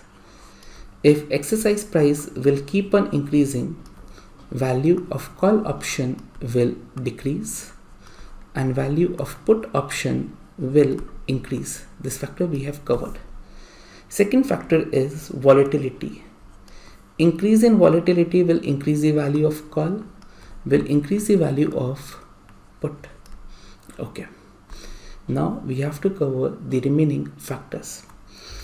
Now before we jump to the remaining factors, so whosoever is buying call buyer, his position is similar to the person, the investor who has invested in a stock in the spot market, or his position is similar to the person who has purchased the stock in the future market. Okay. Now call buyer anticipate that share prices are going to increase in the future, and eventually if they increase, they're going to make the profit. Now point is how you have computed future prices. Now formula for future price is spot plus PV of cost minus PV of benefit 1 plus RF raised to the power T. Now the remaining factors, the impact of remaining factors on the call, we are going to cover with the help of this equation. Now my question is very simple. If the spot prices keep on increasing, so if spot keep on increasing in the market, if Reliance prices keep on increasing in the market, future price will increase. Future price will increase. That means whosoever is buying, who's bought the share in the future market, he is at a gain. And same wise, the value of call option will increase. So now increase in spot prices. If spot prices are continuously increasing, call value will keep on increasing. So increase in the prices of underlying. If the prices of underlying is increasing, what will be the effect of call? Increase in the value of call option, decrease in the value of put option. Then second is cost. If cost increases, future price increase, call option will increase. Now cost of holding the asset increases, effect on call option price will increase, and effect on put option price will decrease. Next factor. Next is benefit. If benefit increases, now this is with a minus sign. If benefit increases, future price will reduce. If future price reduce, the value of call will reduce. So now increase in benefit. Increase in benefit will reduce call option and will increase put option. Next is RF. If RF increases in the economy, then future prices increases.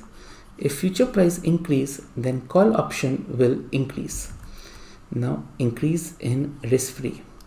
If risk-free rate increases, call option will increase and put option will reduce. Last factor is time. Now currently I am buying a call option or a put option with the expiry of 29th April. So this is one option available in the market. Second option which is available is to buy a call with the expiry of 27th May. Now assuming all other factors to be constant, which call do you think will be trading at a higher value? Now here, since you're getting a more time, if you're getting a more time, call seller will charge a higher premium. So now time. If the time is keep on increasing, now if time will keep on increasing, whether it is a call seller or put seller, both of them will command a higher premium because they're giving you a more time. So now with respect to time, as the time will keep on increasing, value of call will increase, value of put will increase, except some puts. Now what is the exception? Now exception is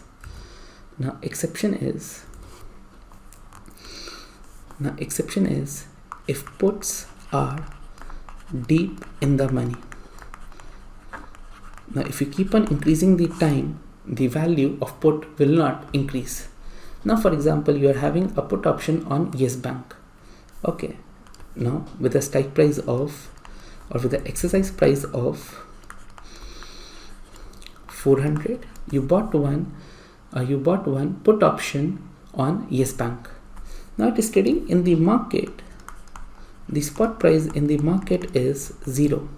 Now whatever the maximum gain is, that gain has been happened. Now if you keep on increasing the time, it is not going to have any impact. It is not going to have any impact over the premium. So as the time will keep on increasing, value of call will increase, value of put will increase. The only exception is if puts are deep in the money.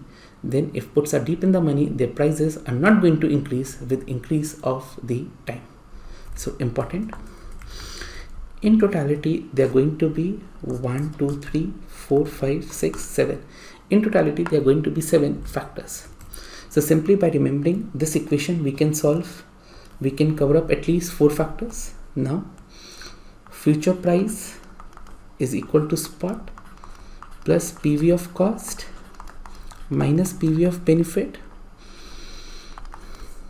1 plus RF raised to the power T. Now increase in spot will lead to increase in call, decrease in put first. Second, increase in cost will lead to increase in value of call, decrease in value of put. Third, increase in benefit will reduce the call, increase the put value. Fourth, increase in risk-free rate will increase the value of call, decrease the value of put. Fifth, volatility, increase in volatility will increase the value of call, will increase the value of put volatility. Sixth is going to be time. Now increase in time will increase the value of call, will increase the value of put. The only exception is when put deep in the money. This is the only exception. And seventh is exercise price. Increase in exercise price will reduce the value of call, will increase the value of put. Okay, so these are the 7 factors that you have to remember. So with this, friends, we have covered options. Now in the next part, I'm going to solve the questions on the topic options. Before proceeding to the next part, let's have a quick revision. So we started with options. Now first feature of the option is options are contingent claim, and options are traded over the exchange. Now meaning of contingent claim is it is the right of one party and obligation of another. Now options can be of 2 types. One is call, one is put. Now call buyer, put buyer, call seller, put buyer, put seller. Now who is the call buyer? Now call buyer has the right to purchase the share at a specified price in the future. Call seller has the obligation to honor the contract. Now for that obligation, the call buyer will pay a premium to call seller at time 0. Put buyer, put seller. Put buyer, he has the right to sell the share in the future at a specified price. Put seller, he has the obligation to honor the commitment. again the put buyer will pay a premium at time 0 to put seller. Okay, now you have to prepare the profitability graph of both put buyer and call buyer. Now call buyer losses are limited to premium, and he will incur the loss if at the expiry prices is below the strike price. So then the loss will be equal to premium.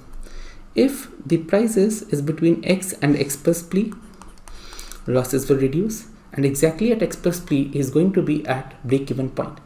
Now if the prices increase beyond this particular point, they're going to be profit.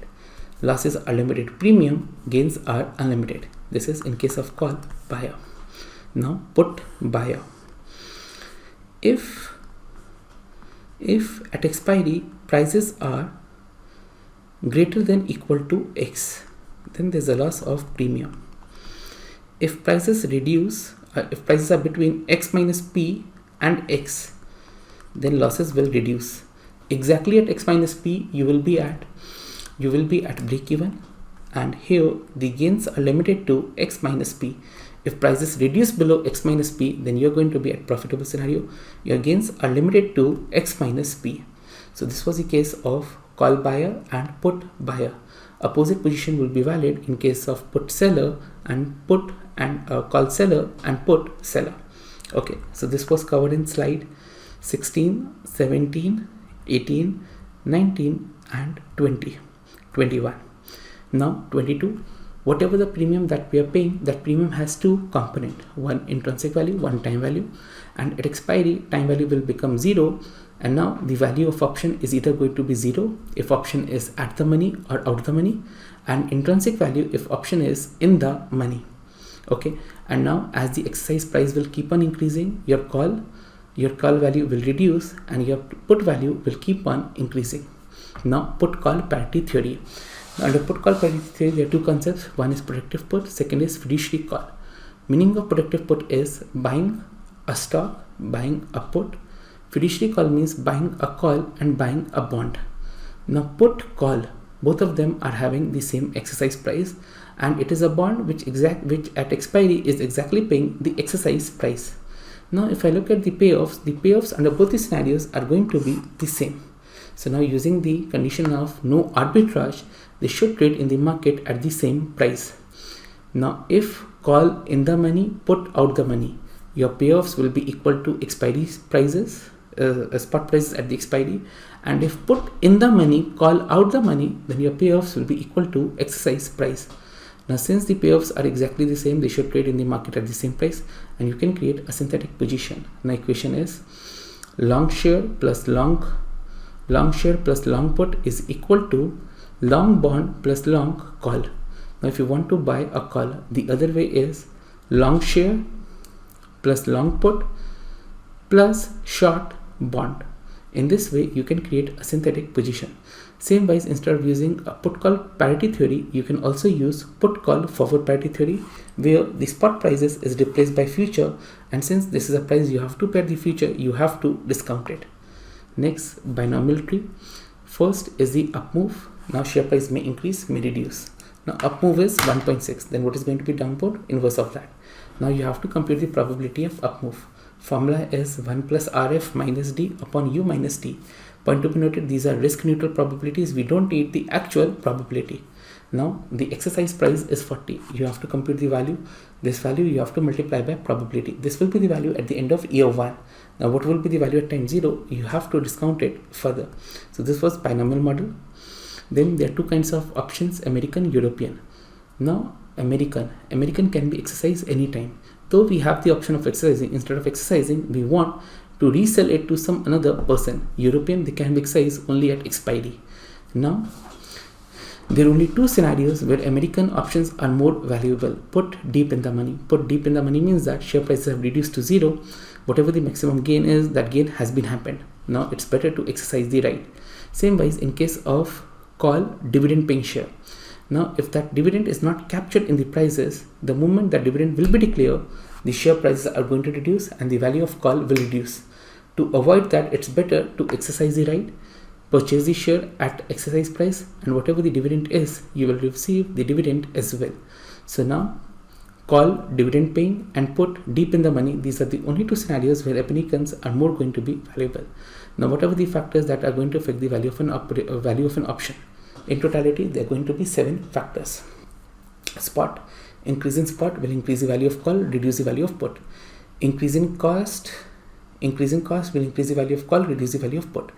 Increase in benefit will decrease the value of call, increase the value of put. Risk-free rate, increase in risk-free rate will increase the value of call, reduce the value of put. So 4 factors we have covered. Next is volatility. Increase in volatility will increase the value of call, will increase the value of put. Next time, increase in time will increase the value of call, will increase the value of put. But only exception is when put are deep in the money. Next is exercise price. Increase in exercise price will reduce the value of call and will increase the value of put. So friends, with this we have covered till slide 29. Now in the next part we are going to solve the problems. Okay, so before proceeding to the next part, you have to thoroughly revise till slide 29. Okay, thank you. Now friends, in this video we are going to solve practice problems based upon the concept of future forwards and option. Now question number 8. A characteristics of forward commitment is, okay, now payoffs can be of 2 types. One is linear payoff and second is non-linear. Now what is the meaning of linear and non-linear payoff? Now under forward commitments, it is the obligation of both the party to honor the contract.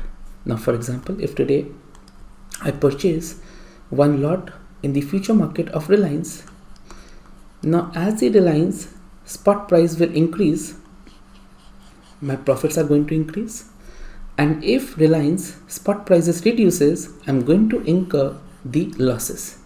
Now it is the obligation of both the party to honor the contract.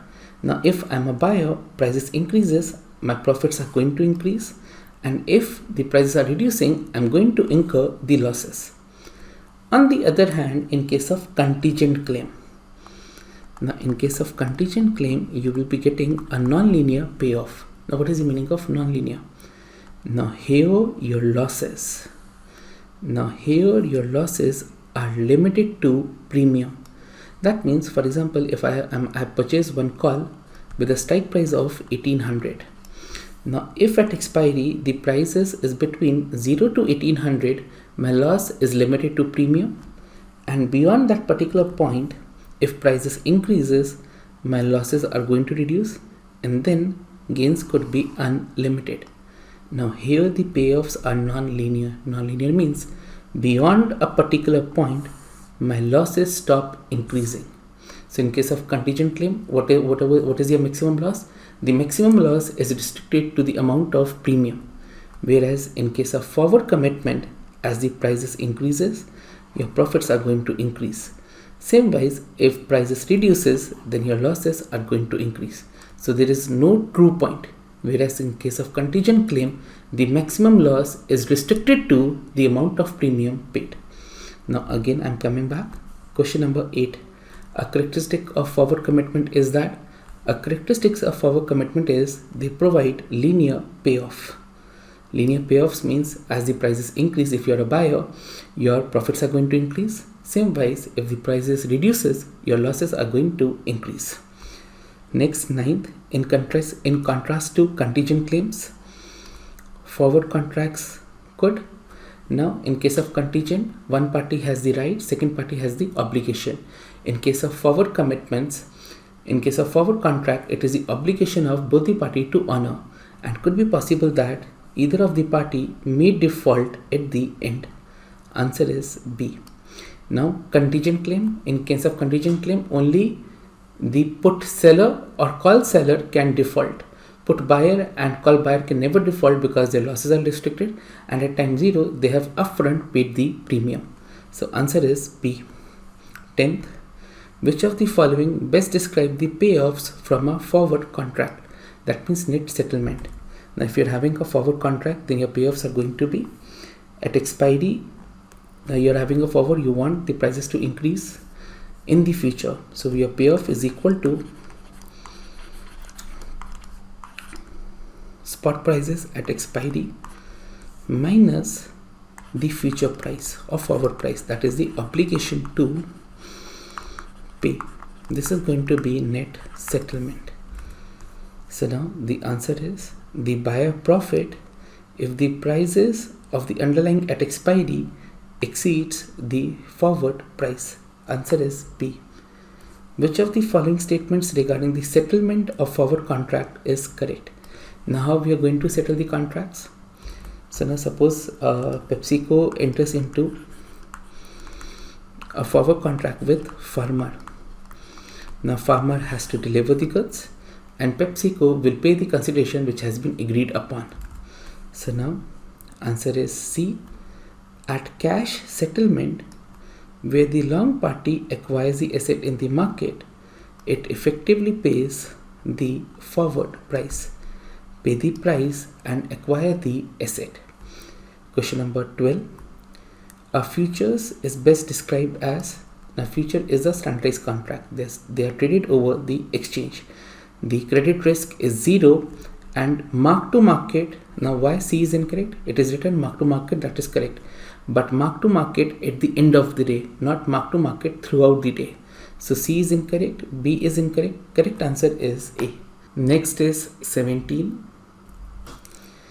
In contrast to contingent claim, forward commitments provide the, now it is the obligation of both the party to honor the contract.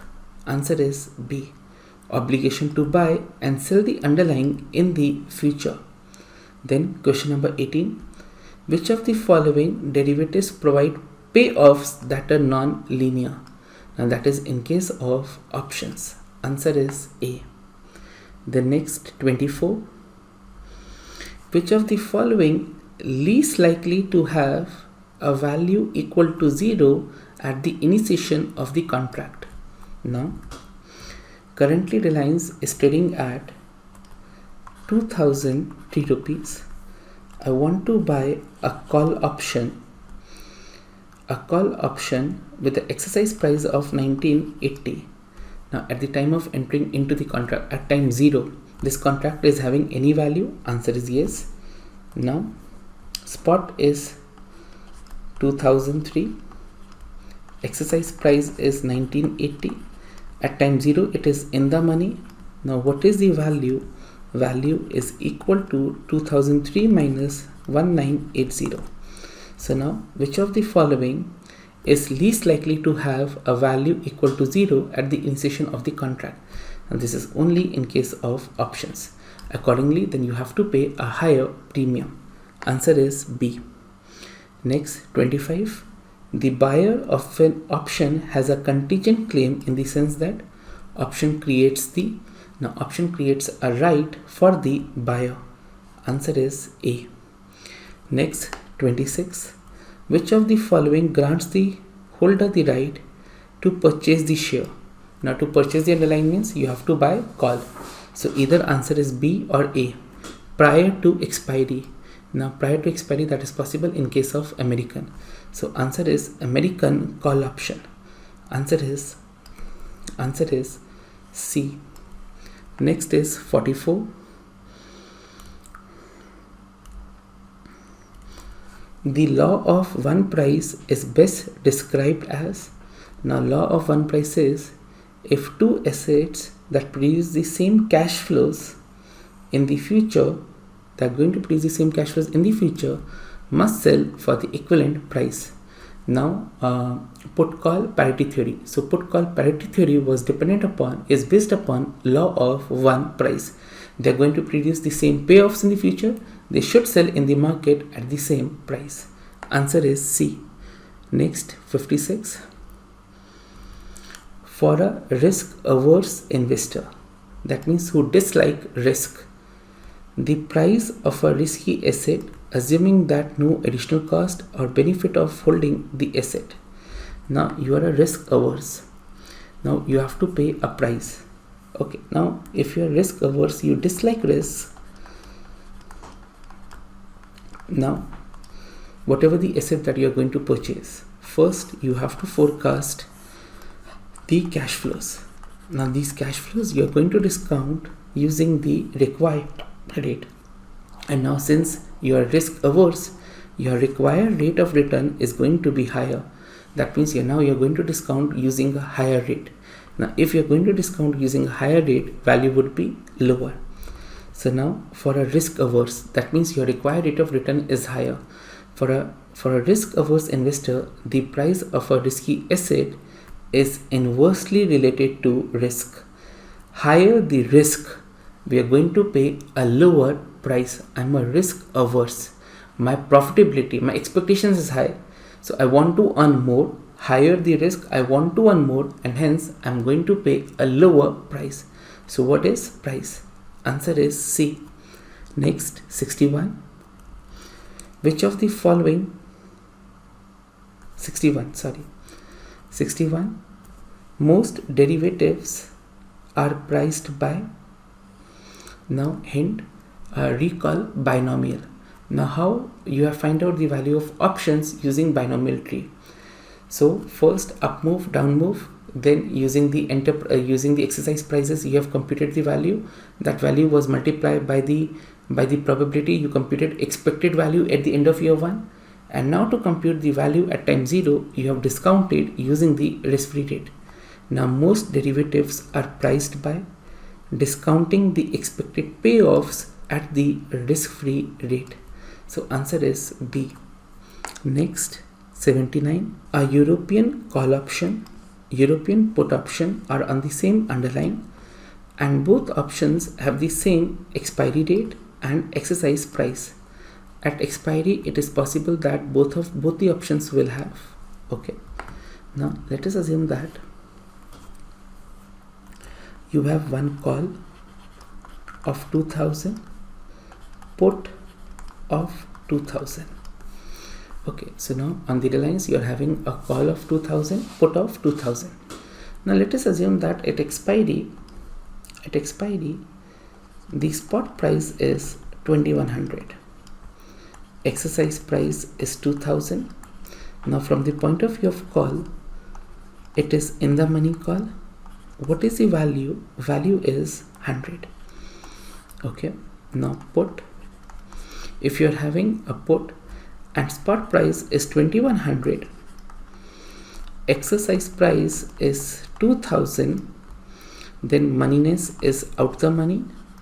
What is the value? Value is 0. So now if at expiry the prices is 2100, call has a value of 100, put has a value of 0.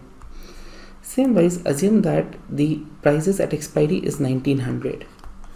So this is going to be out the money, value is 0, 1900, 2000 in the money, value is 100. So now if prices is 1900, then call is having a value equal to 0, put having a value equal to 100. Okay. Now let us assume that at expiry prices is 2000. This is at the money, value equal to 0. 2000 at the money, value equal to 0. Now you have to answer. Number 1, both the options at expiry, it is possible that both the options will have the negative value. So negative value is not possible. So value is restricted to 0. A is incorrect. Both will have positive value, C. Now if price is 2100, call is having a value of 100, put is having a value of 0. So 0 is neither a positive nor a negative number. Then if price is 1900, value of call is 0, value of put is 100. And if at expiry, that means even C cannot be an option. Now if at expiry the spot price is 2000, value of call is 0, value of put is 0. Now it is possible that both the options will have the same value, that is 0. Point to be noted, 0 is neither a positive nor a negative number. Next, 80. At expiry, European put option will be valuable if, that means in the money. Now when the European put will be in the money.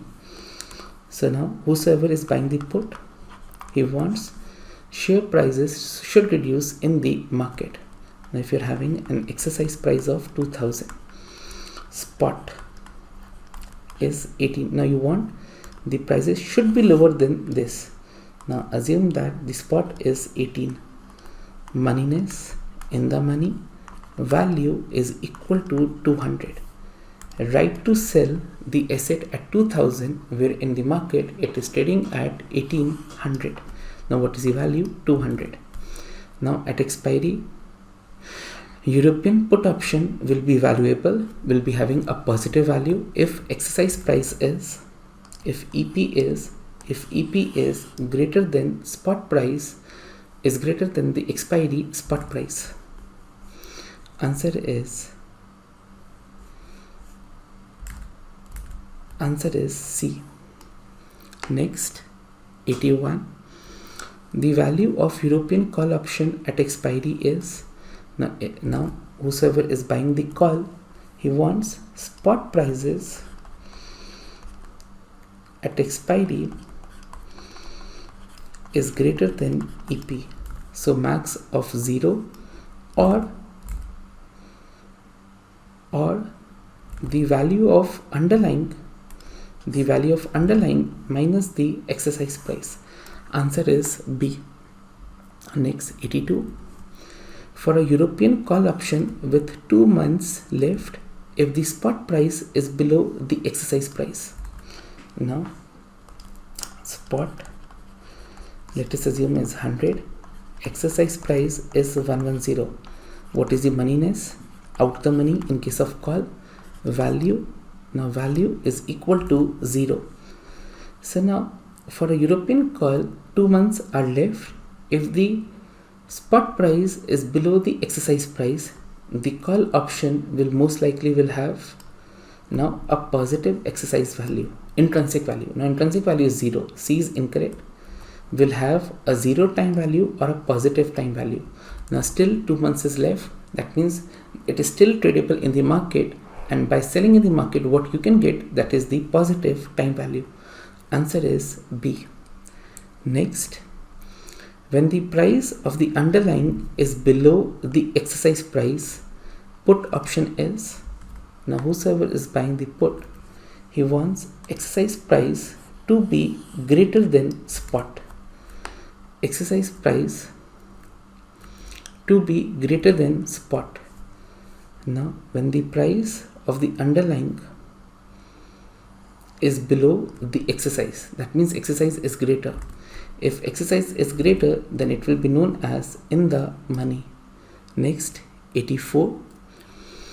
If the risk-free rate increases, the value of in the money put.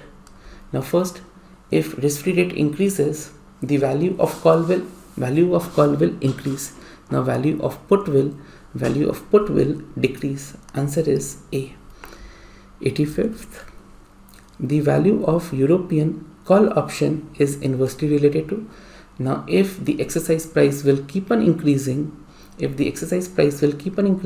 call option will keep on reducing. That is with exercise. Now with time and volatility, there is a direct relationship. 86. The table below shows 3 European call option. The option with the highest value is going to be, okay. Now first you have to give preference to time. Now in option 1, time is 3 months, option 2, time is 6 months, option 3, time is 6 months. Now where the time is more, that is going to be having a more value. So either answer is option 2 or 3. Higher the time, higher will be the value. Now my point is, you want to buy call option. Now one call option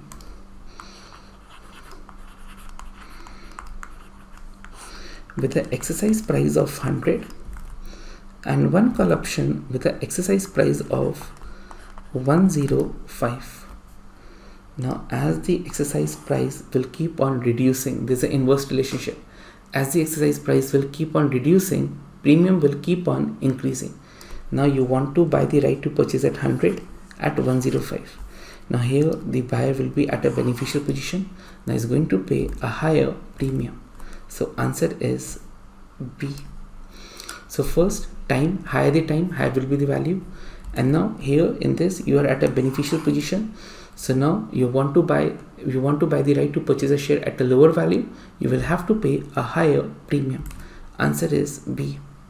Next, 87. Now important word, put option is directly or indirectly or directly or inversely related to. Now that is only one case with only one factor. That factor is time. Now by default, higher the time, higher will be the value of put option, but only in case of when put are deep in the money, the value will stop increasing beyond a particular point. So answer is B. Now 88. Now in 88, important word is prior to expiry. Word is not at expiry. This is the only question where the word is written prior to expiry. The lowest value of the European put option is greater of 0 or okay. Now put. Now whosoever is buying the put, he wants the spot price at expiry is lower than the exercise price, moneyness is in, and value is 0. Now value is 200, sorry. Now this is the way to compute the value at expiry, but now you want to compute the value prior to expiry. Now at expiry, formula is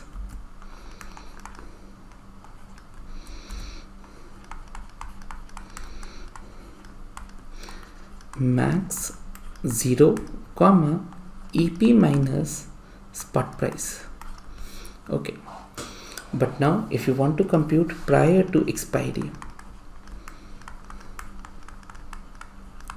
max 0 comma, now this exercise price you will receive in the future. You want to compute value right now, so PV of exercise price minus spot.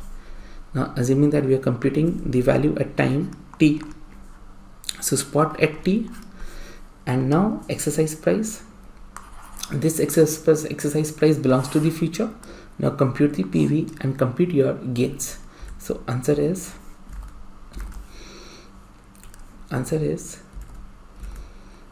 PV of exercise minus the value. Answer is B. Next, 89. A European put option on a dividend paying stock is most likely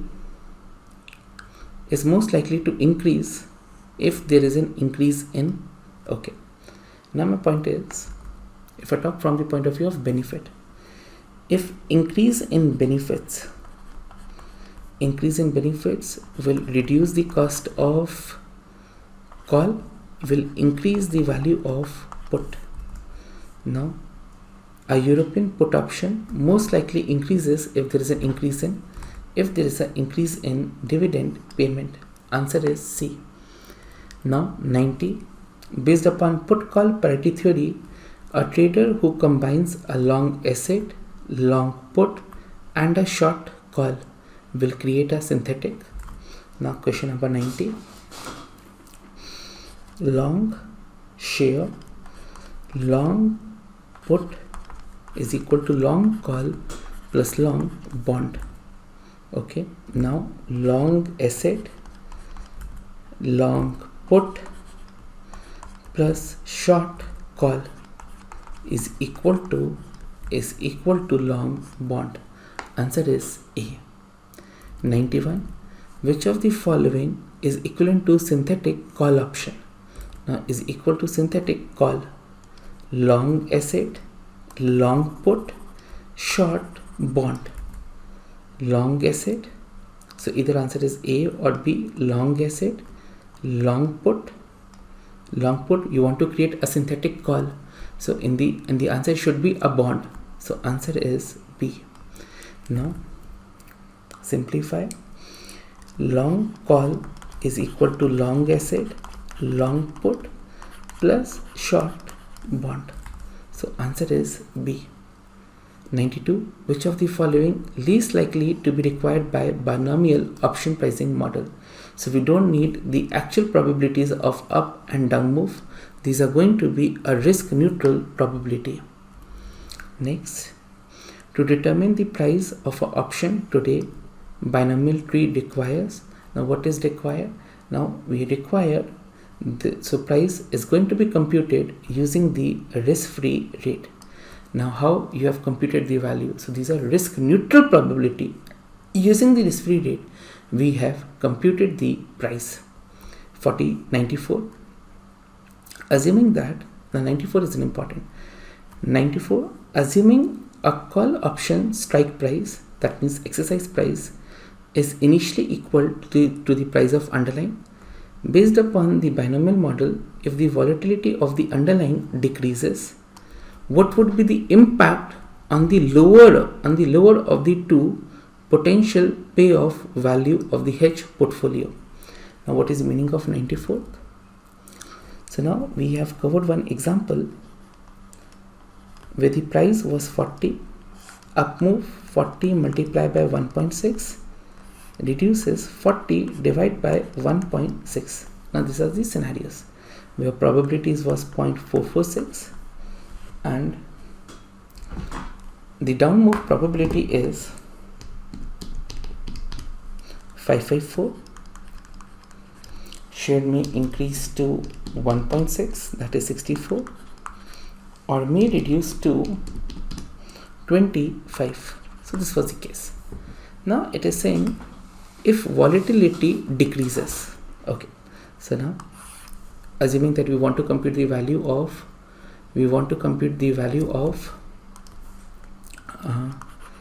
40 rupees call option. So now what is going to be moneyness? In the money, out the money, value 24.0. Now you're going to multiply 24 with 0.446, that is 10.704, and now you're going to discount to compute value at time 0. So answer is 10.10. Now in the question it is saying that if we decrease this volatility. So now if you decrease the volatility, if you reduce the volatility, so this now the focus over the lower part. So if you decrease this, now value will inflate. It is going to be less than 40. Out the money value is going to be 0. Now you're going to multiply 0 with this probability and then add up to this number. Now carefully, based upon the binomial model, if the volatility decreases, and take one more example. Now let us assume that volatility decreases. Now volatility decreases to 1.2. Okay, now share price may increase to 48, may reduce to 33.33. Now 40 in the money, out the money, value is 8, value is still 0. Now what is the impact over the lower part? Lower part still is having a value of 0. Definitely the probability will change, but now this device probability multiplied by 0. Now if the volatility decreases, the lower of the two potential payoff value will most likely remains the same, that is going to be 0. Now 95, based upon the binomial model, an increase in the actual probability will have now an increase in the actual probability will not impact the value, because we are going to assume that these are risk neutral probability. So answer is B. Next, 96, if the call option is priced higher than the binomial model predicts. So now if call option is priced higher, we are going to sell the call. So since it is priced more, whatever is expensive, we are going to sell this. Now sell a call. Now either answer is A or answer is C. Okay. Now if you are selling a call, Selling a call means your obligation to sell the share,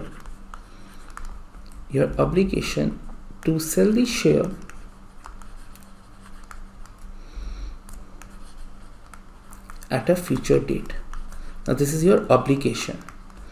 Now to fulfill your obligation today, you're going to buy the asset. You need funds, and that buying the asset will require borrowing from the bank. So you will borrow the funds, buy the asset, and then you are going to sell the call. Now today you are going to borrow at risk-free rate, buy the share, and sell a call. Whatever is expensive, we are going to sell that. Now call option is priced higher than what binomial model predicts. We are going to sell. To honor the commitment today, we are going to purchase the share with the help of borrowed funds. Answer is C. Now 97. At the money, American call option that pays no dividend has 3 months remaining. The market value of the option is, now if it is at the money means now you have the exercise price of 2000. Currently the stock price is 2000. Now at the money, what is the intrinsic value? Intrinsic value is 0. But if I want to sell this right in the market, am I going to get value? You are going to get time value. Now option will most likely be intrinsic value is 0, exercise value is 0. Now option will most likely be greater than its exercise value. Exercise value is 0. Now whatever you are getting, you will be getting the time value. Answer is C. At expiry, there is no difference between the American and the European call option. Answer is B. 99. Which of the following circumstance will most likely affect the value of American call option relative to European? If dividends are declared. So with respect to call, if dividends are declared, then it's going to affect the value. Combining a protective put with a forward contract generate equivalent outcomes at expiry, those of a. Now you are entering into a protective put where you are buying a share with the help of a forward contract.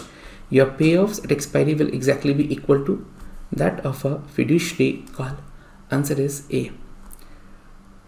Next is 101. Holding an asset and buying a put is equivalent to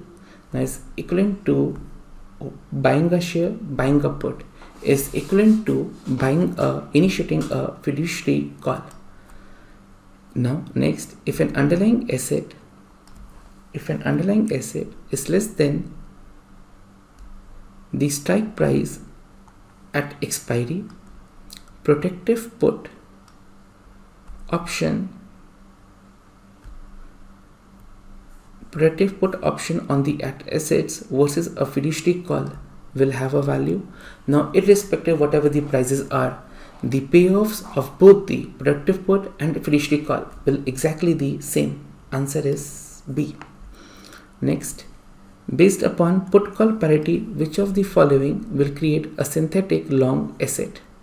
Now if you want to long asset, you have to long call. So answer is A or C. You have to long bond, this is there, and now you have to short put. So you have to short put. Answer is A. 104. For a holder of a European option put call parity theory, it is based upon the assumption that no arbitrage is possible. It is based upon law of one price. No arbitrage is possible within the spot, forward and option market. So this theory is based upon that law of one price. If the two assets are going to generate the same cash flows in the future, they should trade in the market at the same price. That is, no arbitrage is possible. Now under put call forward parity, which of the following transaction is risk free? Okay, so what is forward parity theory? Now long asset in the future market plus long put is equal to long call plus long bond. Now this is the investing in a risk-free asset. Now you want to invest in a risk-free asset, so this is equal to long asset, long put, short call. Now this will exactly be equal to investing in a risk-free security. So now answer is short call, long put, long forward contract.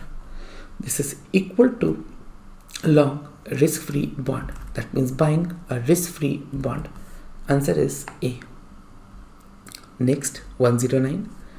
Which of the following best describe a feature of American option? Early exercise often. Now early exercise often, put option that is deep in the money may be more valuable. So now important word, in case of put the word is deep in the money, and in case of call the word is dividend paying. Now B is incorrect. Call option never optimal if underlying is dividend paying. We want the call option to be dividend paying. So B is incorrect. Now put is optimal if the underlying is dividend paying. Incorrect. So now when put are deep in the money and call are dividend paying. So correct answer is C. Next, 1116.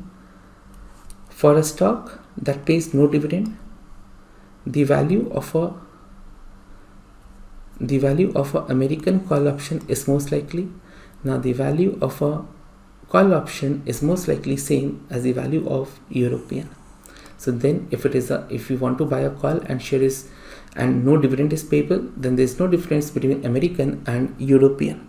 So answer is A. Next is 122. For a call option, if underlying asset value is less than option's exercise price, option is set to be. Now exercise price is 100, spot price is 80. It is out the money. So now answer is B. Next is 126. According to put call parity, if a fiduciary call expires in the money. Now call expiring in the money. So when the call expires in the money, your payoffs will exactly be equal to the price of underlying at expiry. The payoffs is most likely equal to the spot price of the asset at expiry. So answer is B. Next is 127. According to put call forward parity, if put in a protective put expires out the money. Now put out the money, call in the money, your payoffs will exactly be equal to market value of the underlying. 128. Using a put call parity, a long call can be replicated by long asset. So answer could be B or C. Long put. So answer is C. A long asset, long put, and short the bond. Next is 133. Which of the following least likely to be classified as contingent claim? Now answer is futures. Futures are not contingent, they are forward commitment. Next, 140. According to put call forward parity, the difference between the price of a put and the price of a call. Important. Now, future price discounting by risk-free rate plus premium over put is equal to buying a risk-free bond that will pay a exercise price at expiry. We want to discount that plus call. Now what is the difference between put minus call? Now put minus call is EP upon 1 plus RF raised to the power T minus ft upon 1 plus rf raised to the power t. Now taking 1 upon 1 plus rf raised to the power t as common. Now this is exercise price minus future price. So now answer is most likely it is equal to, so now discounted at the risk-free rate. So answer can be A, B, C. So it is going to be exercise price and the forward price discounted at risk-free rate. Exercise price, so either the answer is B or C, exercise price, then forward price. Spot cannot be there because it's a put call forward parity theory. Then the correct answer is C. So 140, correct answer is C. Next is 141. If the exercise price of a European put option at expiry is below the price of an asset, the value of the option is equal to 0, less than 0, greater than 0. Okay, 141. Now exercise price is, let us assume 100,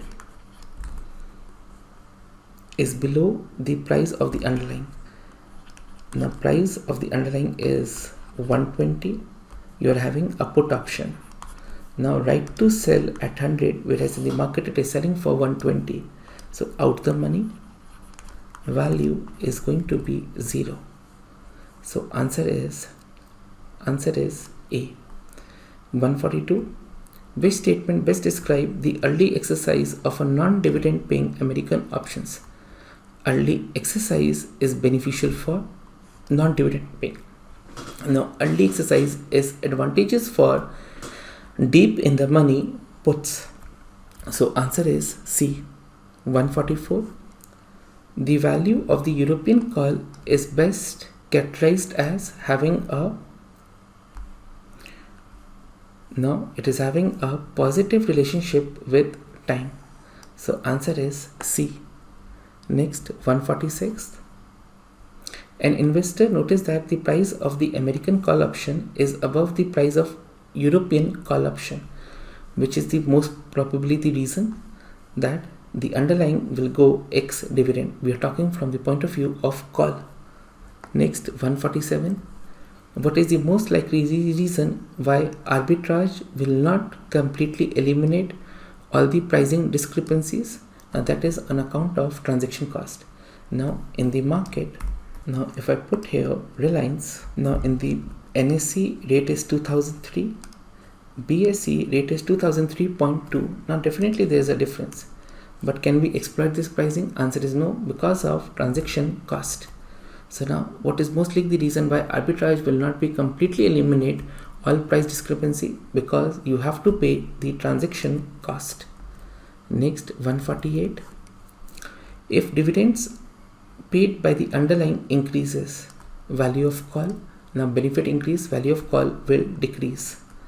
Next, 149. Exercise of a European put option is most likely justified if exercise is greater than the value of underlying. Answer is B. Next, 152. The value of European put option will most likely decrease as the risk-free rate increases. Risk-free rate increases, value of call increases, value of put decreases. Answer is A. Increase in the volatility will increase the value. Increase if the value of underlying decreases, value of put increases. So correct answer is A. Next, 155. Call in the money. Now call in the money where the value of the underlying is, greater than the exercise price. 146. Put call parity.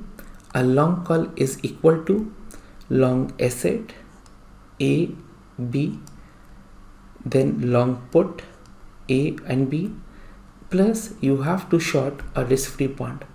So answer is B. 156. Correct answer is B.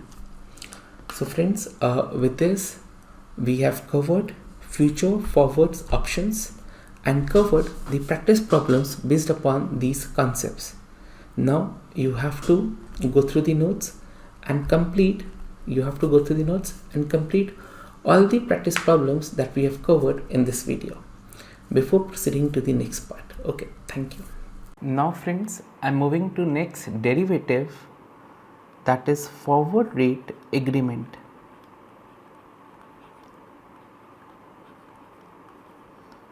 Now in FRA there are going to be two parties, one long FRA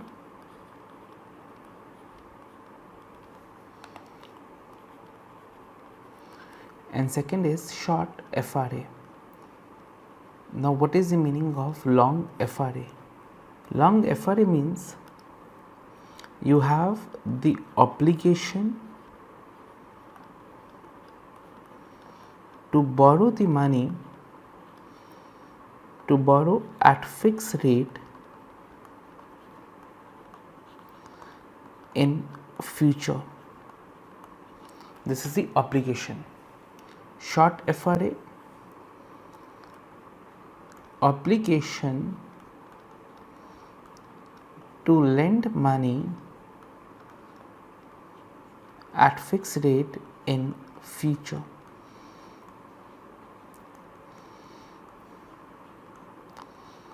Now my question is, whosoever is entering into a long FRA, he is anticipating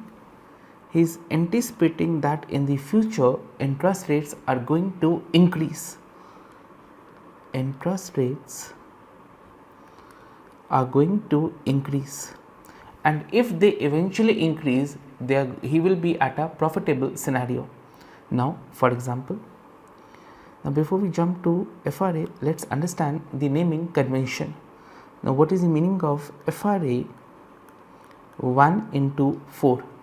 Now 1 into 4 means in totality the length of the contract, the length of the agreement is going to be of 4 months. Now 1 into 4, 1. I want to borrow after 1 month for a period of 3 months. So what is the meaning of FRA 1 into 4? Total length is going to be of 4 months and I want to borrow after 1 month. Now 1 into 4, I want to borrow after 1 month for a period of 3 months.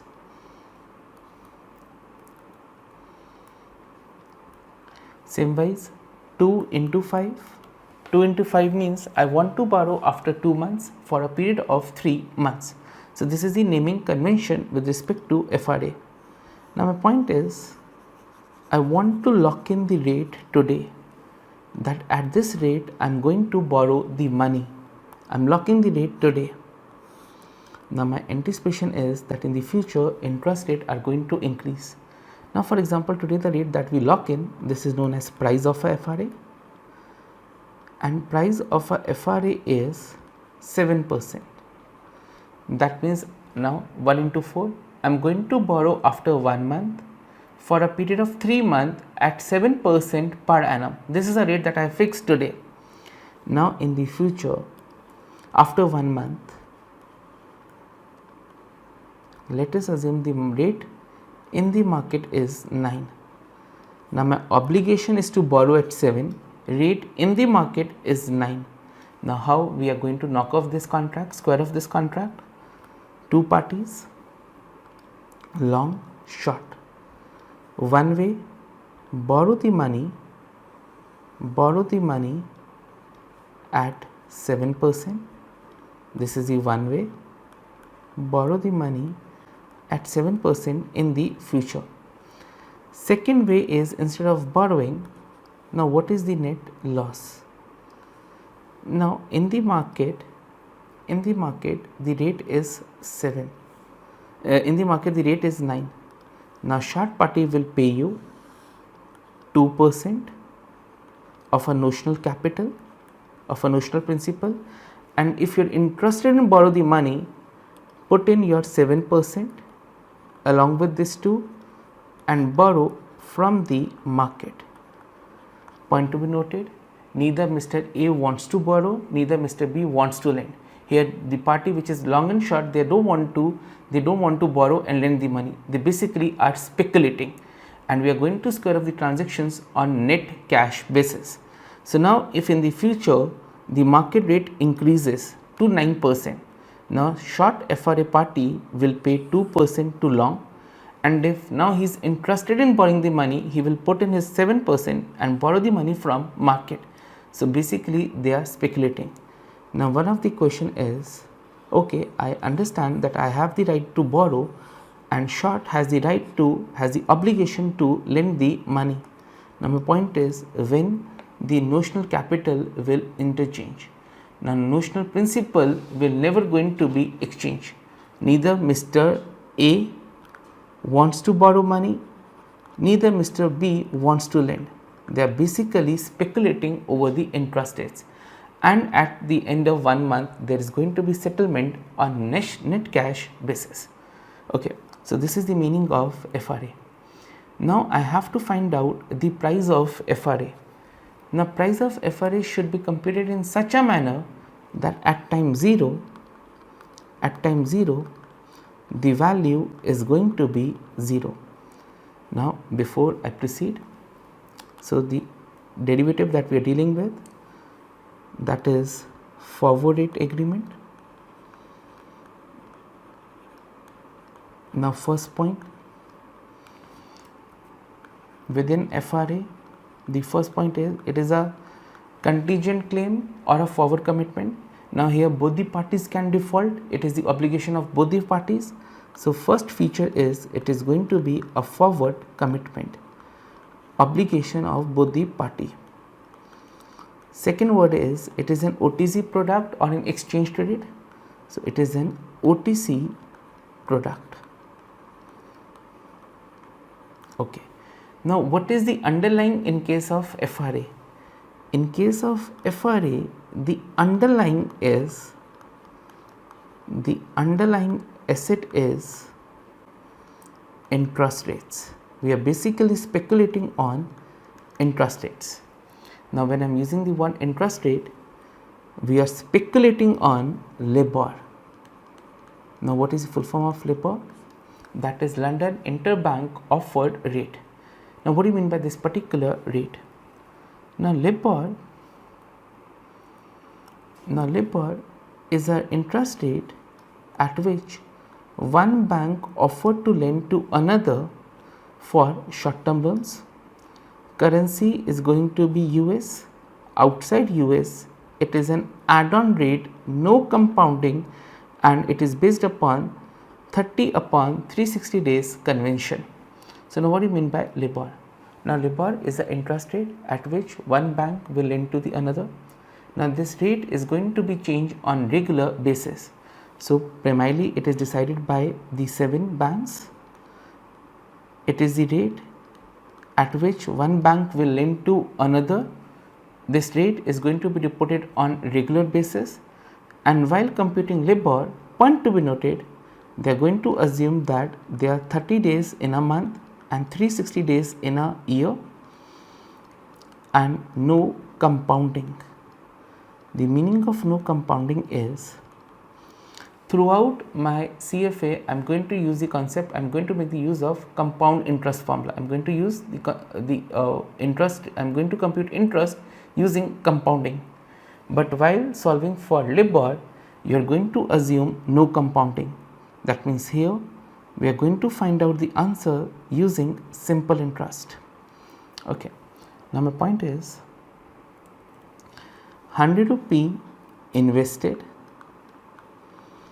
10% for 2 years. Now what should be the future value? Future value is present value 1 plus r raised to the power t, that is 121. This is using compounding, but hadn't been the interest is simple interest. Now what is going to be our investment value? This is, first you are going to compute interest, that is p into r into t, 100 into 10% into 2, that is 20, and now your future value is principal plus interest, 100 plus 20, that is 120. Now another way to find out 120 is, that is principal plus P into R into T. Now take P common, 1 plus R T. Now here, while solving the questions for LIBOR, while solving for forward rate agreement, whenever I am going to find out the present value interest factor, that present value interest factor will be based upon or PV is equal to future value divided by 1 plus R T bracket close. So point to be noted, instead of using FV upon 1 plus R raised to the power T, I would be using this formula. Now this formula is based upon simple interest.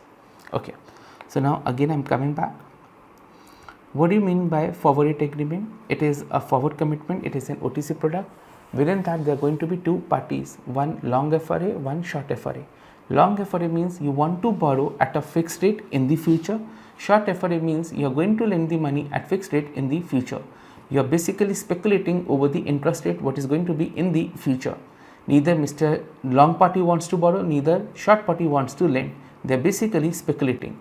Now long FRA is anticipating that in the market interest rates are going to increase. Short FRA is anticipating that interest rates are going to fall, and if they eventually happen, they are going to make the profits. Now first you have to compute the price of an FRA.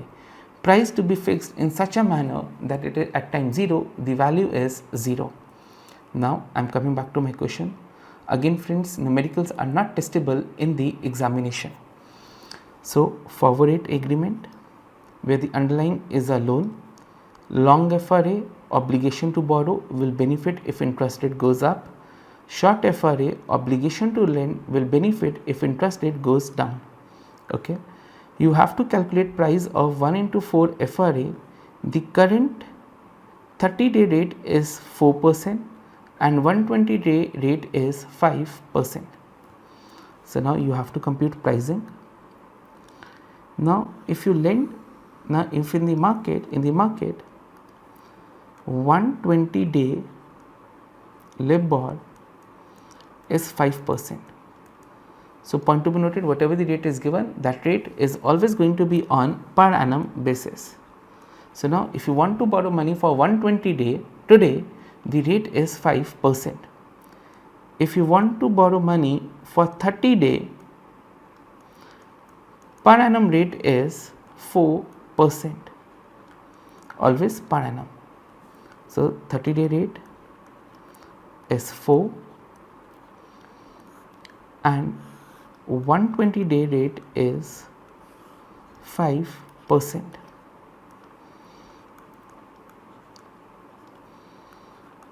Now you want to borrow after 30 days for a period of 3 months. Now what should be the price, what should be the rate such that the value is 0 at time 0. Okay. Now my question is, if today I borrow 100 rupees from a bank for 30 days, how much I have to repay? So if today you borrow 100 rupees for 30 days using a rate 4%, then how much you have to pay? That is principal 1 plus R, R is 4 into T should always be in years, that is 30 upon 360. Now how much shall I pay to the bank? That is at the end of 30 days, that is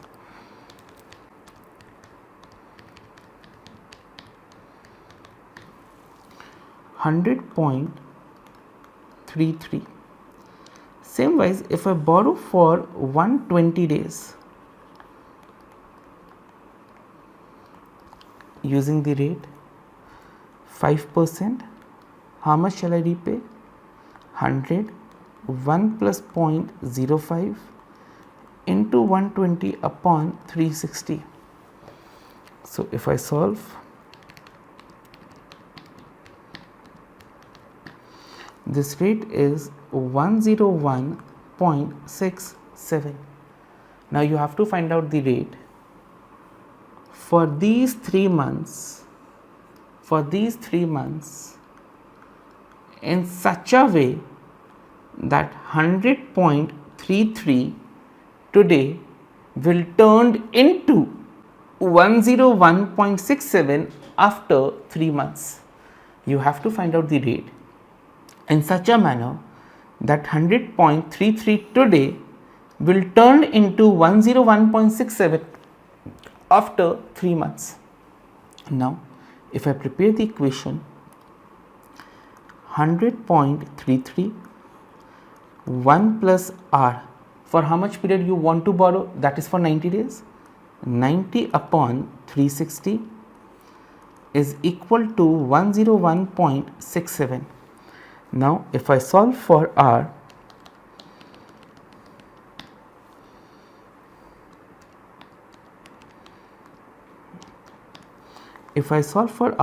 R is 5.32% per annum. Now, this is known as the price of FRA. So, what is the price of a FRA? That is 5.32%. Now, I have the obligation to borrow after 1 month for a period of 3 months at a rate 5.32% per annum. What is the notional capital? That means on which you are going to compute the gain or loss. The notional capital is, let us assume the notional capital is 1 million. So, this is the pricing of an FRA. Now, continuing with the prior example, you have to compute value. That means value means gain and loss. Assuming a notional capital of 1 million, suppose that at contract expiration, the 90-day rate has increased to 6%. You have to compute value. Now, suppose the date is 1st January 2014. On 1st January, I enter into a contract that I am going to borrow money 1 million at 5.32% per annum after month 1. Okay. Now, what happened after 1 month? Now, after 1 month, that is on 1st Feb 14, the rate is 6% per annum for a period of 3 months. Now, rates have changed. Now, my point is, on this day, I have the obligation to borrow at this rate, whereas in the market rates have increased. So, now the party who has long FRA, that is at a profitable scenario. Now, what is the profit that person has earned? Now, value of long FRA, value from the point of view of long FRA,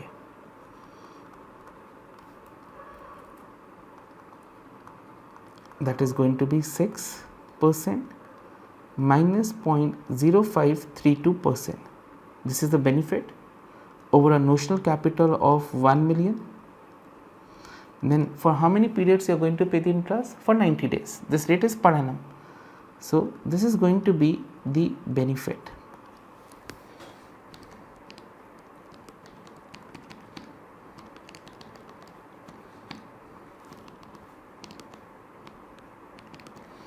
So, benefit is of $1,700. Now, point is the $1,700 benefit is at, now today you will borrow the money and after 4 months you are going to repay. So, when this value will have 1700 value is, now this 1700 value is here, this 1700 value is here, we have computed here, but now you want to settle the contract, here. So, discounting, compounding, now you have to discount. So, long FRA value at the end of 4th month,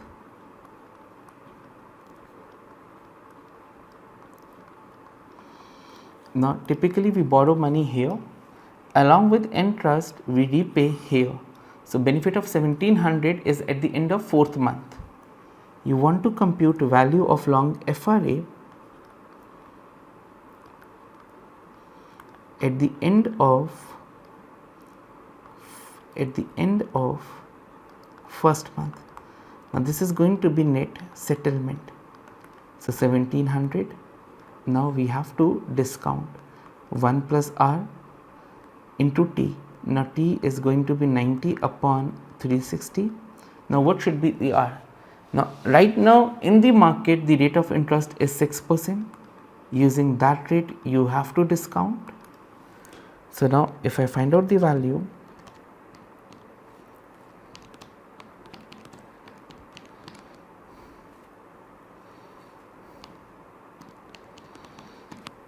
this is $1675. Now my point is, what will happen at the end of month 1? At the end of month 1, short FRA party at the end of first month, short FRA party will pay $1675 to long FRA. Now one testable point. So when this 1 million of notional capital will exchange, so next bullet point, double star, notional principal of 1 million will never be exchanged. It is only for the purpose of computation of value. So now we don't want to lend money, we don't want to borrow money. This is only for the computation of profit and loss account. So what is the price? Price has been fixed at the beginning and price is 5.32, whereas value will keep on fluctuating.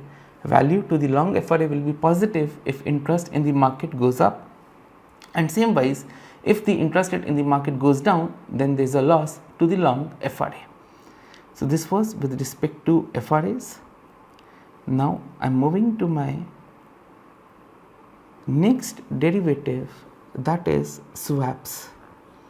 Within swaps, interest rate swap, and interest rate swap is also known as plain vanilla interest rate swap. Now what is the meaning of swaps? So it is an extension of FRA. Within swaps, first understand the features. It is a forward commitment. That means obligation of both the party to honor the commitments. Second, it is going to be an OTC product. Now there are going to be two parties, or within swaps each party is having one asset and one liability. So now party A is having one asset, one liability. Now asset is,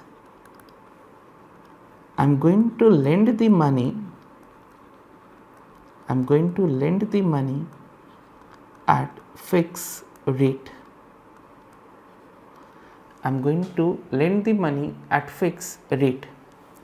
So now if this is the case, now party A will receive fixed payments,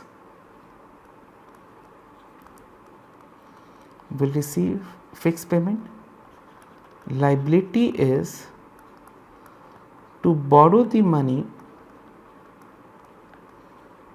at floating rate. Now will pay floating rate of interest. floating interest. So now this is pay floating, receive fixed party.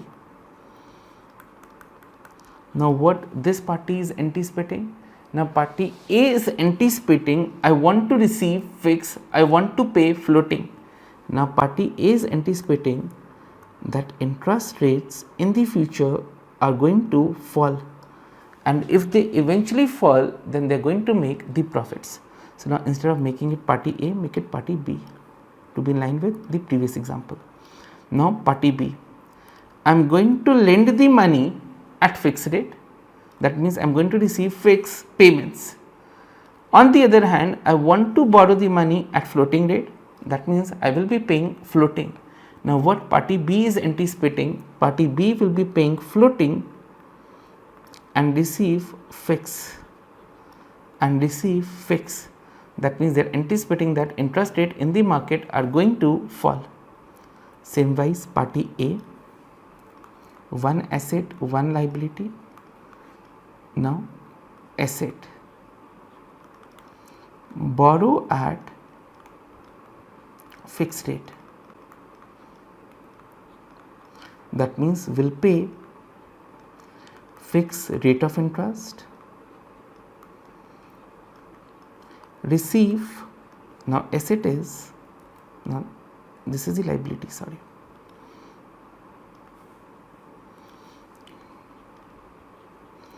asset is receive floating. Now lend the money at floating rate, receive floating. Now receive floating, pay fixed, anticipating that interest rates are going to increase, and if they eventually increase, they are going to make the profits. So now a swap is an over the counter derivative in which two parties agree to exchange series of cash flow, where one party pays a variable that will be determined by the underlying rate and the other party pays a fixed rate. Now here one party will pay fixed and another party will pay floating. Now whosoever is paying fixed is anticipating that interest rates are going to increase. Whosoever is paying floating is anticipating that interest rates are going to fall in the market, and if they eventually fall, they are going to make the profits. Okay, next. Now in the simplest type of swap, a plain vanilla interest rate swap, one party makes the fixed interest payment on a notional principle in return for floating rate payment from the another party. They will pay fixed and receive floating.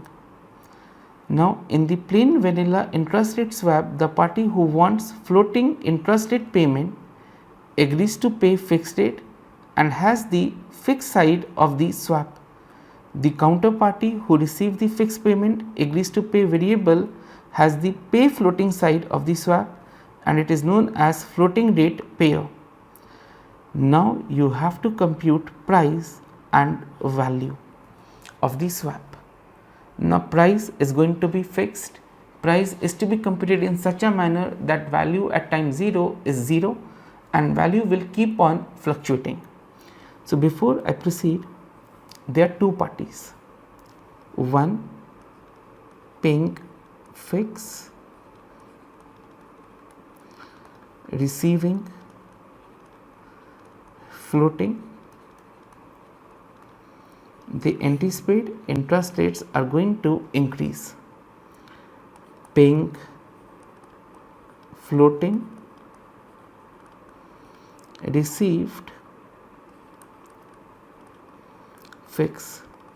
This party anticipate that interest rates are going to reduce. Okay, now you have to compute the pricing of the swap. Let's understand with the help of an example. So before I proceed to a comprehensive example, first compute the amount that must be repaid on a 1 million loan for 30 days. If 30-day LIBOR is 5%, point to be noted, no compounding. Whatever the rate given, that is for per annum. You have to use 30 by 360 days convention. Now today if you borrow 1 million, after 30 days, how much you have to repay? So after 30 days, repayment is equal to principal, that is 1 million,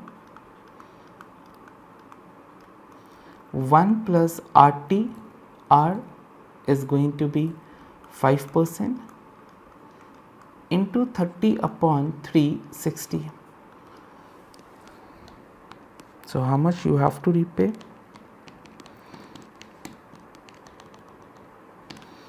That is $1,000,4167. This is the obligation that you have to repay. Next, these are annualized LIBOR. You have to compute the fixed payment for 1 year.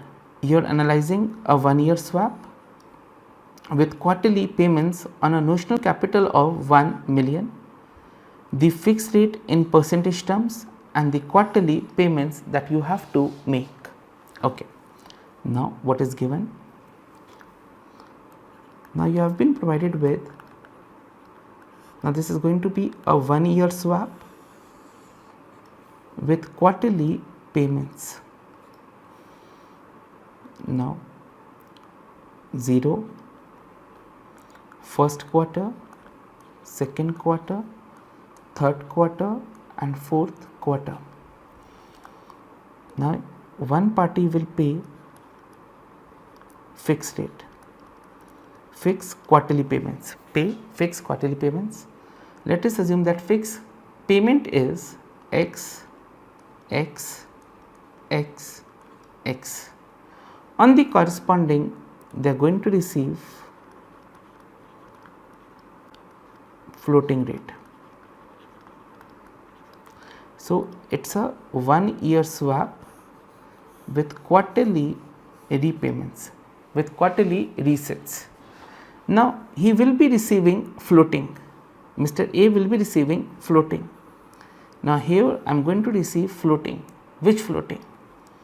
Now after, so each period is of 90 days.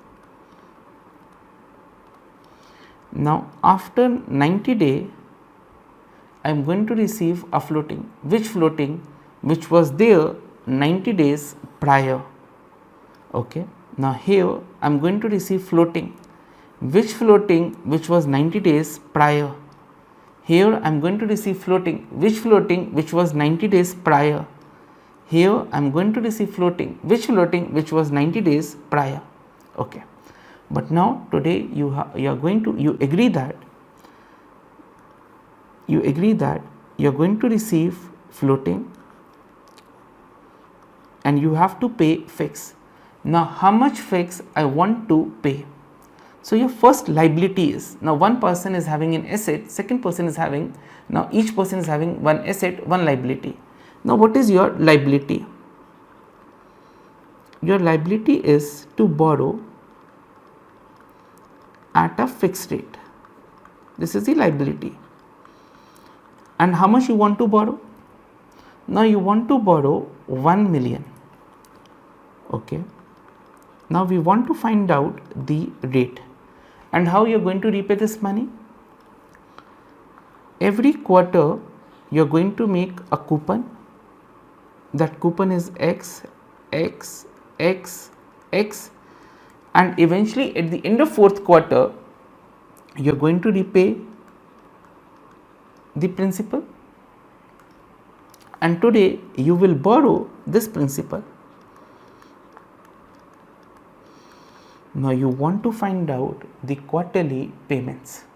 Now quarterly payments has to be found out in the quarterly payments has to be found out in such a way that this side is equal, the PV of this is equal to PV of these cash flow, or simple manner, you want to borrow $1. You want to borrow $1. Now how this $1 will be repaid? X plus 1, and today how much you are borrowing? That is 1. Now this first payment you have to make after 90 days, 180 days, 270 days and 360 days.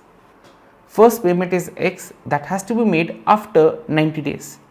Now my point is, what is the PV of this? Now what is the PV of this X? X upon 90-day rate is 3%. 1 plus 0.03 into 90 upon 360. You are going to make this X after 180 days. What is the PV? X upon 1 plus, what is the rate for 180 days? 0.035 into 180 upon 360. You are going to make this X after 270 days. What is the rate? X plus 4% into 270 upon 360. You are going to make these payments after 360 days. What is the 360 day rate? That is 4.5%. X plus 1 divided by 1 plus 0.05 into 360 upon 360. Now ideally the PVs of these cash flows should be equal to, PVs of this cash flows should be equal to 1. Now you have to find out X. Now 1 is equal to, first I am solving for this bracket, 0.03 multiplied by 90 divided by 360 plus 1 inverse. So this is 0.99255 x plus, now I am solving for this bracket,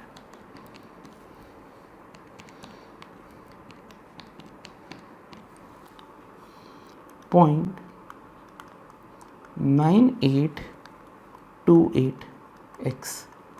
Now I am solving for this bracket,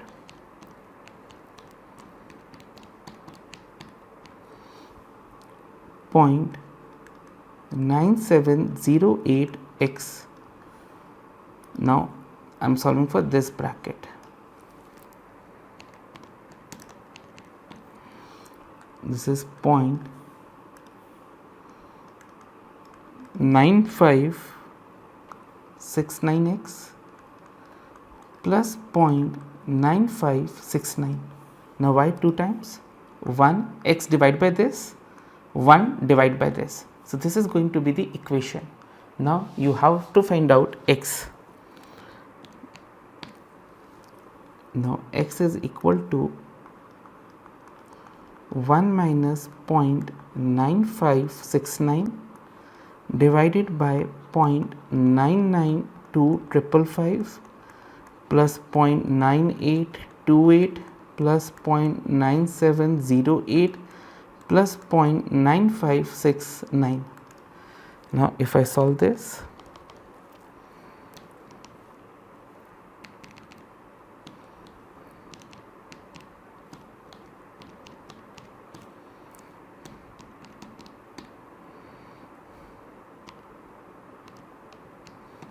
your calculator will display 0.011. Now this is the amount that you have to pay on $1 loan. So now what is you are going to pay? You have to prepare your cash flows again. You borrow $1 here, and on that $1 you are going to pay 0.011, 0.011, 0.011, 0.011, and eventually you repay the money. Now my question is, what is the fixed rate that you are repaying? Now fixed rate is, now fixed coupon quarterly is 0.011, So what is the fixed rate? Now fixed rate is 0.011. How much you have borrowed? $1. But this payment you are making quarterly. What is your annualized rate of interest? Multiply by 4. Now I am borrowing the money at 0.044 or 4.4% per annum. Now this is the liability which has been fixed. So how much you are going to make every quarter? Now every quarter on a notional capital of, on a notional principal of $1 million, you are going to repay interest to be paid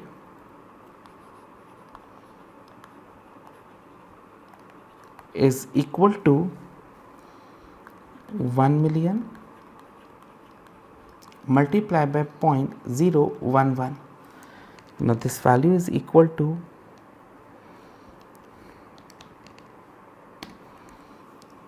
11,000. This is the rate that has been fixed. Now you are having one liability, and that liability is to pay 11,000 every quarter. This is the liability. Now when you are going to make the profits, you are going to make the profits when in the future interest rates are going to increase. Okay, now my asset is to receive floating. You have to receive here a floating rate. Now which floating rate? 90-day prior. Now you know what is the 90-day prior rate? Yes. Now what I am going to receive here at this point, this is 90-day LIBOR 90 days prior. 90-day LIBOR 90-day prior. 90-day LIBOR 90-day prior. 90-day LIBOR 90-day prior. So 90-day LIBOR 90 days prior. So 90 days prior is time 0. At time 0, what is the 90-day LIBOR? At time 0, the 90-day LIBOR is 3%. Okay. Now 90-day LIBOR 90-day prior. Now what is the 90-day LIBOR at the end of first quarter? Now what do you mean by swap? Now swap means here both the parties are going to exchange series of cash flow. You have to pay, obligation is to, you have to pay 11,000 every quarter. On the other hand, you are going to receive floating rate where first payment is known, and rest of the payment is unknown. Now when this payment will be known? Now when this rate will be known? This rate will be known at the end of first quarter, at the end of second quarter, at the end of third quarter, and accordingly whatever the rate is, that party is going to receive this much rate. So now what do you mean by swap? Within swap there are going to be two, one asset, one liability. My liability is I have to pay 11,000 every year. This has been every quarter, this has been fixed. But now what I want to receive, that is a floating one, and I am anticipating that interest rates are going to increase. Now a swap is a series. In swaps there are going to be interchange series of cash flow where first payment is known, whereas rest of the payment is unknown. Now what is the price of the contract? What is the price of the swap? Price of the swap is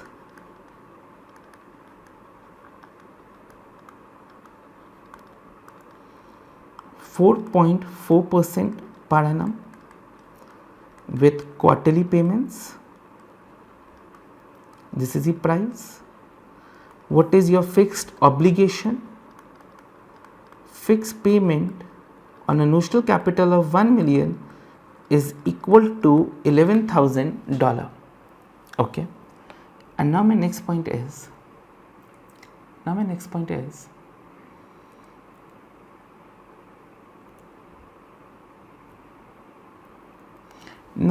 read this para carefully. Now, what is the meaning of this 11,000? Meaning of this 11,000 is, now rate is 4.4% per annum. Now, what is the meaning of this 11,000? I want to borrow after 3 months for a period of 3 months at a rate 4.4% per annum. I want to borrow after 6 months for a period of 3 months at a rate 4.4% per annum. I want to borrow after 9 months for a period of 3 months at a rate 4.4% per annum. So now my point is, can I say like this? A swap is nothing. A swap is nothing but series of off-market FRA where first payment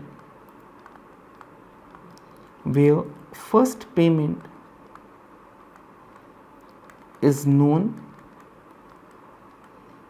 at time 0 while rest of the payments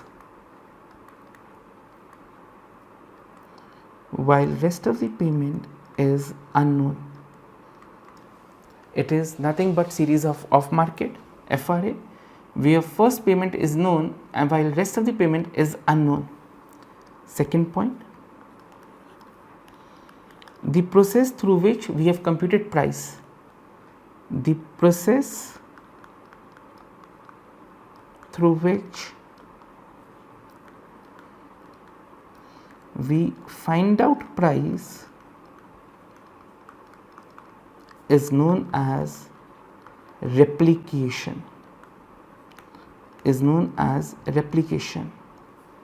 Point number third, combined value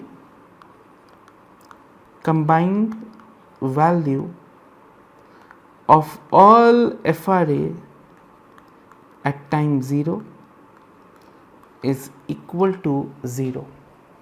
Combined value of all FRA at time 0 is equal to 0. And now as the rate will keep on changing, you are going to find out the payouts. So this is with respect to swaps. Okay, so in class again I repeat that numerical is not testable, only they are going to test upon theories. So this much theory is more than sufficient.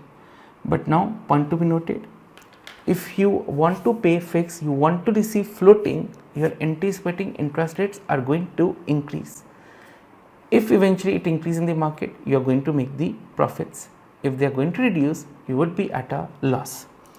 Now one more, then I am going to conclude the swap part. Now it's a 1 year swap,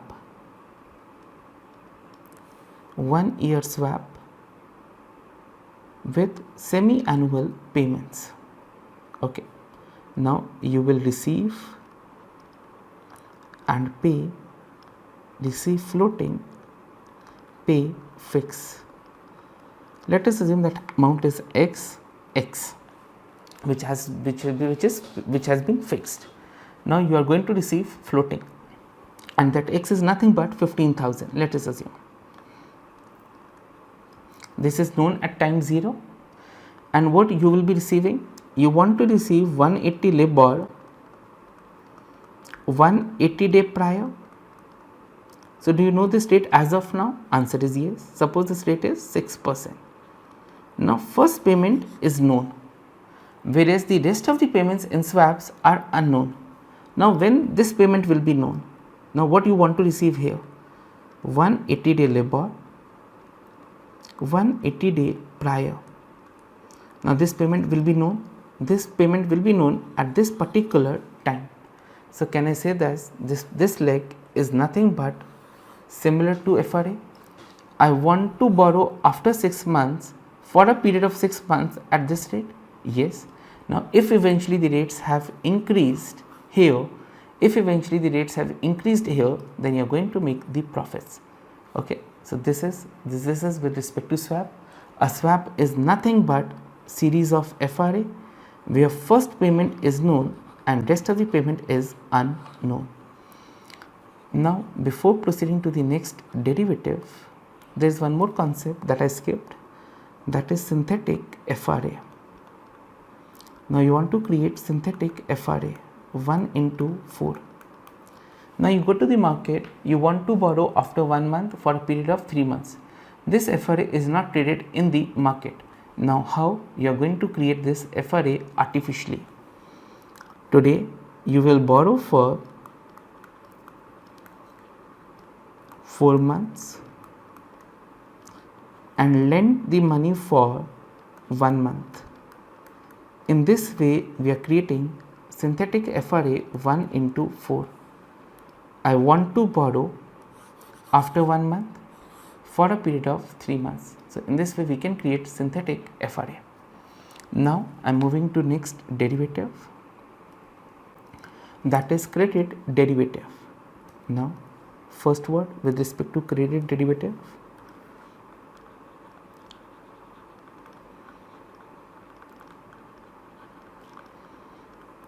it is a contingent claim. Contingent claim means right of one party, obligation of another. Contingent claim. Second, it is an OTC product. Now credit derivative is very much similar to insurance. Now suppose today we purchase bonds, okay, and now I am having one bond with respect to Yes Bank. So I invested in a bond of Yes Bank and eventually company defaulted. Company goes bankrupt and the company defaulted on that bond payment. Now against that I have taken one insurance, that is credit derivative. Now if in the future company unable to repay the money, then in this case insurance company is going to make the payment. Now contingent claim, right of one party and obligation of another. There are going to be two parties, buyer and seller. Buyer has the right, and for that right buyer will be paying premium to the seller, and if tomorrow there are going to be the losses, it is the obligation of the seller to make the payment to the buyer. Now credit derivatives. A credit derivative is a contract that provides bondholder with protection against the downgrade or a default by the borrower. The most common type of credit derivative is credit default swap, which is essentially a insurance contract against default. The moment there is a default, now insurance company is going to make the payment. The another type of credit derivative is credit spread option. Now Yes Bank has defaulted on the bond. Now whosoever is, now I want to resell this bond. Now if I want to resell, what will be the investors required rate of return? They will require a higher rate or a lower rate. Now since the company has defaulted, now the requirement has jumped up. Now I want more return because this bond is risky, and the moment the required rate of return has jumped up, bond prices will reduce a lot. Why bond prices will reduce? Because now you are discounting by a higher factor. The moment you will discount by a higher factor, now the bond prices will reduce. Now credit spread option, typically a call option that is based upon benchmarks bonds yield spread relative to benchmark. If credit quality deteriorates, yield will increase, that means bond prices will reduce, and the moment bond prices will reduce beyond a particular point, now seller, you have to pay off to the buyer. So there are going to be two types of credit derivative. Number one, credit default swap. If there is a default, then the seller you have to make the payment. Same way, second is credit spread option. Now if the rating deteriorates, now if the rating declines, the spread will increase. As the moment spread will increase, the prices will fall. Now you have to make payoffs, seller, you have to make payoffs to the buyer. This is with respect to credit derivatives. Now I am jumping to the questions with respect to swaps and credit derivative. So question number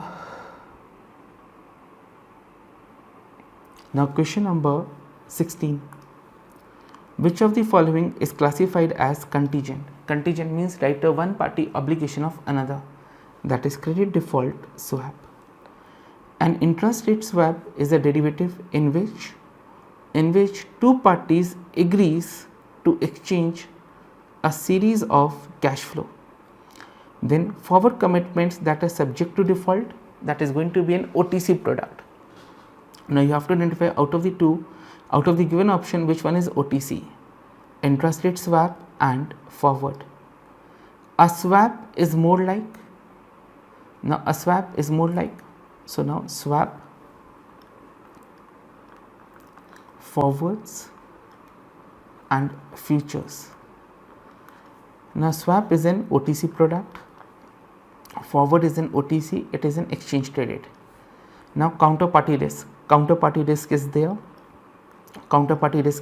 there is no counterparty risk. Now a swap is more like a forward than a future. Why B and C is incorrect? B subject to simultaneous default by both the party, incorrect. Either of the parties are going to default. And C based upon exchange of two series of fixed cash flow. No, here one cash flow is fixed, one is floating. So 21 answer is A. The next, plain vanilla interest rate swap is also known as fixed for floating. I will be paying fixed and receiving floating. Next, 23rd, the notional principle of swap is interchange. So it is not going to interchange. This is only for the computation of value. Answer is A. Next, 27, a credit derivative is a derivative in which the seller provides the protection to the buyer against the credit risk of the third party. Now question number 28, 29, 30. This you have to cover post asset backed security. So this is going to be reading under fixed income. Post that you will be able to solve 28, 29 and 30. Next, 31. Which derivative will allow an investor to pay the return of a stock and receive a fixed return? So this is not in your syllabus, but this is known as equity swap. What is the meaning of equity swap? Now within equity swap, you want return on equity. Whatever the return that equity market is going to deliver, you want that return. You want to receive return on equity and you want to pay fixed rate. Now what you are anticipating? You are anticipating that equity market is going to deliver a higher return. If it eventually happen, you will be at a profitable scenario. Now what is the asset? Asset is return on equity. What is the liability? My liability is I am going to borrow money at fixed rate. So this is going to be the liability. Answer is A. Which of the following is most likely the underlying under the interest rate swap? That is the LIBOR. Answer is A. 33. Now currency swaps. So again currency swaps are not in your syllabus, but adjust, there are two questions. Now currency swap. Now currency swaps are used to manage both interest rate risk and forex risk, foreign currency fluctuation risk. To avoid the counterparty risk,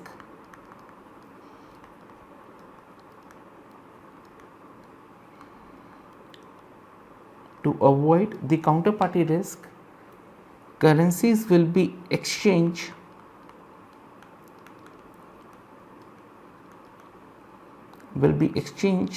both at the starting, at the beginning and at the end.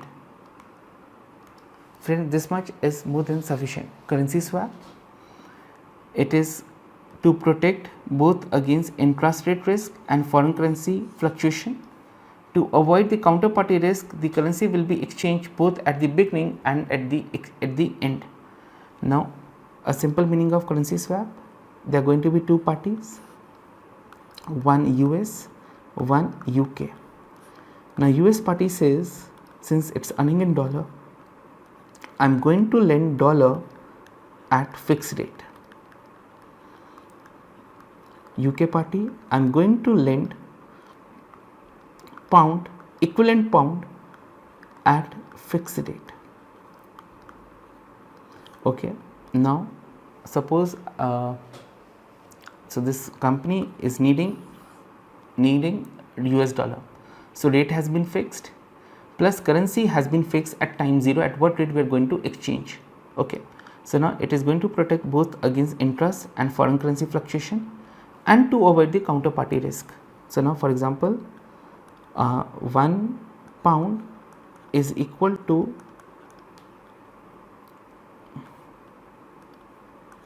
$1 is equal to 0.5 pound. So now it is going to lend $100 at fixed rate. It is going to lend 550 pound at fixed rate. Okay, so this is the starting transaction. Now at the end it will return pound to this party and this party will return dollar to this. So currency will be exchanged at both the point, at the starting and at the end as well. So now currency swaps. A is incorrect, executed by two parties by making a series of interest payment in the same currency. Now there are going to be two currencies and now it is used to manage interest rate risk. Answer is B. 33. Regarding commodity derivatives. So the primary commodity markets for the derivatives is going to be futures.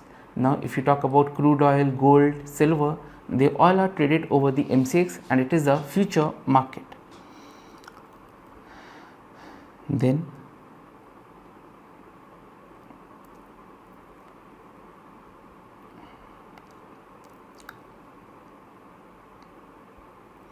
now 74th, value of a swap. Value of a swap is 0 and it is obtained through replication. So A is incorrect, non-zero, and it is obtained through replication. B is correct answer. Then price. Price is fixed and is obtained through replication. A is incorrect, value is 0. Price does not fluctuate, only value fluctuate. B is incorrect. So what is the correct answer? That is C. Now 76, the value of a swap is equal to PV of, now one payment you are going to receive, one payment you have to pay. So it is going to be the PV of net cash flow payments from the swap. If no cash is initially exchanged, a swap is comparable to series of forward contract with the combined value of all the forward contract is 0. Answer is B. 78. For a swap in which series of fixed payment is exchanged for series of floating payment, the parties to the transaction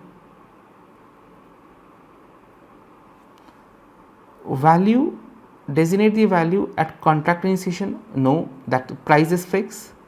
Value the underlying solely on the basis of market value at the end of the swap. Incorrect. At every interval we are going to value. Now third, value the underlying sequentially at the end of each payment to determine the floating payment. Correct answer is C. Now at the each interval we are going to value the floating payments. We are going to determine the floating payments. Next,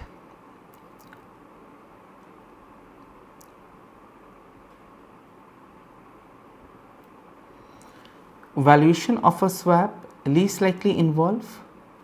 Now it is a principle of no arbitrage, use of replication is there, but which least likely we are going to consider, that is the investor's risk aversion. We always assume investor is risk neutral. We always assume investor is risk neutral.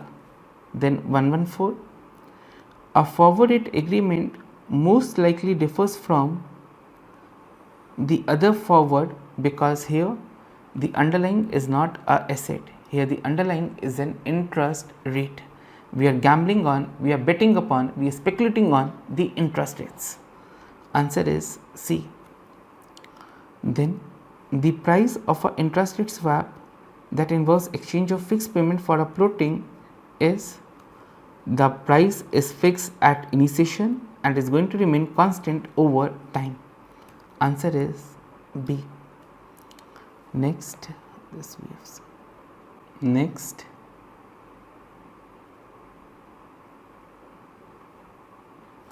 Next is 131. A corporation issues a 5-year fixed rate bond. Its treasury expect interest rate to decline for all the maturities for at least next year. She enters into 1-year agreement with the bank to receive floating and to make payment on the to receive fixed rate and make a payment on floating benchmark 3-month LIBOR. This is nothing but a swap. 134.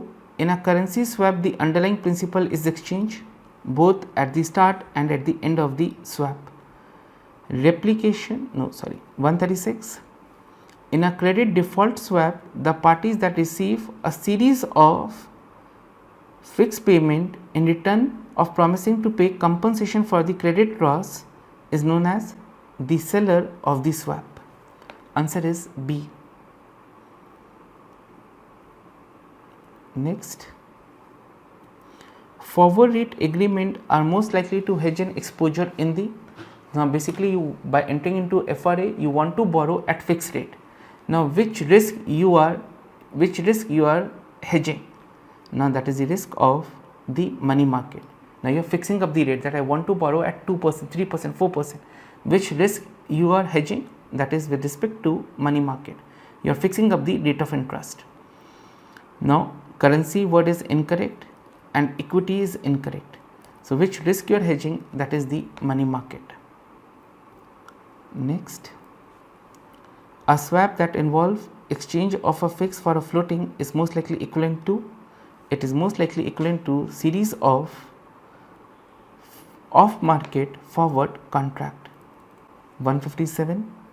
The price of a fixed pay receiving floating swap is most likely. Now it is the rate that has been fixed that results in market value of 0 for the swap at initiation. So answer is A. What do you mean by price? The rate that you have to pay, this is going to be the price, so it is going to be the fixed rate, and it is the process through which it is arrived, it is known as replication, and it is such a price that value at time 0 is 0. So friends, with this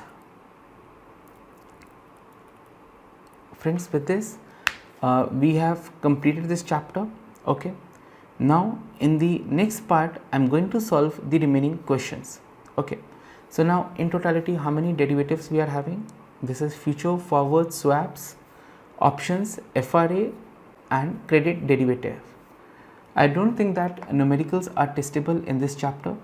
The only logic of covering the numerical part is to make well versed with the theoretical part. Okay, so that you should be in a position to answer theory comfortably. That is the only logic that we have covered numericals in the class. But point to be noted, in level 1 examinations I don't think that numericals are going to be testable. Okay, now if you look at the length of the questions, the length is pretty simple, and based upon my experience it's simpler to score well in derivatives. Okay, so this 157 questions would be more than sufficient. I won't recommend that reading from Schweitzer is required. Your class notes would be more than sufficient. Okay, so on this note I am going to conclude this chapter. in the last part I'm going to wrap up with the remaining practice problems. Okay, so before proceeding to the next part, before proceeding to the next chapter, you have to solve this 157 question, complete your hand notes. Okay, thank you. So friends, in the last part we have completed our chapter, and now in this part I am not going to discuss any new concept. I am going to solve the remaining questions of your question bank. Okay, so let's proceed. Now first question that I am going to solve, that is question number 7. Which of the following statement best portrays the full implementation of post financial crisis regulation in the OTC derivative market? So what this question is trying to say, we understand that a derivative trade into two markets. One is OTC and second is exchange traded. Now what is the problem with OTC? Here there is a probability of default by the parties. Now what we can do to avoid the possibilities of these defaults? This question 7 is trying to say. Now first is, transactions are no longer private. We should stop OTC market. Is it true? No, OTC market still exists. So A is incorrect. All the transactions must be cleared through clearing agencies. This will happen only in case of exchange traded. This statement is also incorrect. Now how to reduce the possibilities of default? Now if you want to reduce the possibilities of default, the transactions must be reported to regulator. So we understand that in case of OTC there is a chances of default, and how we can reduce the possibilities of default? By reporting the transactions to regulator. So what is the answer to question number 7? Answer is B. Then 13. Which of the following statements explain characteristics of price limit? Now let's understand first the meaning of price limit. Now price limit means a range of a stock for a particular day.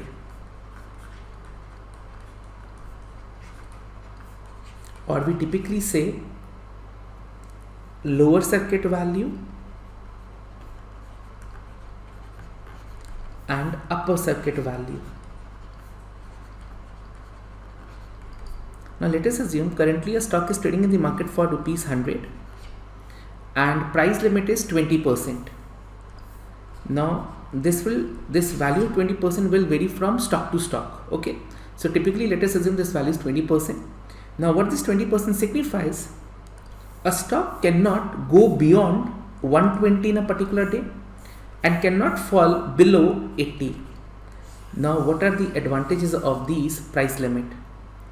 So we understand that in case of exchange traded product,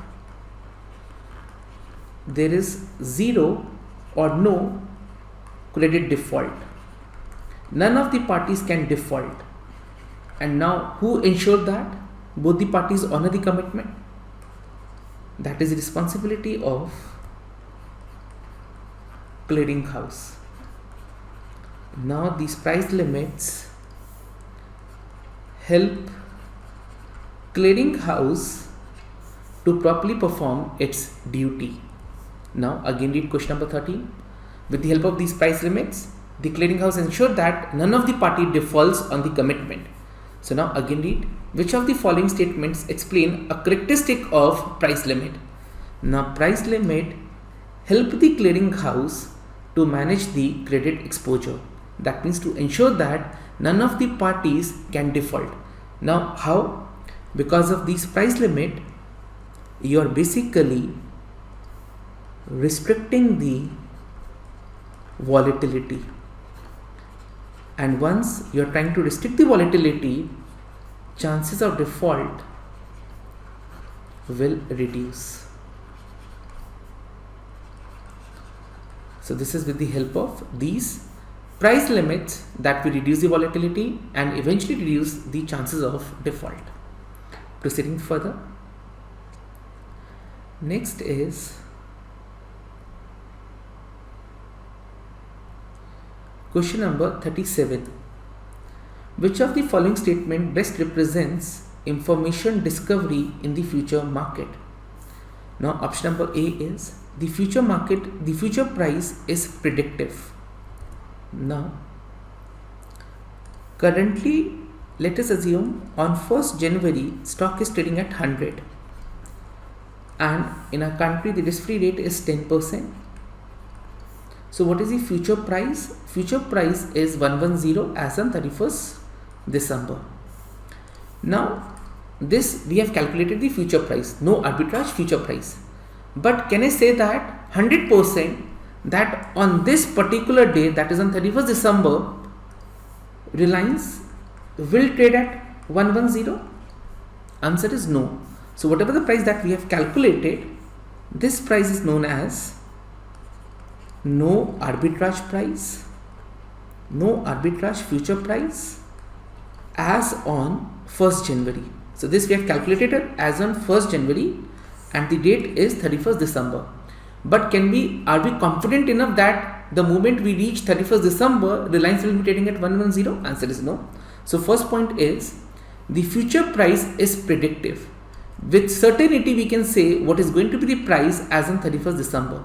Is it true? Incorrect.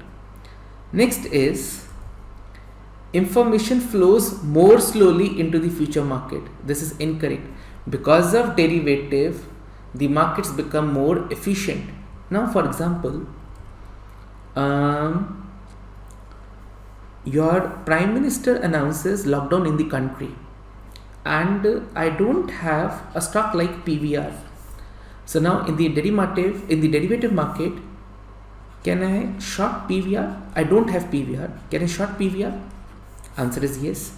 Now the prices will start falling in the derivative market and hence we can say that information flows more quickly. Why more quickly? Because to trade derivative you need lower capital, there's a lower brokerage, and because of these factors derivative market moves more quickly in comparison to cash market.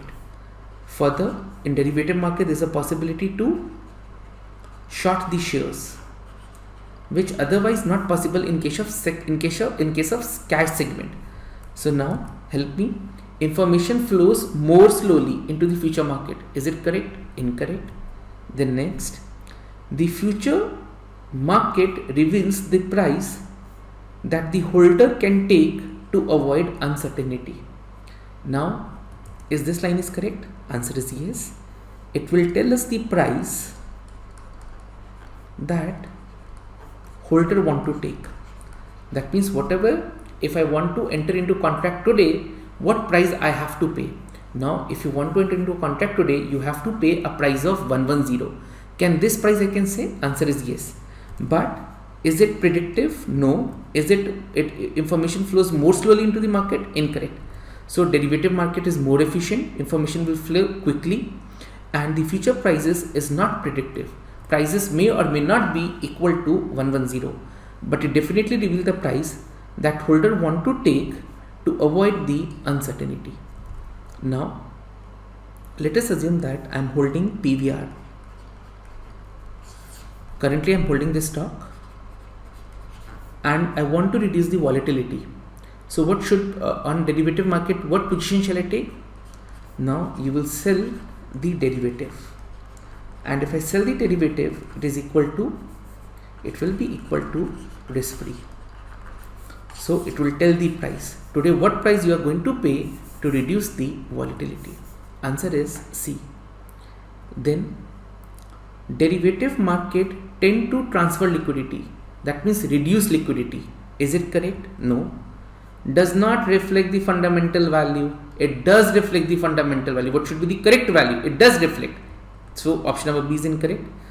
Offer a less costly way to exploit mispricing in comparison to other free and competitive financial markets. So is it true?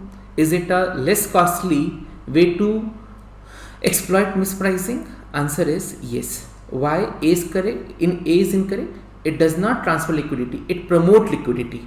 It do reflect the fundamental value, and it is a costly way, and it is a less costly way to exploit mispricing. Answer is C. So what is the answer for 37? For 37, the answer is C, and for 38, again the answer is C. Then next, 39. Which of the following statement most likely contributes to the view that derivatives have some role in financial crisis? Now, what is the biggest problem with derivatives?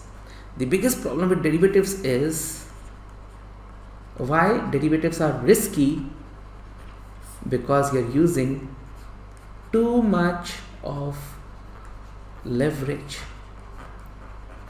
because of which derivatives are risky. Now, point number A, derivatives are the primary means by which leverage and relative risk is bought into the financial market.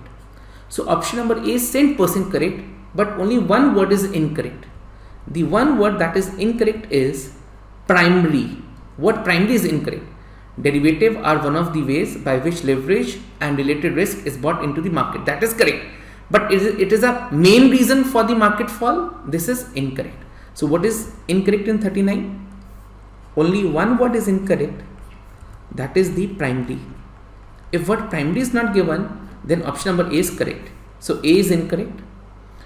Growth in the number of investors willing to speculate lead to speculative trading. Is it true? As the number of investors will keep on increasing in the market, as the number of speculative will increase, it will lead to more volatility. Yes. So B is correct. More trader brings more volatility into the market. Okay. C. Restrictions on derivative such as enhanced collateral lead to the crashes. So if you increase the collateral, it eventually reduces the crashes, not increase the crashes. So C is incorrect. A is incorrect. The correct answer is B. What is problem with option number A? What primary? Because of primary, A is incorrect. What is the problem with C? Restrictions such as enhanced collateral, they will reduce the possibility of crashes, not promote the crashes. Okay. So the answer to question number 39 is B. Then 40. In contrast to gambling, derivative speculation. Okay, question number 40. Now we want to make comparison between gambling and derivative speculation. So we are a speculator. Okay. Now point number 1, positive public image. So gambling has a positive public image? No, it does not have a positive public image.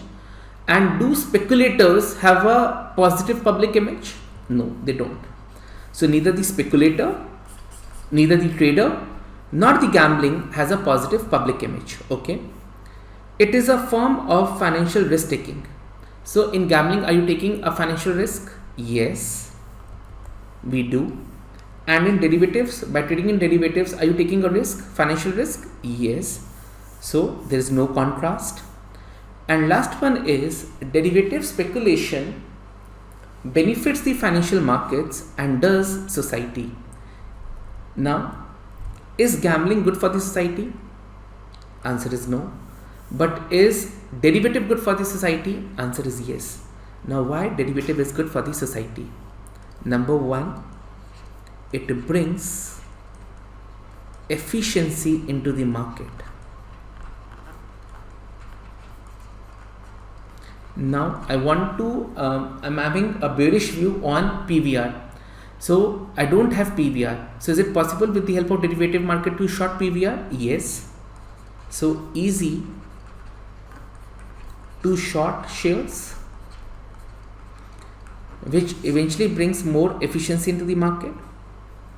To trade derivative, do we need more capital, less capital? Lower capital is required. Lower transaction cost.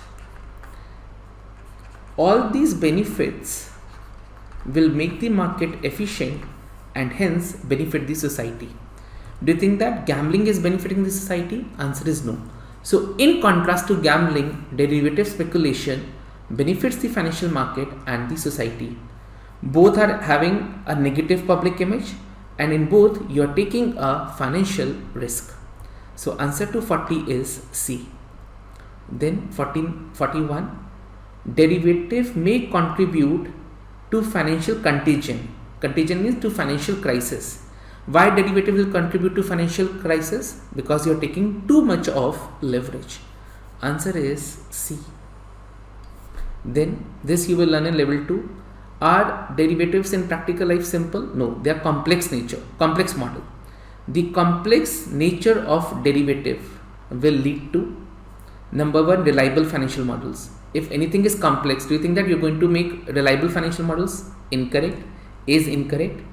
Widespread trust, their complex model, incorrect, will lead to more employment for mathematicians and physicians. Is it correct? The answer is yes.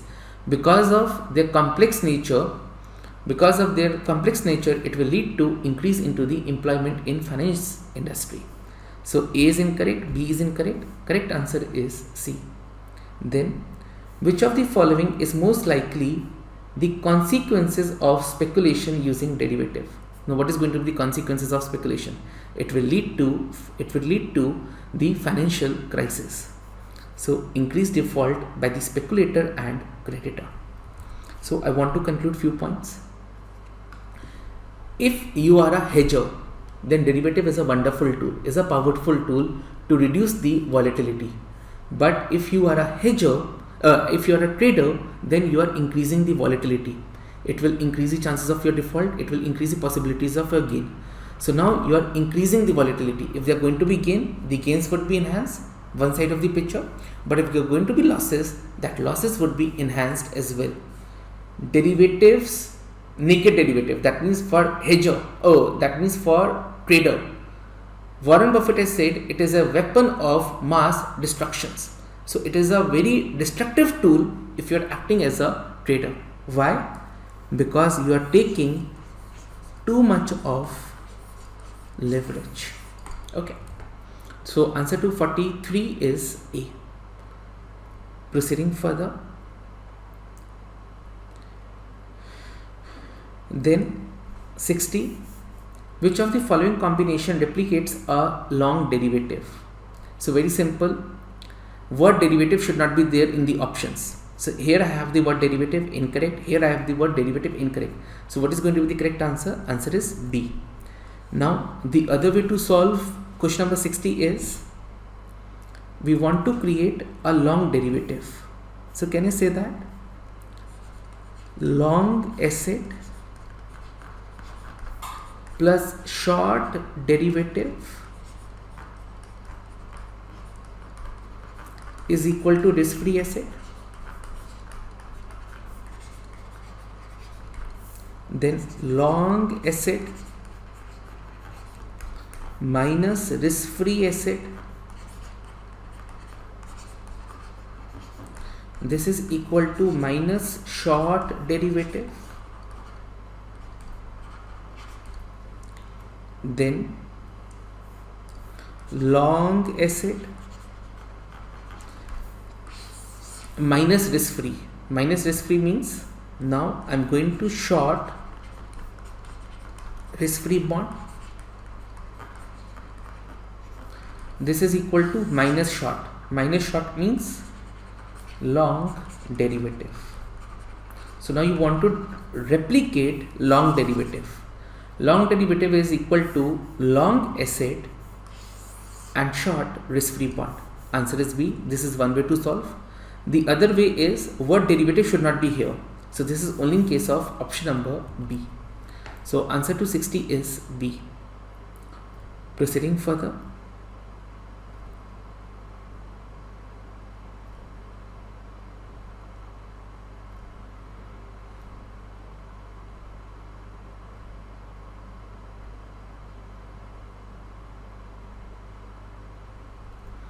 Now question number 113.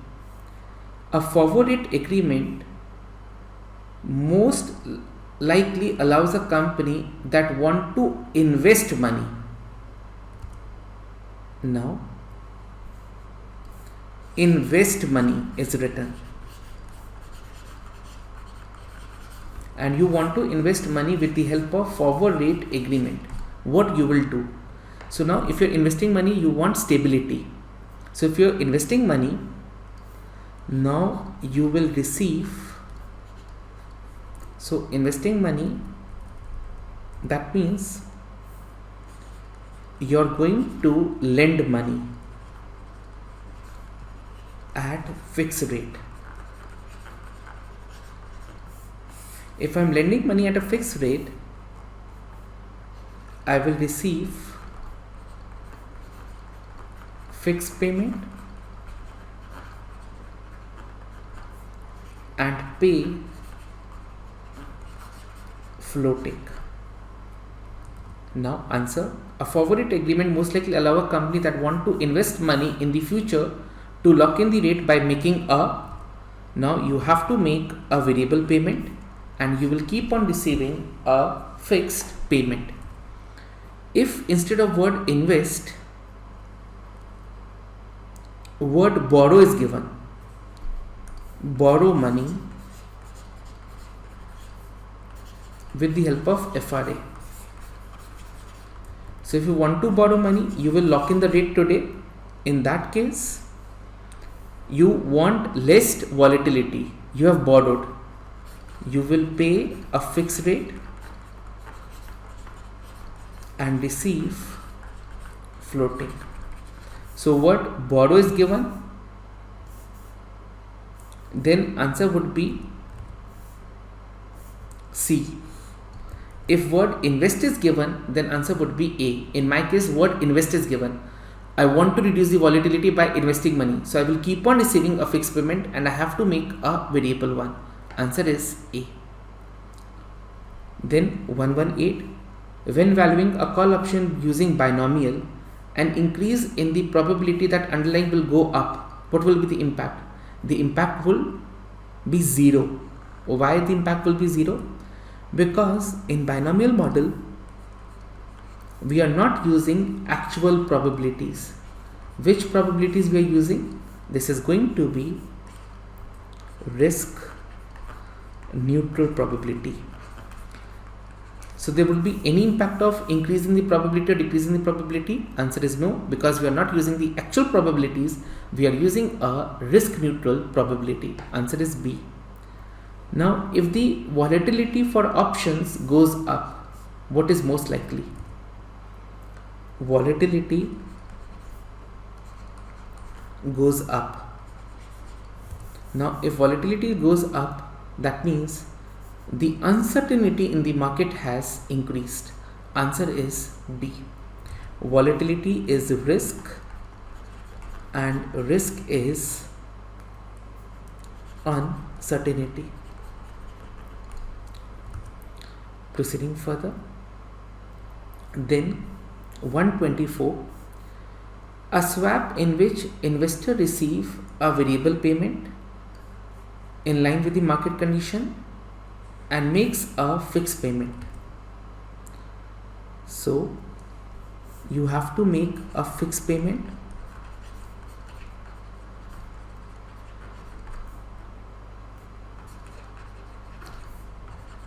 and receive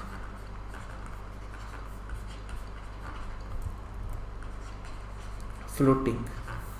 That means you have a fixed payer side in a swap. Okay. Now you can replicate this by purchasing so A is altogether incorrect. Either the answer would be B or answer would be C. Now B is by purchasing a series of forward contract. Okay. By buying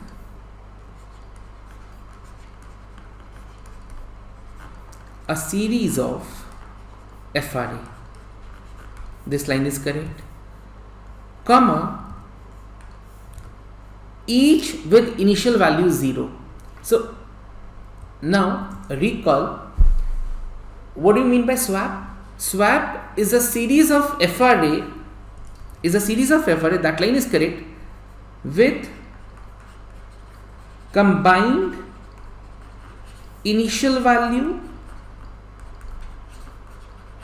equal to 0, point number A, or point number B, with each forward contract value equal to 0. So now recall, swap is a series of forward rate agreement with combined initial value equal to 0. So now in option number B, they have given each with the initial value equal to 0. Is it correct? No. Instead of each, there should be with a combined value equal to 0. Next one is by purchasing a forward rate bond. By purchasing a floating rate bond. So if I buy a floating rate bond, what you will receive? You will receive floating rate, or you will receive variable payment. And this floating rate bond you are buying with the help of fixed rate bond. That means you are issuing fixed rate bond. So if you are issuing fixed rate bond, now you have to pay fixed payment. Now is it equal to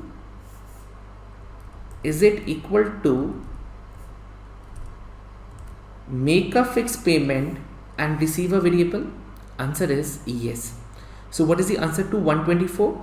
The answer to 124, B is also correct, C is also correct.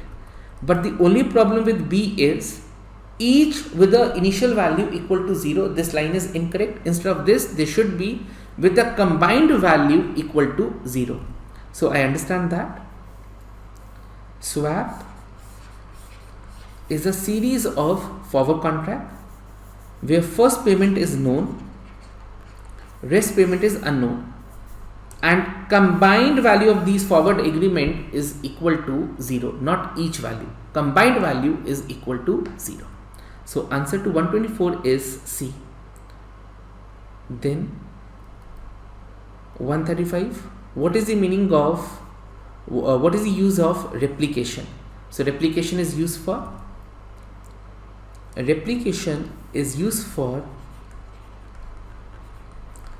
exploiting the pricing differences.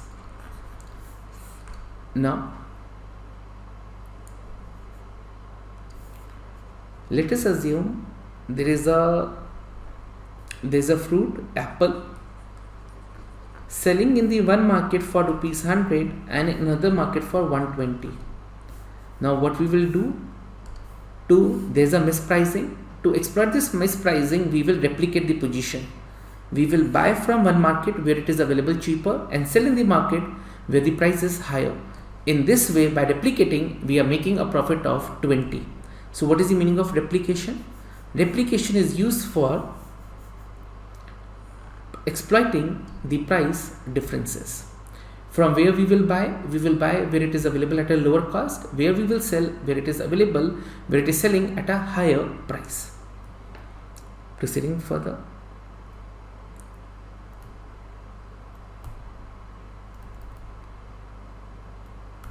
Okay, so with this class, we have covered the entire question bank of derivative.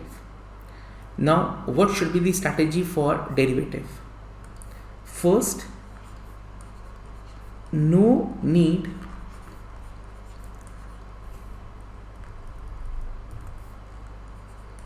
to read the chapter from Schweitzer. Okay. Second, in totality we have 157 questions. So you have to solve these questions thoroughly again. Okay, step number 1. Then you will go to your CFA Institute website. On CFA Institute portal, though we have covered all of the questions, but Institute keeps on updating new questions to its portal. Okay, so you have to solve all the questions available over the portal. Okay, more or less these are similar to 157 questions that we have solved already. Okay, then step number 4, you have to solve all the module quiz and blue box, that means the examples of Schwezer. 5th, you will move to practice book 1 and 2 of Schwezer and going to solve all the questions of derivative. So in this way we are going to complete derivative. From exam point of view, it is relatively simpler to score good marks in derivative, and whenever you are going to solve the practice block, you have to solve in the form of test, and your target should be that I have to score at least 90%. So if I look into the length of the questions are pretty simple. Okay, it is relatively easier to score good in derivatives.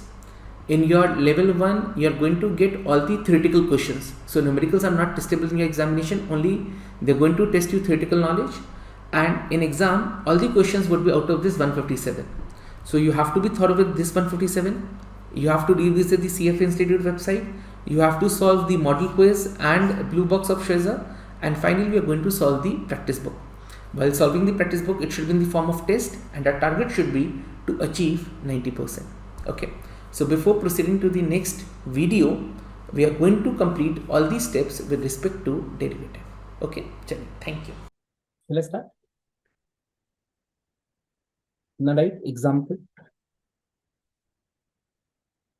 Write example.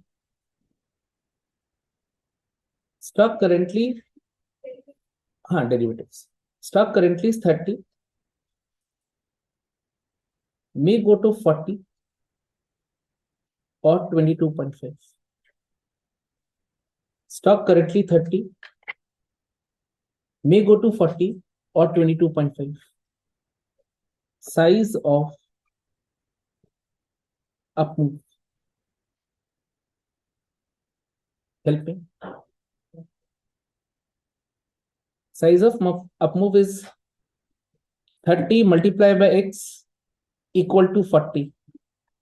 So what will be x? 1.33. Correct? Same wise, size of down move, 30x or 30y equal to 22.5. Y is equal to 0.75. Correct? Next we covered risk-free rate, 7%. So what is the price of the asset after 1 year? Price of asset after 1 year,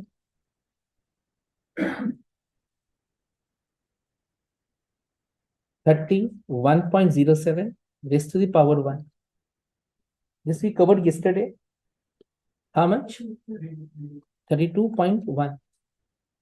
Now there are two possibilities. Either it may go to 40 or it may go to. Now I have to find out the probability of both of them. These are not actual probabilities, these are risk neutral probability. If I assume this to be P, then 22.5 will have a probability of. Now what we did, 40P plus 22.5, 1 minus P, this will be 32.1. What will be P?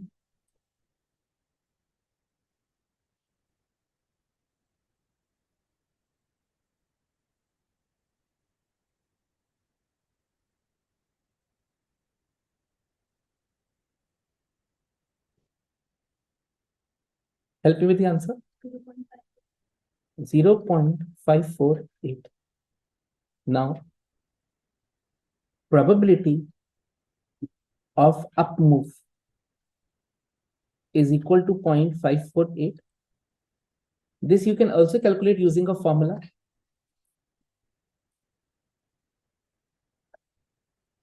One plus RF minus D U minus D. 1 plus 0.07 minus 0.75. 1.3333 minus 0.75. Please check you're getting the same answer.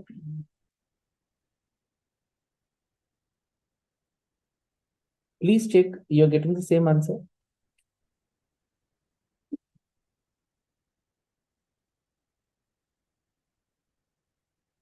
Please check you're getting the same answer.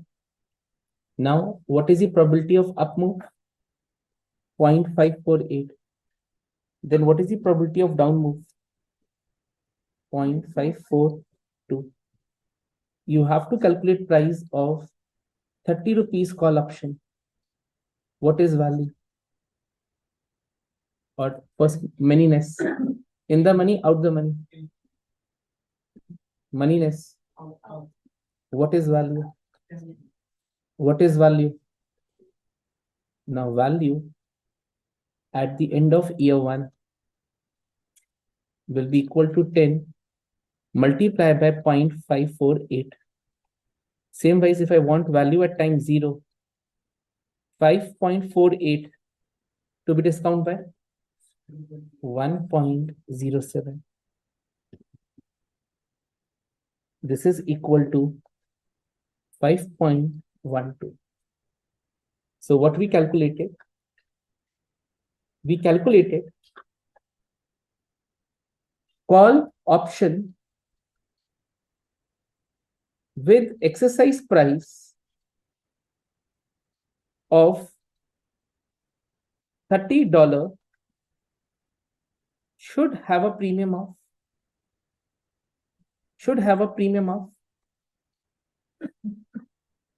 $5.12. This dollar is known as, this price is known as, this is known as no arbitrage price. This we covered yesterday. The name of this model is binomial model.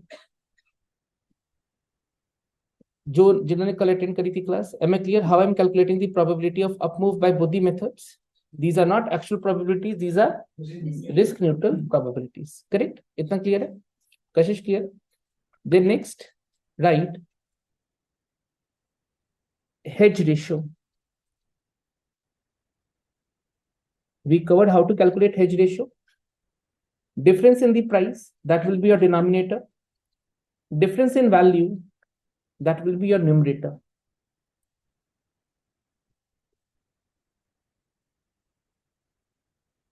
This is 0.571.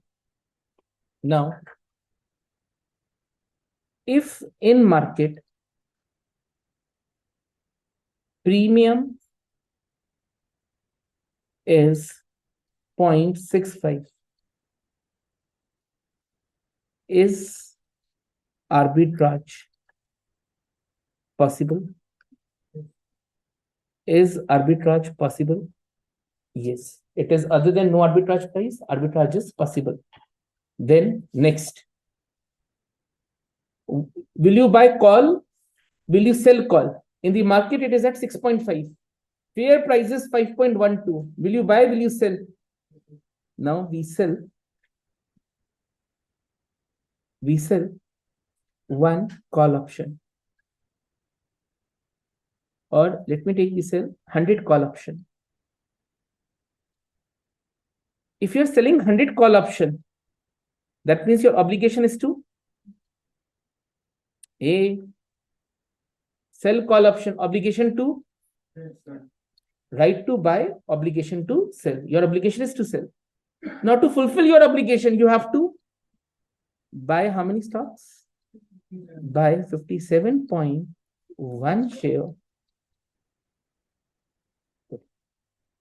We will sell 100 call option and buy 57.1 share today. Now cash flows at time 0. we sell 100 call option. The moment you will sell 100 call option, you will receive premium. How much premium you will receive? 650. We buy 57.1 share at a price of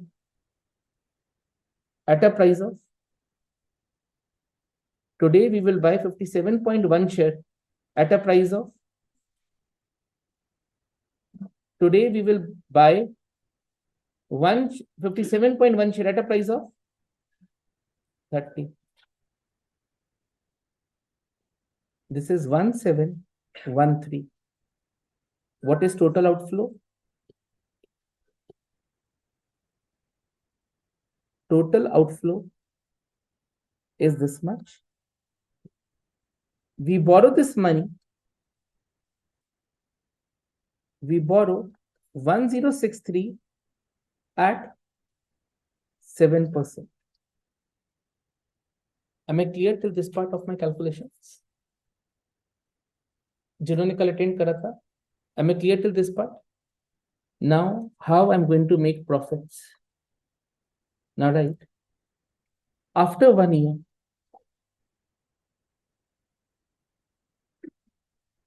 either price will be 40 or price will be 22.5. Now, my point is whether it is 40 or 22.5, repayment of loan along with interest. Repayment of loan along with interest. How much you will repay? 1137.41. 1137.41. This is the repayment of loan along with interest. अब ध्यान से सोचना, obligation to sell at 30. Buyer आपसे 30 rupees पे share खरीदेगा जब market में 22.5 का बिक रहा है. ये आउट द मनी है, इन द मनी है. ये आउट द मनी है, ये इन द मनी है. Will buyer buy at 30 when it is available in the market 22.5? No, वो आपसे नहीं खरीदेगा. तो आपने कहा जो मेरे पास 57.1 शेयर है उसको मैं ओपन मार्केट में बेच दूंगा. Sell 57.1 share in open market. At which rate? 22.5. आपके पास कितना पैसा आएगा?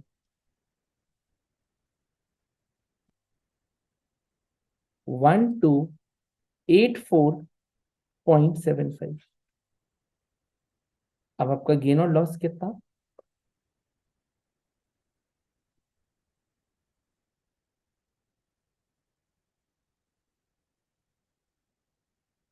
147.34. आपने शुरू में टाइम 0 पे 57 शेयर्स खरीदे थे. अब मैं अपने 57 शेयर्स को बेच रहा हूं. टाइम 0 पे अपने 57 शेयर्स खरीदे, 57 शेयर्स को बेच दिया. लेकिन अगर ये इन द मनी है, अब आपको शेयर्स किस रेट पे बेचना पड़ेगा? अब आपको कितने पे बेचना पड़ेगा? आपने कॉल ऑप्शन सेल करा है. कॉल ऑप्शन सेल है, obligation to sell at no matter what is the price in the market, I will sell you at 30. क्या वो आपसे 30 पे बाय करेगा when in the market price is 40? लेकिन आपको अब सेल कितने शेयर्स करने हैं ना? Right. Sell 100 shares to call buyer at how much money you will receive? But you have only 57.5. Buy 42.9 from open market at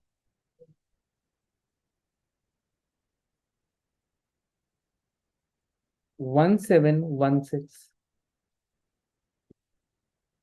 What is the gain and loss? You again arrive at same number of 147. So what I'm trying to say, if in the market prices other than 5.15, are we going to make profits? Yes, no matter what the price is. But price has to be within this range of 40 to 22.5. 22.5. Will call buyer buy at 30?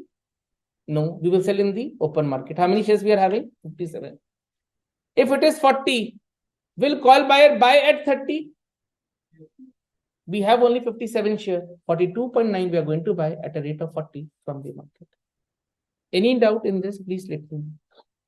Though we have covered yesterday that these calculations are not testable, very unlikely. But any doubt in this, please let me know. Can we directly calculate the... No, we cannot calculate directly.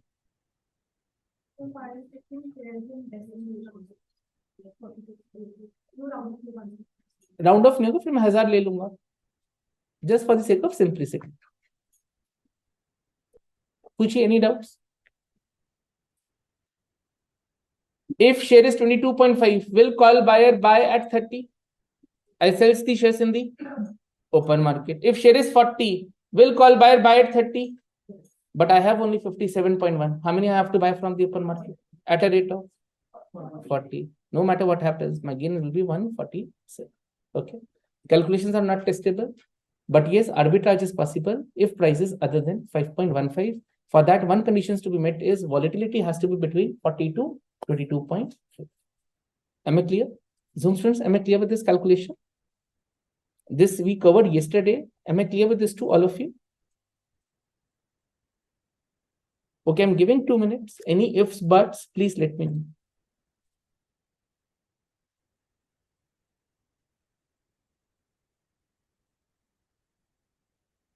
Any ifs, buts? This is logically incorrect. This is that. Please let me know. We covered yesterday the same example.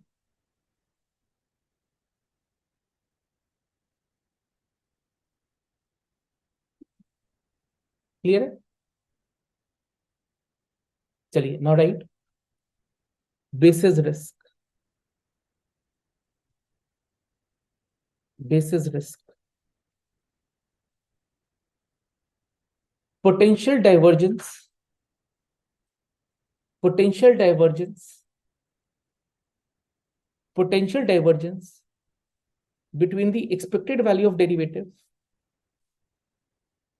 and its underlying. And its underlying. Potential divergence between expected value of derivative and its underlying. For example, you have to make payment to CFA Institute $1,000. You have to make payment to CFA Institute $1,000 to protect yourself from increase in dollar. To protect yourself from increase in dollar, you go to a bank today. You go to a bank today and lock the rate. And lock the rate. Payable at 6 months. तो हो क्या रहा है, आपको CFA institute को $1,000 देने हैं. आपने का $90 भी हो सकता है, 100 भी हो सकता है. तो प्रोटेक्ट करने के लिए आज मैं बैंक के पास जाता हूं to lock in the rate. But what bank says, I don't trade in dollar. Let us assume bank trade says I don't trade in dollar, I am not going to give you any rate for dollar. So आपने कहा यार then what currency you have. So bank replies I can lock in the rate for euro. Now my point is 1 USD 2 rupee 83, 1 euro 89. अब आपने दिमाग लगाया, मोटा माटी दोनों सेम ही भागेंगे.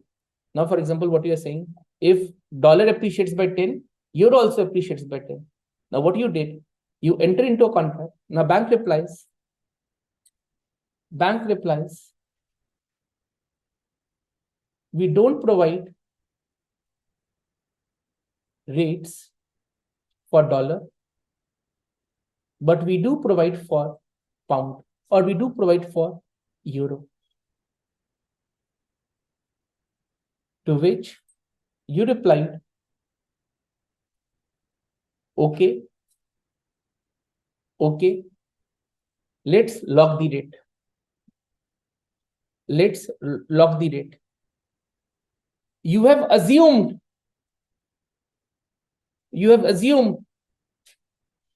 appreciation in dollar will be equal to appreciation in euro. Now, may or may not be possible. This is known as basis risk. This is known as basis risk. Now, again, I want to repeat potential divergence between expected value of derivative and its underlying. What you want to protect? Underlying was you want to protect dollar. What you have protected? Euro. Now, whatever the difference, this is known as basis risk. Am I clear with this? The next slide, liquidity risk. Next slide, liquidity risk. Potential divergence between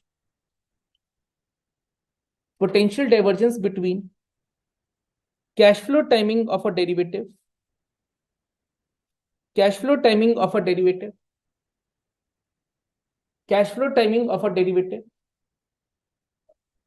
and its underlying. For example,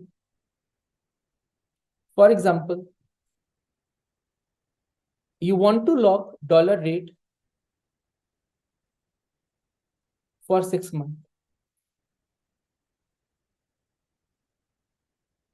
Bank says maximum we can lock the rate for 5 months.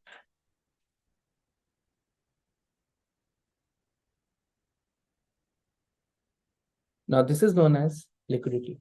Now for example, आपको payment CFA institute को करना है on 30th June.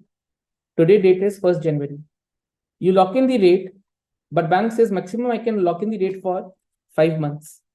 So you lock in the rate for 5 months 80.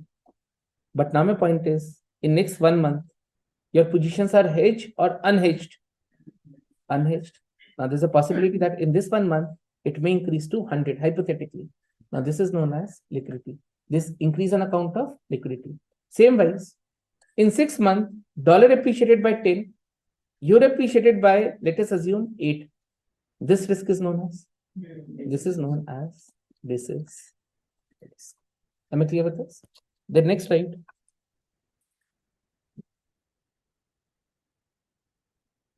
The next slide.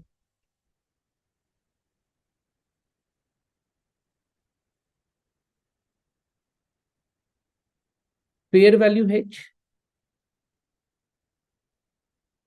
Fair value hedge.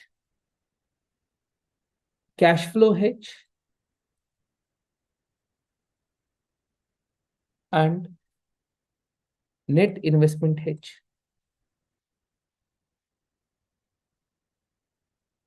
Fair value hedge, cash flow hedge, net investment hedge. Derivatives of inventory or commodity is known as fair value hedge. Derivatives of equity is known as cash flow hedge, and derivatives of currency is known as net investment hedge. So this you have to mug up the words. For inventory, we have used a word fair value. For equity, we have used a word cash flow. For currency, we have used a word net investment. This is something that you have to mark. The next slide. Short interest rate futures. Short or sell interest rate futures means trader fix the rate, fix the price at which he will sell the bond. Means trader fixes the price at which he will sell the bond. Now profit is selling price minus cost price. What he fixes? Selling price. This he has fixed to be profitable. What do you want? Want to fall in the market. Now right. As interest rate increases, bond prices will fall, and trader will be profitable.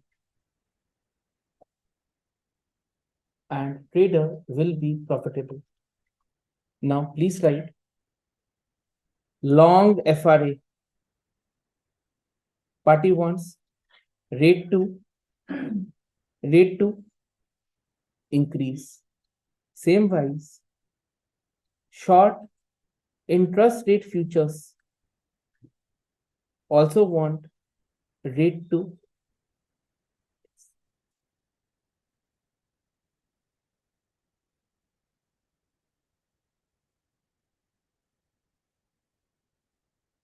shall I proceed? The next slide.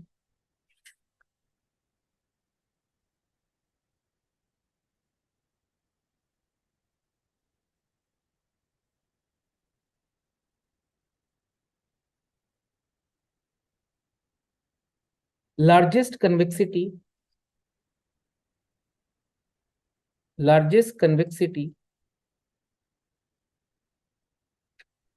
bias means where discounting is required.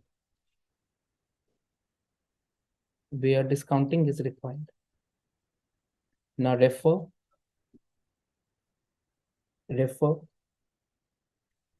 question number 62 of derivative practice pack.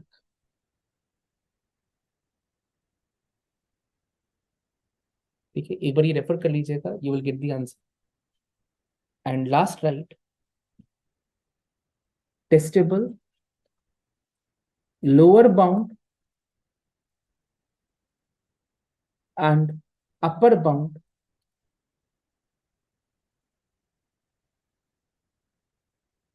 of options. Lower bound and upper bound. What is the meaning? Lower bound means minimum value of option. Upper bound means maximum value of options. Now let me start with call option. Whosoever wants buy the call, buyer, gains are unlimited. Now, what is the max value? Now the max value is stock price at time t. Now my point is, for example, today you buy call option of Bajaj Finance at 7,000. You pay a premium 100. If it is 10,000, then what will be profit? If Bajaj Finance touches 10,000, you will buy at 7. 3. How much premium you have paid? 29. Now my point is, out the money. Now my point is, let us assume that Bajaj Finance touches 20,000. 20,000. What will be gain? 13,000 minus 100. Now my point is, what will be the maximum value? Assume that, now hypothetically, assume that share price is close to 10, ITC available at 10, and or ITC available at 1, and now in the market it is 100. So what will be the maximum gain? Maximum value will be close to the stock price. This is hypothetical. It will never be more than stock price. Same wise, what is the minimum value?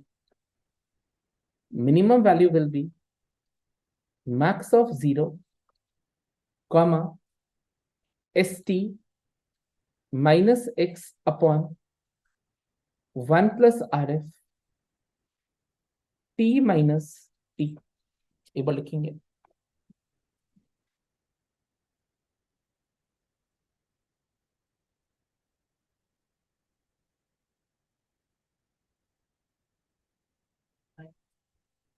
One is capital T, one is small t. What is the meaning of this? Allow me some time.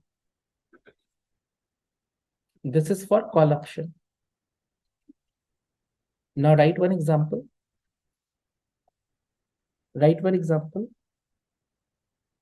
Mr. A purchase or buys call option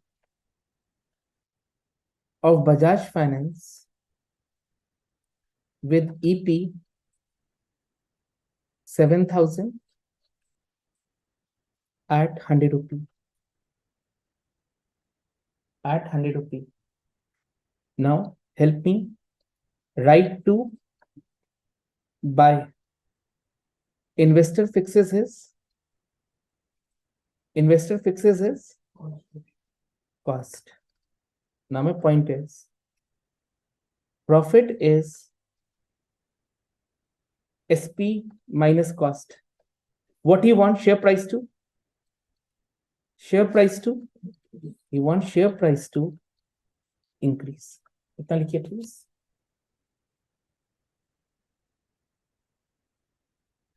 With expiry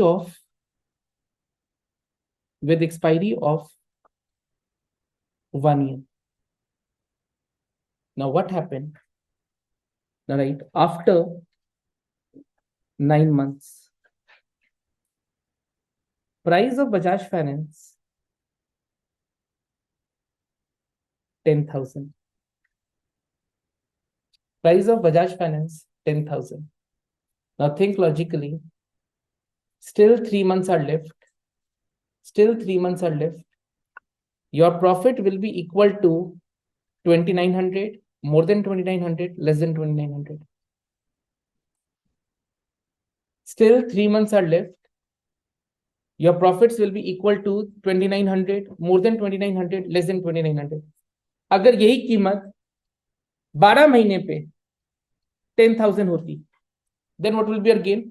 2,900. Now at 9th month, it is 10,000. Your gain will be equal to 2,900.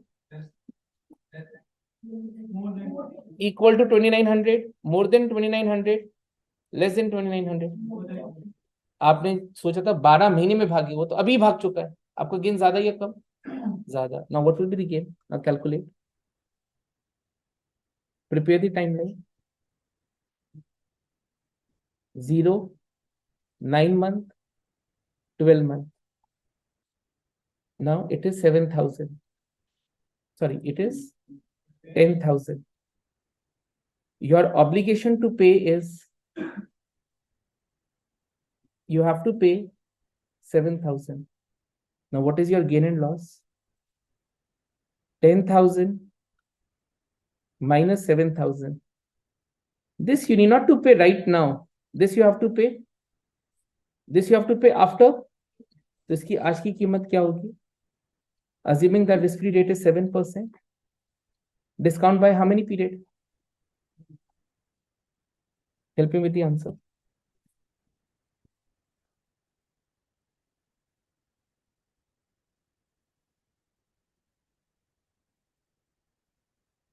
Three 177.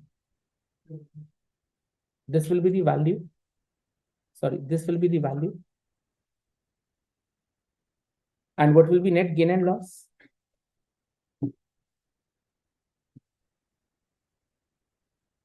What will be net gain and loss?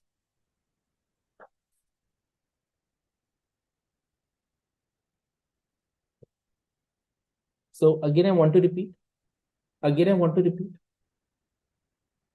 What is the minimum value? Either the minimum value will be 0 or it will be 10,000 minus 7,000 discount for remaining period. What is my capital T? 12. What is my small t? 9. What is ST? Price at the end of 9th month. The maximum value it could be 10,000. Minimum it could be 3,117. Again, I want to repeat, this maximum value is hypothetical value. But what will be the minimum value? Minimum value will be 0 or this much. मैंने कल कहा था, American options you can exercise anytime. European exercise only on expiry. We always exercise the options on. और अगर आप पहले करना भी चाहते हो तो आप क्या करोगे मार्केट में? सेल. तो मार्केट में जब आप सेल करते हो, you need one extra component. One extra component is time value. तो बच्चे ने कहा my gain here will not be 2,900. My gain here will be, now this extra that you are getting, that is on account of 10. Same wise, again write max value. What will be the max value for call option? ST, smaller t. What is the min value? Max of 0, comma, minus x upon RF raised to the power t minus. Now, same wise put. It is again hypothetical. The max values. Max values are hypothetical one. Today you buy put option of Bajaj Finance 7,000. Ignore the premium. Now what you want? Right to sell. If it is a right to sell, you will receive money. Now my point is, hypothetically Bajaj Finance touches 0. आपको कितने का gain हो जाएगा? आपका 7,000 का gain हो जाएगा. Now my point is, if I prepare the timeline 0, 9 month, 12 month. Here you have to receive 7,000. Here it has touched 0. Here it has touched 0. Now what will be the max value? Now max value will be x upon 1 plus RF raised to the power t minus 2. These are hypothetical values. What will be the min value? This is going to be max of 0, x upon 1 plus RF t minus t minus. So again, I want to repeat, whatever the max values. Max value में हम assume क्या कर रहे हैं? जिस share का हमने call bye करा उसकी कीमत क्लोज टू 0 थी और वो कितना बढ़ गया? इन्फिनिटी बढ़ गया. सेम वाइज पुट में हम क्या अज्यूम कर रहे हैं? जो शेयर है वो कितना गिर गया? 0 हो चुका है. These are hypothetical values. This is the one that you have to remember. Again, I want to repeat. Whosoever buy a call, he wants share price to rise. So ST minus whatever the price you have fixed. But point to be noted, this you have to pay expiry. I will discount it. Same wise for put, what will be the formula? X upon 1 plus RF minus ST. जितना share गिरता जाएगा उतना आपका profit होता जाएगा. So what you have to remember, what is the logical one? Max values are illogical. Okay, but what are the logical ones? That is going to be min. Am I clear with this? बेटा 3 महीने. अब अगर share यहाँ पे 6,000 का हो जाता है, आपके पास राइट है to sell it 7,000. Your gain will be 1,000 more than 1,000. तो मैंने क्या करा? 7,000 1 plus RF. T minus T is 12 minus 9. 3 minus 6. हाँ 3/12 ना, हाँ 3/12 होगा. I'm saying T will always be in years. T is always in years. तो इसको आप 12 नहीं लेते, इसको 12/12 लेते हो. इसको आप 9 नहीं लेते, इसको 9/12 लेते हो. तो फाइनली बनता है 3/12 ना. Time period should always be in years. So what you have to remember? Please, whosoever buy call, he wants share price too. So ST minus upon whosoever buy put, he wants share price too. So X 1 plus RF T minus T minus ST. Then what is the max? Simple, ST and this one. So friends, with this, we completed derivative chapter in totality. I hope you like this revisionary lecture. And now I request all of you to please provide your constructive feedbacks and do share this video with your friends, colleagues who are preparing for CFA Level 1. Okay, so me, Vikas, signing off as of now. Take care and see you in next revisioning lecture. Bye-bye.